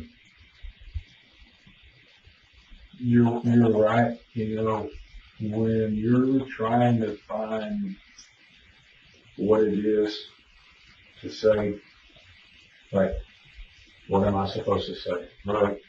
Well, the only way I can explain anything is I'm a type. I gotta tell things in a long narrative. That's what I'm trying to do is get a, because I can't just, how am I supposed to say something? I don't know what I'm supposed to say. I get you. I'm tracking. I know what you're saying without you even saying it right now. I do.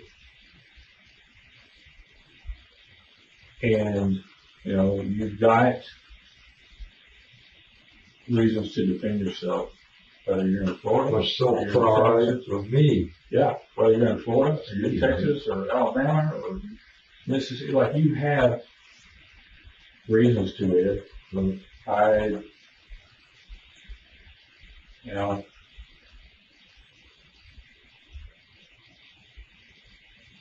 you have reasons. You do. It's hard. You know, but you're trying. I'm trying to get said what's supposed to be said, I guess. I'm not supposed to say it. And I'm saying, I can't even say it right. I'm a mental record. Well, it's what it's called is I'm a mental. It's a crime of passion, right? When people are pushed to the edge and treated horribly for what sounded like a year, and possibly it's all over your phone, it can be like supported. You know what I'm saying? I think that you have that and you're embarrassed about it. Right. But you got treated bad, kid. And I mean, the pride in you as a man, I suppose, is, Treat the kids bad too. Yeah. Pretty angry at the kids. She's pretty, like, she would force them to bed and force them to do whatever. There's always some yelling about that, and them kids they're harmless souls. When you come home and you're in there in that thing, or whatever you're doing on that computer, and that whole thing, or that thing's called you play on, and your daughter or your son come in there and say, Mommy, would you this, or help me with that, or want to play, or something like that, and then, I don't always hear all conversation, I'm going, oh. And you hear, and you hear that screaming. And how does that make you feel as a parent? Yeah. Then they come running down and oh, Mommy's bad, Mommy's this, Mommy's that. Yeah, I can lose my temper and it can be do the same thing too, but I'm not I don't give my temper out like that. I've always been conservative and temperate. People call me an angry mechanic. Are you one of those guys that throws the tools? Yeah. I don't think anyone, well, I'm not going to say that. A lot of people that find themselves in your shoes are people that, like I told you the other day, that they didn't wake up behind this, they just got pushed to the edge. And, I understand. That's what happened, and I know that. And once, Ed, you actually get over the hurdle of, listen, man, here's why I cleaned up, the back of the net, okay, once you get over those hurdles, I'm telling you, I've seen it for many years, it's a weight lifted off your shoulders. Because then I can say, okay, well, of course, we are human, Sorry.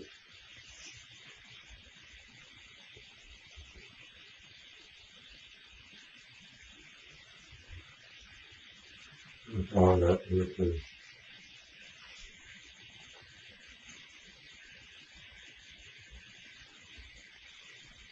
You guys got me in here and arrested, right?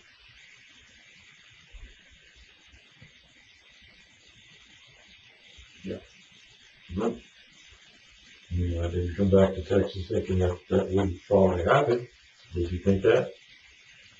Did you think for a minute that I was going to come back to Texas and say, oh, let's be slide all into town and do this? You actually did think that. Okay. I thought you said Florida, honestly. All I did was a ride about. Rode around a little bit, stayed here and there. And nowhere to go. Not in the world. In the cut. In the church.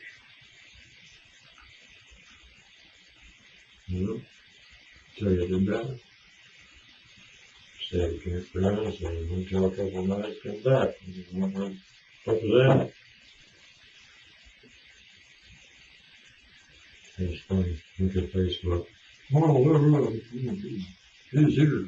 Yeah, I can feel me. Smart. You got friends there with you. Same people talk to you so good when you were 10 years ago. After your blood's dead. Watch out for that. Maybe for you too. You ain't my age yet. Listen. The ones that love you the most hurt you the worst. In most places, you know. I mean, the one that you care for most. Help your friend out. I mean, help your friend out years ago. And, kept his motorcycle. He went, no, I don't affiliate with a lot of people from jail. You know, I was asked, would you keep this kid's motorcycle for us? I'm like, yeah, he's still got in jail for some travel or whatever. So I kept the motorcycle. We were fairly good friends, but we weren't friends. Well, once he was out of his jail thing, and he got into his normal life for what he did, you know. And we actually were decent as friends for a long time. I don't know what I was at my birthday party or something one time, and he says, yeah, but his girlfriend was my wife. Says, you know, Eddie, I was this guy, my husband with a bunch of money. Wait a minute. So this guy said that I owed him money, but yet I was the one that kept the Kawasaki motorcycle in the garage for probably a couple of years when he was in jail, dude. I don't owe you anything. I fixed the tree spade for him. You ever seen those? They dig up trees. It's called a tree spade. It's a hydraulic machine that digs up trees and lifts them out of the ground. I use them on golf courses. I did that. Well, I helped him with a lot of stuff. And for him to turn around and treat me that way for his self-pride, you know, me and him in the conversation, he was like, it was never like that, and I knew it. And that was probably one of my first experience of it that I knew that the people you treat the best, you know, normally just treat you the worst. Normally. There's one else that goes through this conversation with him. What's your first name again? Dan. Dan. Yeah. I don't know any other way to get through this conversation with you, so. Well, like I said, I mean, I think you're a narrative kind of speaker. Thank you. You know, so you just. I think I have somewhere to go with this conversation. It's just kind of. I'm tracking. I mean, I like how you say that. I'm tracking. I like that. You know, I understand it. So I can read between the lines pretty good too.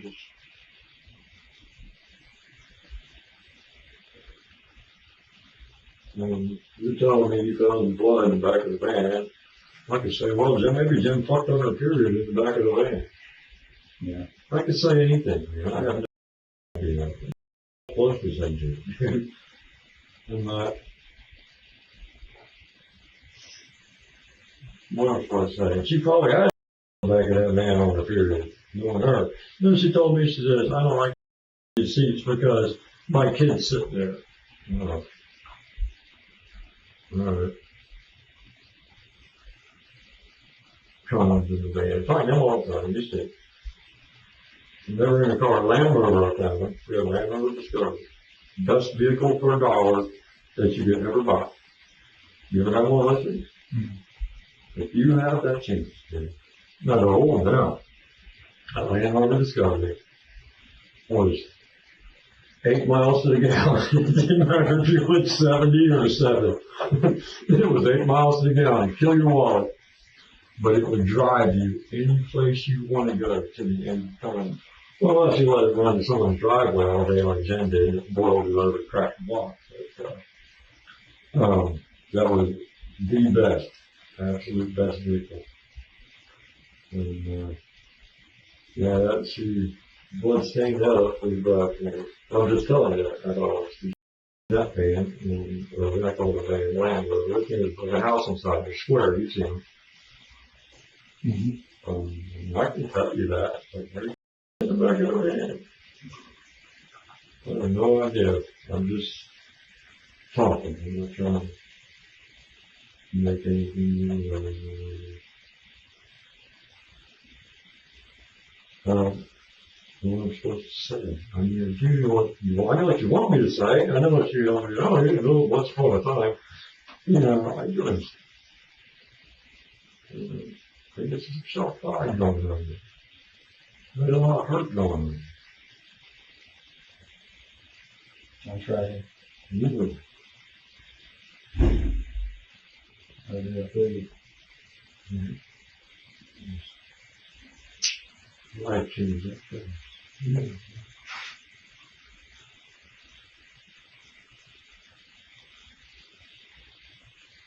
Knowing that is good for somebody. Knowing that is hard for you. It's feel good. The kids something, you something. Everybody hanging out with all holes.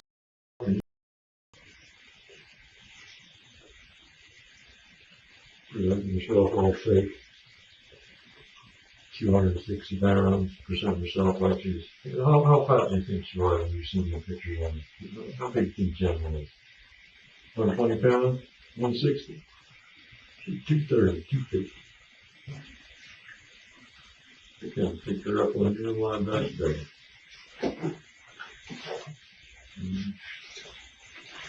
What I do, I'm stripping my That's chest. fine. I'm just saying if you weigh 260 pounds, I can't pick her up on my best day. You're going to try to pick her up, squeeze her, lift her off the ground. All three of me and the kids picked her up one day and held her for a second, put her down. But she presents herself as if she's a 100-pound girl. Yeah.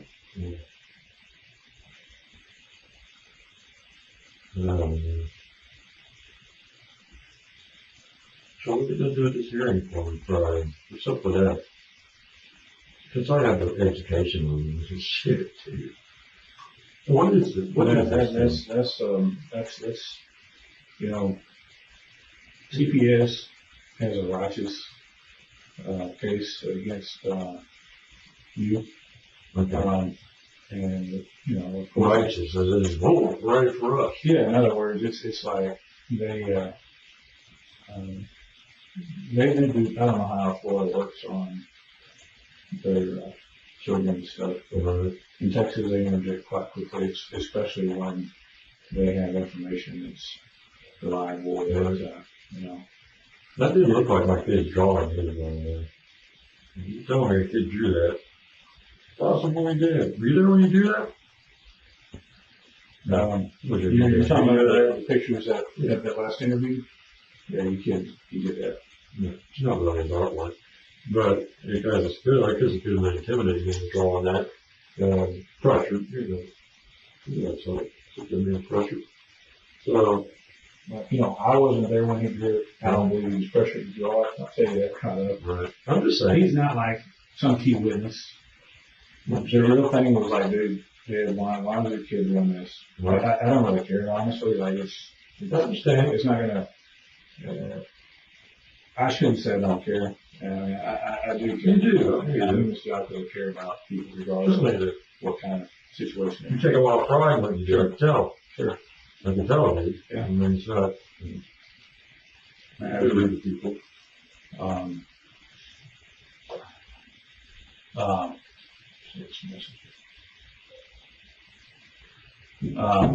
So I do. I mean, I take a lot of pride in my work, and you take a lot of pride in doing what you have been doing as a father. You know? Right. And I have dedicated my life to it. You know, I learned that from the ex. You need to love these children, your stepkids. You know, love them for everything they were. Wrap it over you, some Mexican grandkids, some half Mexican daughter. She hadn't took her kids to God and raised, I don't know how many of them were now. Step grandchildren on top of them. And after all that all came to an end, one adopted me as his uncle, who was a nephew kind of in the family. As the only one that acknowledges me to this day, acknowledges some extent in general. The granddaughter comes to me, he told me you're not my pawpaw. The grandson never spoke to me. Any of the other cousins or nephews or this ones or that was the step family. Okay? He acknowledges if he existed. One Jimenez. Jimenez, you ever heard of him? He's why Americans most wanted to. You gotta know him. They say he was wanted in Mexico for murder. I don't know that for a fact, but that's what one of the Mexican in-laws told me, that he was wanted in Mexico. And I don't know him, but he was a fruit harvester. He was related to these kids. And, nicest guy in the world, as a matter of fact. He was pretty good. He was a mechanic. And, one's son or daughter or whatever, they were the ones that acknowledged me as Uncle Ed. And other than that, the rest of them, they weren't even acknowledging me. Like, I didn't do this. That's pretty hurtful back then. That was back in the 90s. I let that slide. And they're like, no, I'm good, whatever. And Deb goes AWOL for how many months, and then comes back and divorces me, takes my home from me. And I met Jen before that happened. It takes my home from me. They tired of dealing with it, so I signed the home over there and give it to you. Gave her home. Jen and I were happy. They got a few years, got married, moved to Texas, not hell for the crash company. So there you go again. Mm-hmm. But like I said, I don't know which way to take all this. Considering how Edward wouldn't shut up during his first interrogation, he is surprisingly silent here. Maybe because he has no clue how to get out of the hole he has dug himself into. After almost 2 hours of Edward refusing to say much, the detective finally threw him what looked like a lifeline, but was really just a classic interrogation trick. He casually suggested that maybe the murder took place in self-defense, and that was all it took for Edward to start talking. Well, the other thing in Texas in the law, yes, sir, there is a self-defense thing. I mean, I can break it straight up to you. I need to hear That's that. where you're at, and I think you are. Yes, I am. Right? So you need to hear that. I understand this, all right? You need to hear that, okay? You're smart. You're embarrassed everyone else. You have no idea.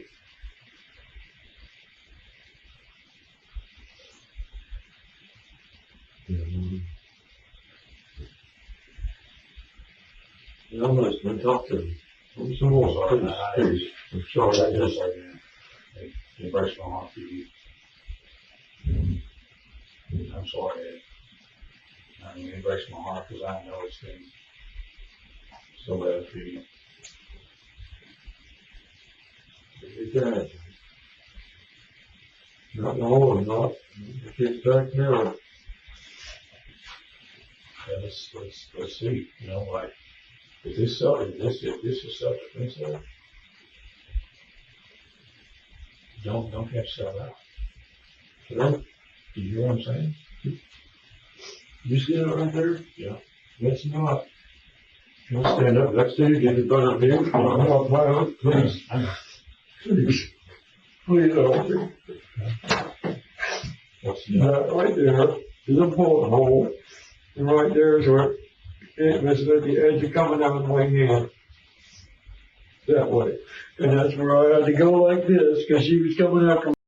I shot myself up the arm, trying to stop her coming at me with a 25, and I shot her. She still grabbed me. Then I ran in my living room, and I grabbed my 22 and I shot my over.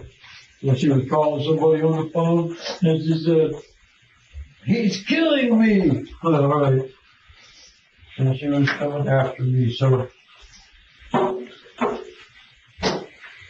You believe me Yes, now? I do. Do you actually believe me now? Please. I'm sorry. No. I'm sorry. I really do it. You're wrong. No. I did it wrong.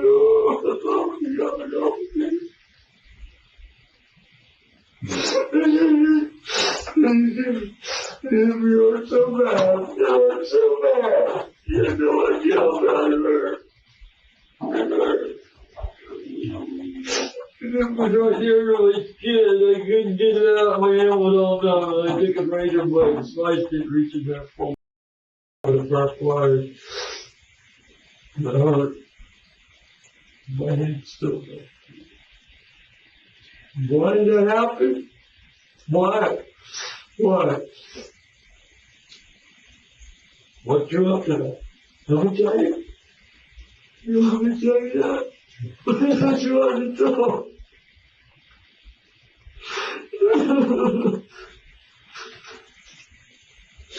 You want to tell me, see that boy?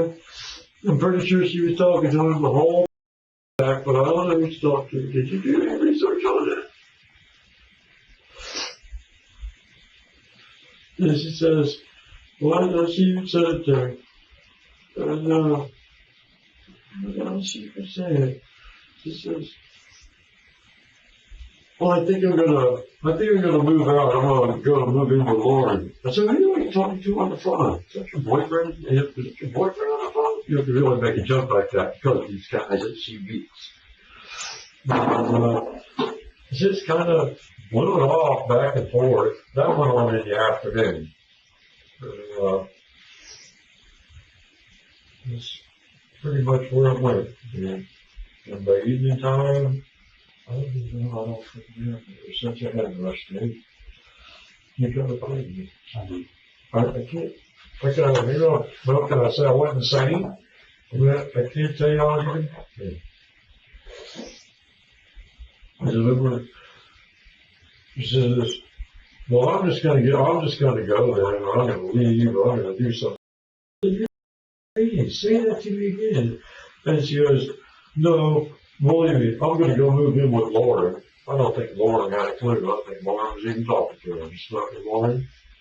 No, I think she was talking to her boyfriend with. No, you know.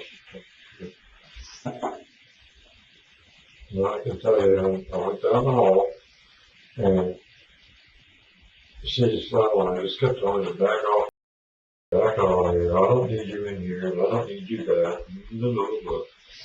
And she, okay, in my van. You have my van here? Yes. In the van, there's a jewelry box in there that belonged to my father that was in the Marine Corps. And you open the back of that van, that jewelry box out, and there's a gold necklace in there, some pieces to it that I put there, and I picked up all off my floor, she snatched off the neck. And when walking me into the hall and every fucking house, and I ran down the hallway, and I kept the 25 up on top of the shelf, way up top, where the kids can get it.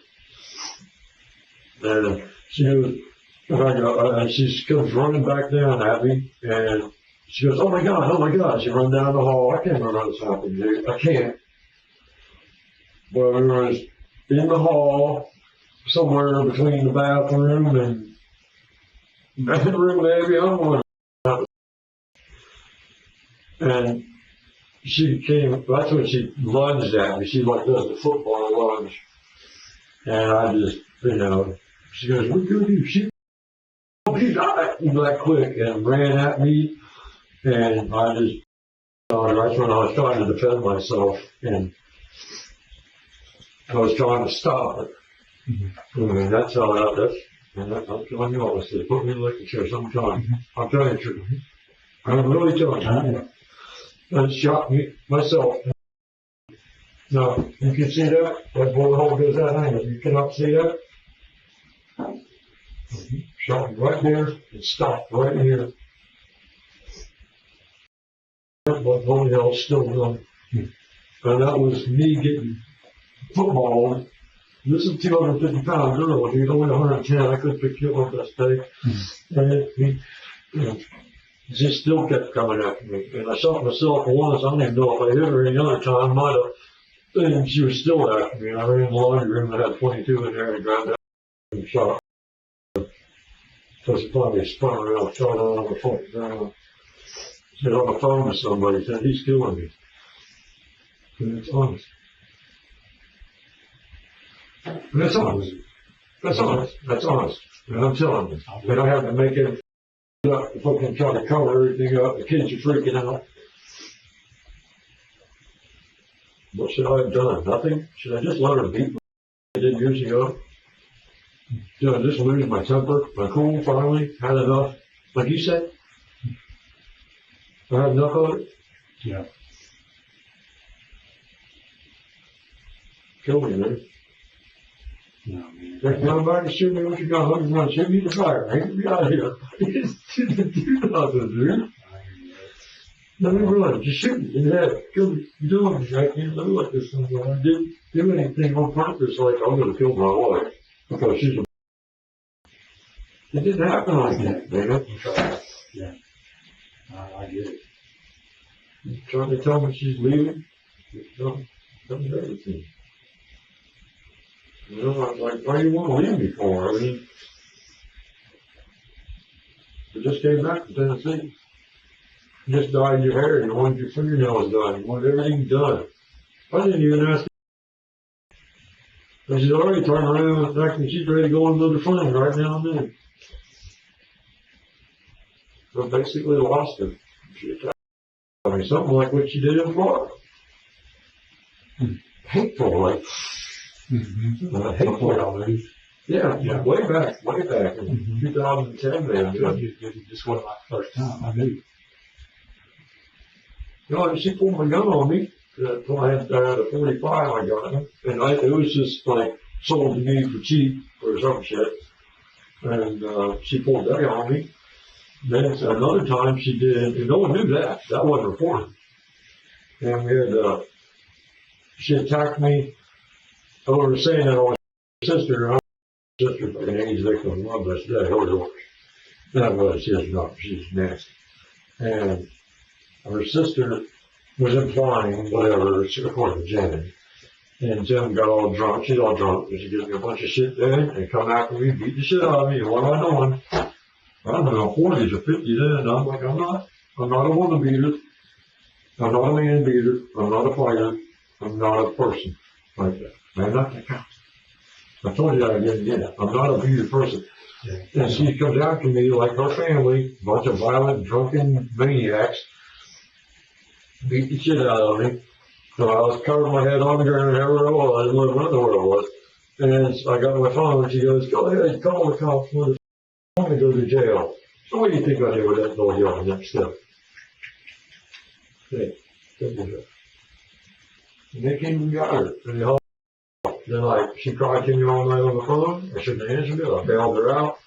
Paid her restitution, paid all her, whatever it might have been to go with all of it.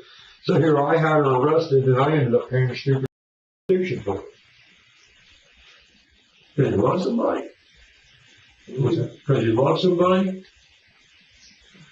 But honest to God, this happened. No telling you. Right there. That's number 25 right there. Yeah. Mm-hmm. Well, if you take, you know, let's take your cuffs off, Ron. Take these stupid cuffs off. I'll show you. And you see how swelled it is still? Mm-hmm. Can you see the difference in that? Mm-hmm. In that? Mm-hmm. Oh, your skin. Came up after it happened. I was like raised, it was like a bowl there. Stopped up in here somewhere. Still in there? No, I dug it out. It wasn't exactly right. Right. I've been to the doctors right in my life a couple times. You didn't go to the doctor for this? It still hurt like hell. I got an antibiotic in the house for it. You want me to make that in a statement for you, real clear? Yeah. I'm not asking you to spare my life, son. I'm not. No, But you're damn, right? You came in here like a man, you know. I didn't come back to this town to just come back to this town, you know that. Yeah. I'm sorry. Well, I'm really sorry. I don't feel bad. I wish it didn't happen though.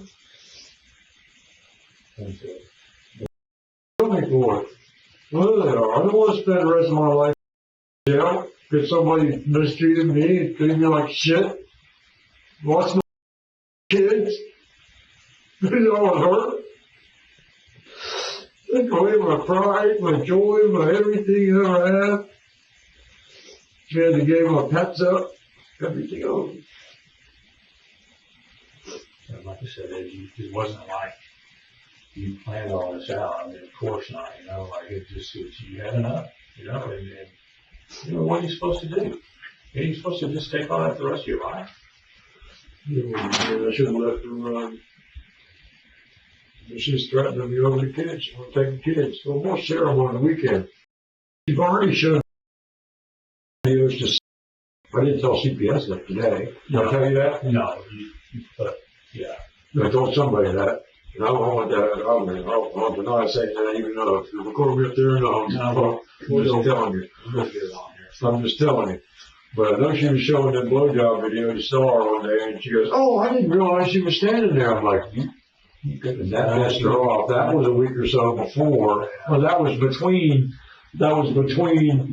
Fort Worth, dude, and Tennessee, dude. I know you got a lot of pride in it, but you got to tell them about it. Okay.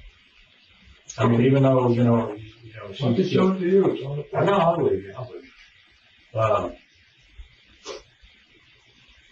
you. You want to give me like a location of where that went? Well, what I did with her? Yeah. Yeah, I'll take you out there. We'll go for a ride. I got a cigarette. You dang right. What about You gotta help me, right? Right. I don't care if you kill me, man. Just help me. I will. Man, you have no idea. You have no idea what it was like to be me. You just see, you get this crap in it. Like I just boiled him with that stuff and it still does this. Covered his grandmother's death. Yeah, now we'll take a ride. Whereabouts are we going? It's not far from Pecan Plantation, because I don't know much about these roads. Okay. I don't know my way around these counties. Yeah. I can tell you go there and turn left from there or something. I don't know the roads. All right. When's the last time you were there? The day that happened. Okay. Sometimes, yeah, that's fine. That's totally fine. Okay. No, yeah, sometimes people go back, you know. No, not me. I'm not. So, well, Ed, look at me. Okay, look at her again. No, I'm telling you, look at me. You have done the right thing here. I know you can't, you've been scared. I mean, that's what you did last time. I mean, of course you are, man, but what a man you are to step it up in here. And, you know what? Just, you know, this is fighting for your kids. Please help me. I lost my mind or something when it happened, baby. I don't know. I don't know what I'm supposed to say. What am I supposed to say? I don't want you to help me. Yeah. All I've ever done was been a good dad and a good husband. Right. They got attacked by that. Then they got attacked by everyone after that. And I'm still getting attacked by it. Yeah. Man. You haven't attacked me. No, I really haven't. You know, I'll tell you, word of advice, like, don't be reading social media news like that. That's where people like you just get so messed up, you know? Like, I don't believe in nobody was living their life, dude. You know what I mean? These people weren't in their home living this day to day. No, I'm just some kind of bad person, but I'm the guy that helped all of them out, a lot of them out. Yeah. The ones that talking the worst about me are the ones that I help the most. Yeah. That's about right for life, right? You were kind of talking about the life narrative a minute ago. I mean, Thank you for trying me. We speak the same language. You know? You're welcome. I treated you with respect, and I told you I would treat you with straightforward, not throwing Well, so I think I watched you like, yeah, that's a straight ball, right? It wasn't any curveballs. And they took my truck somewhere, they're not gonna let me out of this place, right? Nothing. Well, they released me on my own whatever, so I'm going there. Yeah. Let's, let me go back there and, you need to take a leak or A while ago I did, but I think I got it buttoned up again. what do you mean button up? Oh, you can't piss right at the moment. Okay. Probably good. Okay. That's the first time I No. understand you. Well, so, let's see here.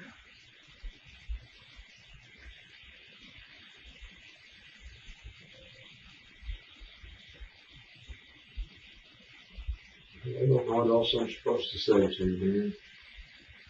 Not a very good name. Dan, right? Yeah, you got it. Okay. I don't know what else I'm supposed to say, but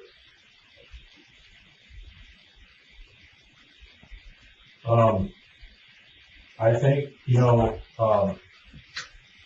not getting any service on here, so I'm gonna have to step out, but,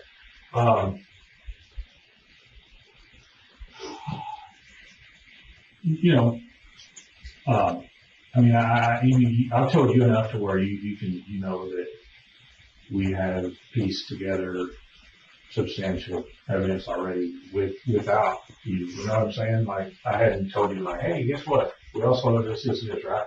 I kind of hinted at, hey, how about some guns, right? I figured out, I gave you a few bones, right? yeah. You know what I mean? Like, hey, I joke here. So, you smart man.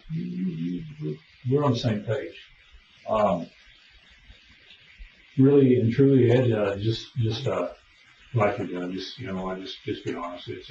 It's over, and you're actually going to feel better once we get this completed. You do have a hearing Friday. That's separate from me. That's a CPS thing. They're a big organization, right? Yeah. They're pretty tough, right? I don't know. But, Hey, girl. Yeah, okay. You go ahead and say what you want to do.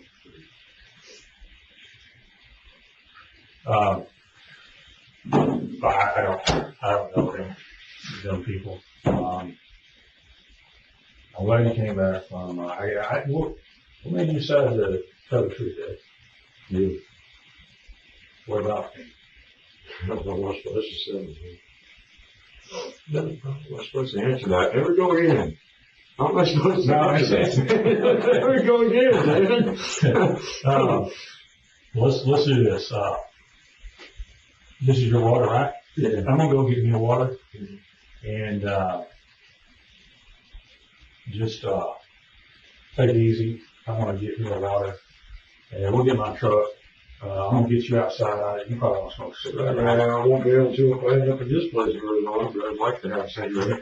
I'm gonna make sure you get smoke a cigarette. You got a money, right? No, they might my truck. Okay. Oh, in the truck? Okay. I'll let somebody. You particular or? So is this out in like Pecan, you said? It's near there, somewhere near there, not far from there. Well, I can't just cross it off the road. You can't, you got to drive it. No, your conventional trucking over there is my conventional van. It will go there? Okay. All right. Let me get me a water and then, what I'm going to do, if you don't mind, because I'm going to have to go to a different part of the building and get something to drink. I'm going to get somebody else over here to let you outside and smoke. I'm going to tell them, like, hey, if he wants to smoke a cigarette, you don't have to say anything to anyone out there. If you just I won't run from nobody. listen, man, you Just kill me, man. we'll go out there, Ed, and we're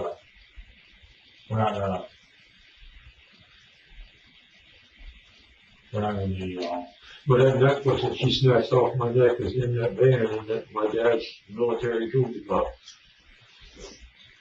That helps on my house. Yeah. When she snatched that shit off me, you guys might have found some links to it. That shit was all. Yeah. I had no choice. I mean, I guess I did have a choice. Let her be, Yeah. right? Was that my choice? Well, what if you die? Well, See? Let me ask you this. Scared, man. You, Big girl, right? you're pretty wild. I mean, you loaded her up by yourself, did you not? Sort of, yeah, I lifted her up with a shock crane. Okay. Shot crane? You said? Yeah, engine hoist that I had. Okay. How many days did you keep her at the house? I can't remember, I don't know. Was A it day, maybe, okay. something. Was No, she there? next day, Okay. Was this October 20th or 21st? probably, yeah. October 20th. It was after the hair dye. Oh, yeah. Okay. She dyed her hair that day. Yeah. I did it. Okay. And then all that shit happened that night. And then all that, when the kids went to bed, I got her into the van and all her ass somewhere. The kids come out when all this happened? No. Yeah, I think they seen, but always I tell them that we were playing a Halloween joke on them. This Halloween. Right. You're trying to preserve and protect their minds. That's smart. And, it was fake blood. And then, shot myself in the arm. Do you not have that recording? I stabbed myself in the arm with a screwdriver. Yeah, I think she said that. Right. And, Because I wouldn't admit it. I don't think they ever heard the gun go off. They were out in the living room playing the video games. yeah. They weren't even near that. Yeah. Well, what do you think inspired to make that drawing? I don't know. I mean, honestly, I didn't put him up to it. That was something that was he did on his own. Like, Mama's boy, I guess. I don't know. I just curious. It's He believes in God, buddy. yeah. Well, I ask God to forgive me every single day since it's happened. good. Did you go to church like you said? Where'd you go? High Springs this past week. High Springs, Florida, the Baptist Church. All right. Well, let me get out there, like I said, and give me some water. I'm gonna get somebody out here to get you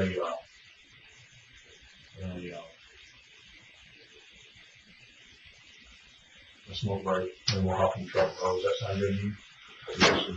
After this, investigators found Jennifer's remains dumped in a rural area. Her body had multiple gunshot wounds, including one to the head. Despite Edward's desperate attempts to sell the jury on his self-defense story, they weren't buying any of it. The jury found him guilty of murder and tampering with evidence. As a result, he was sentenced to life in prison.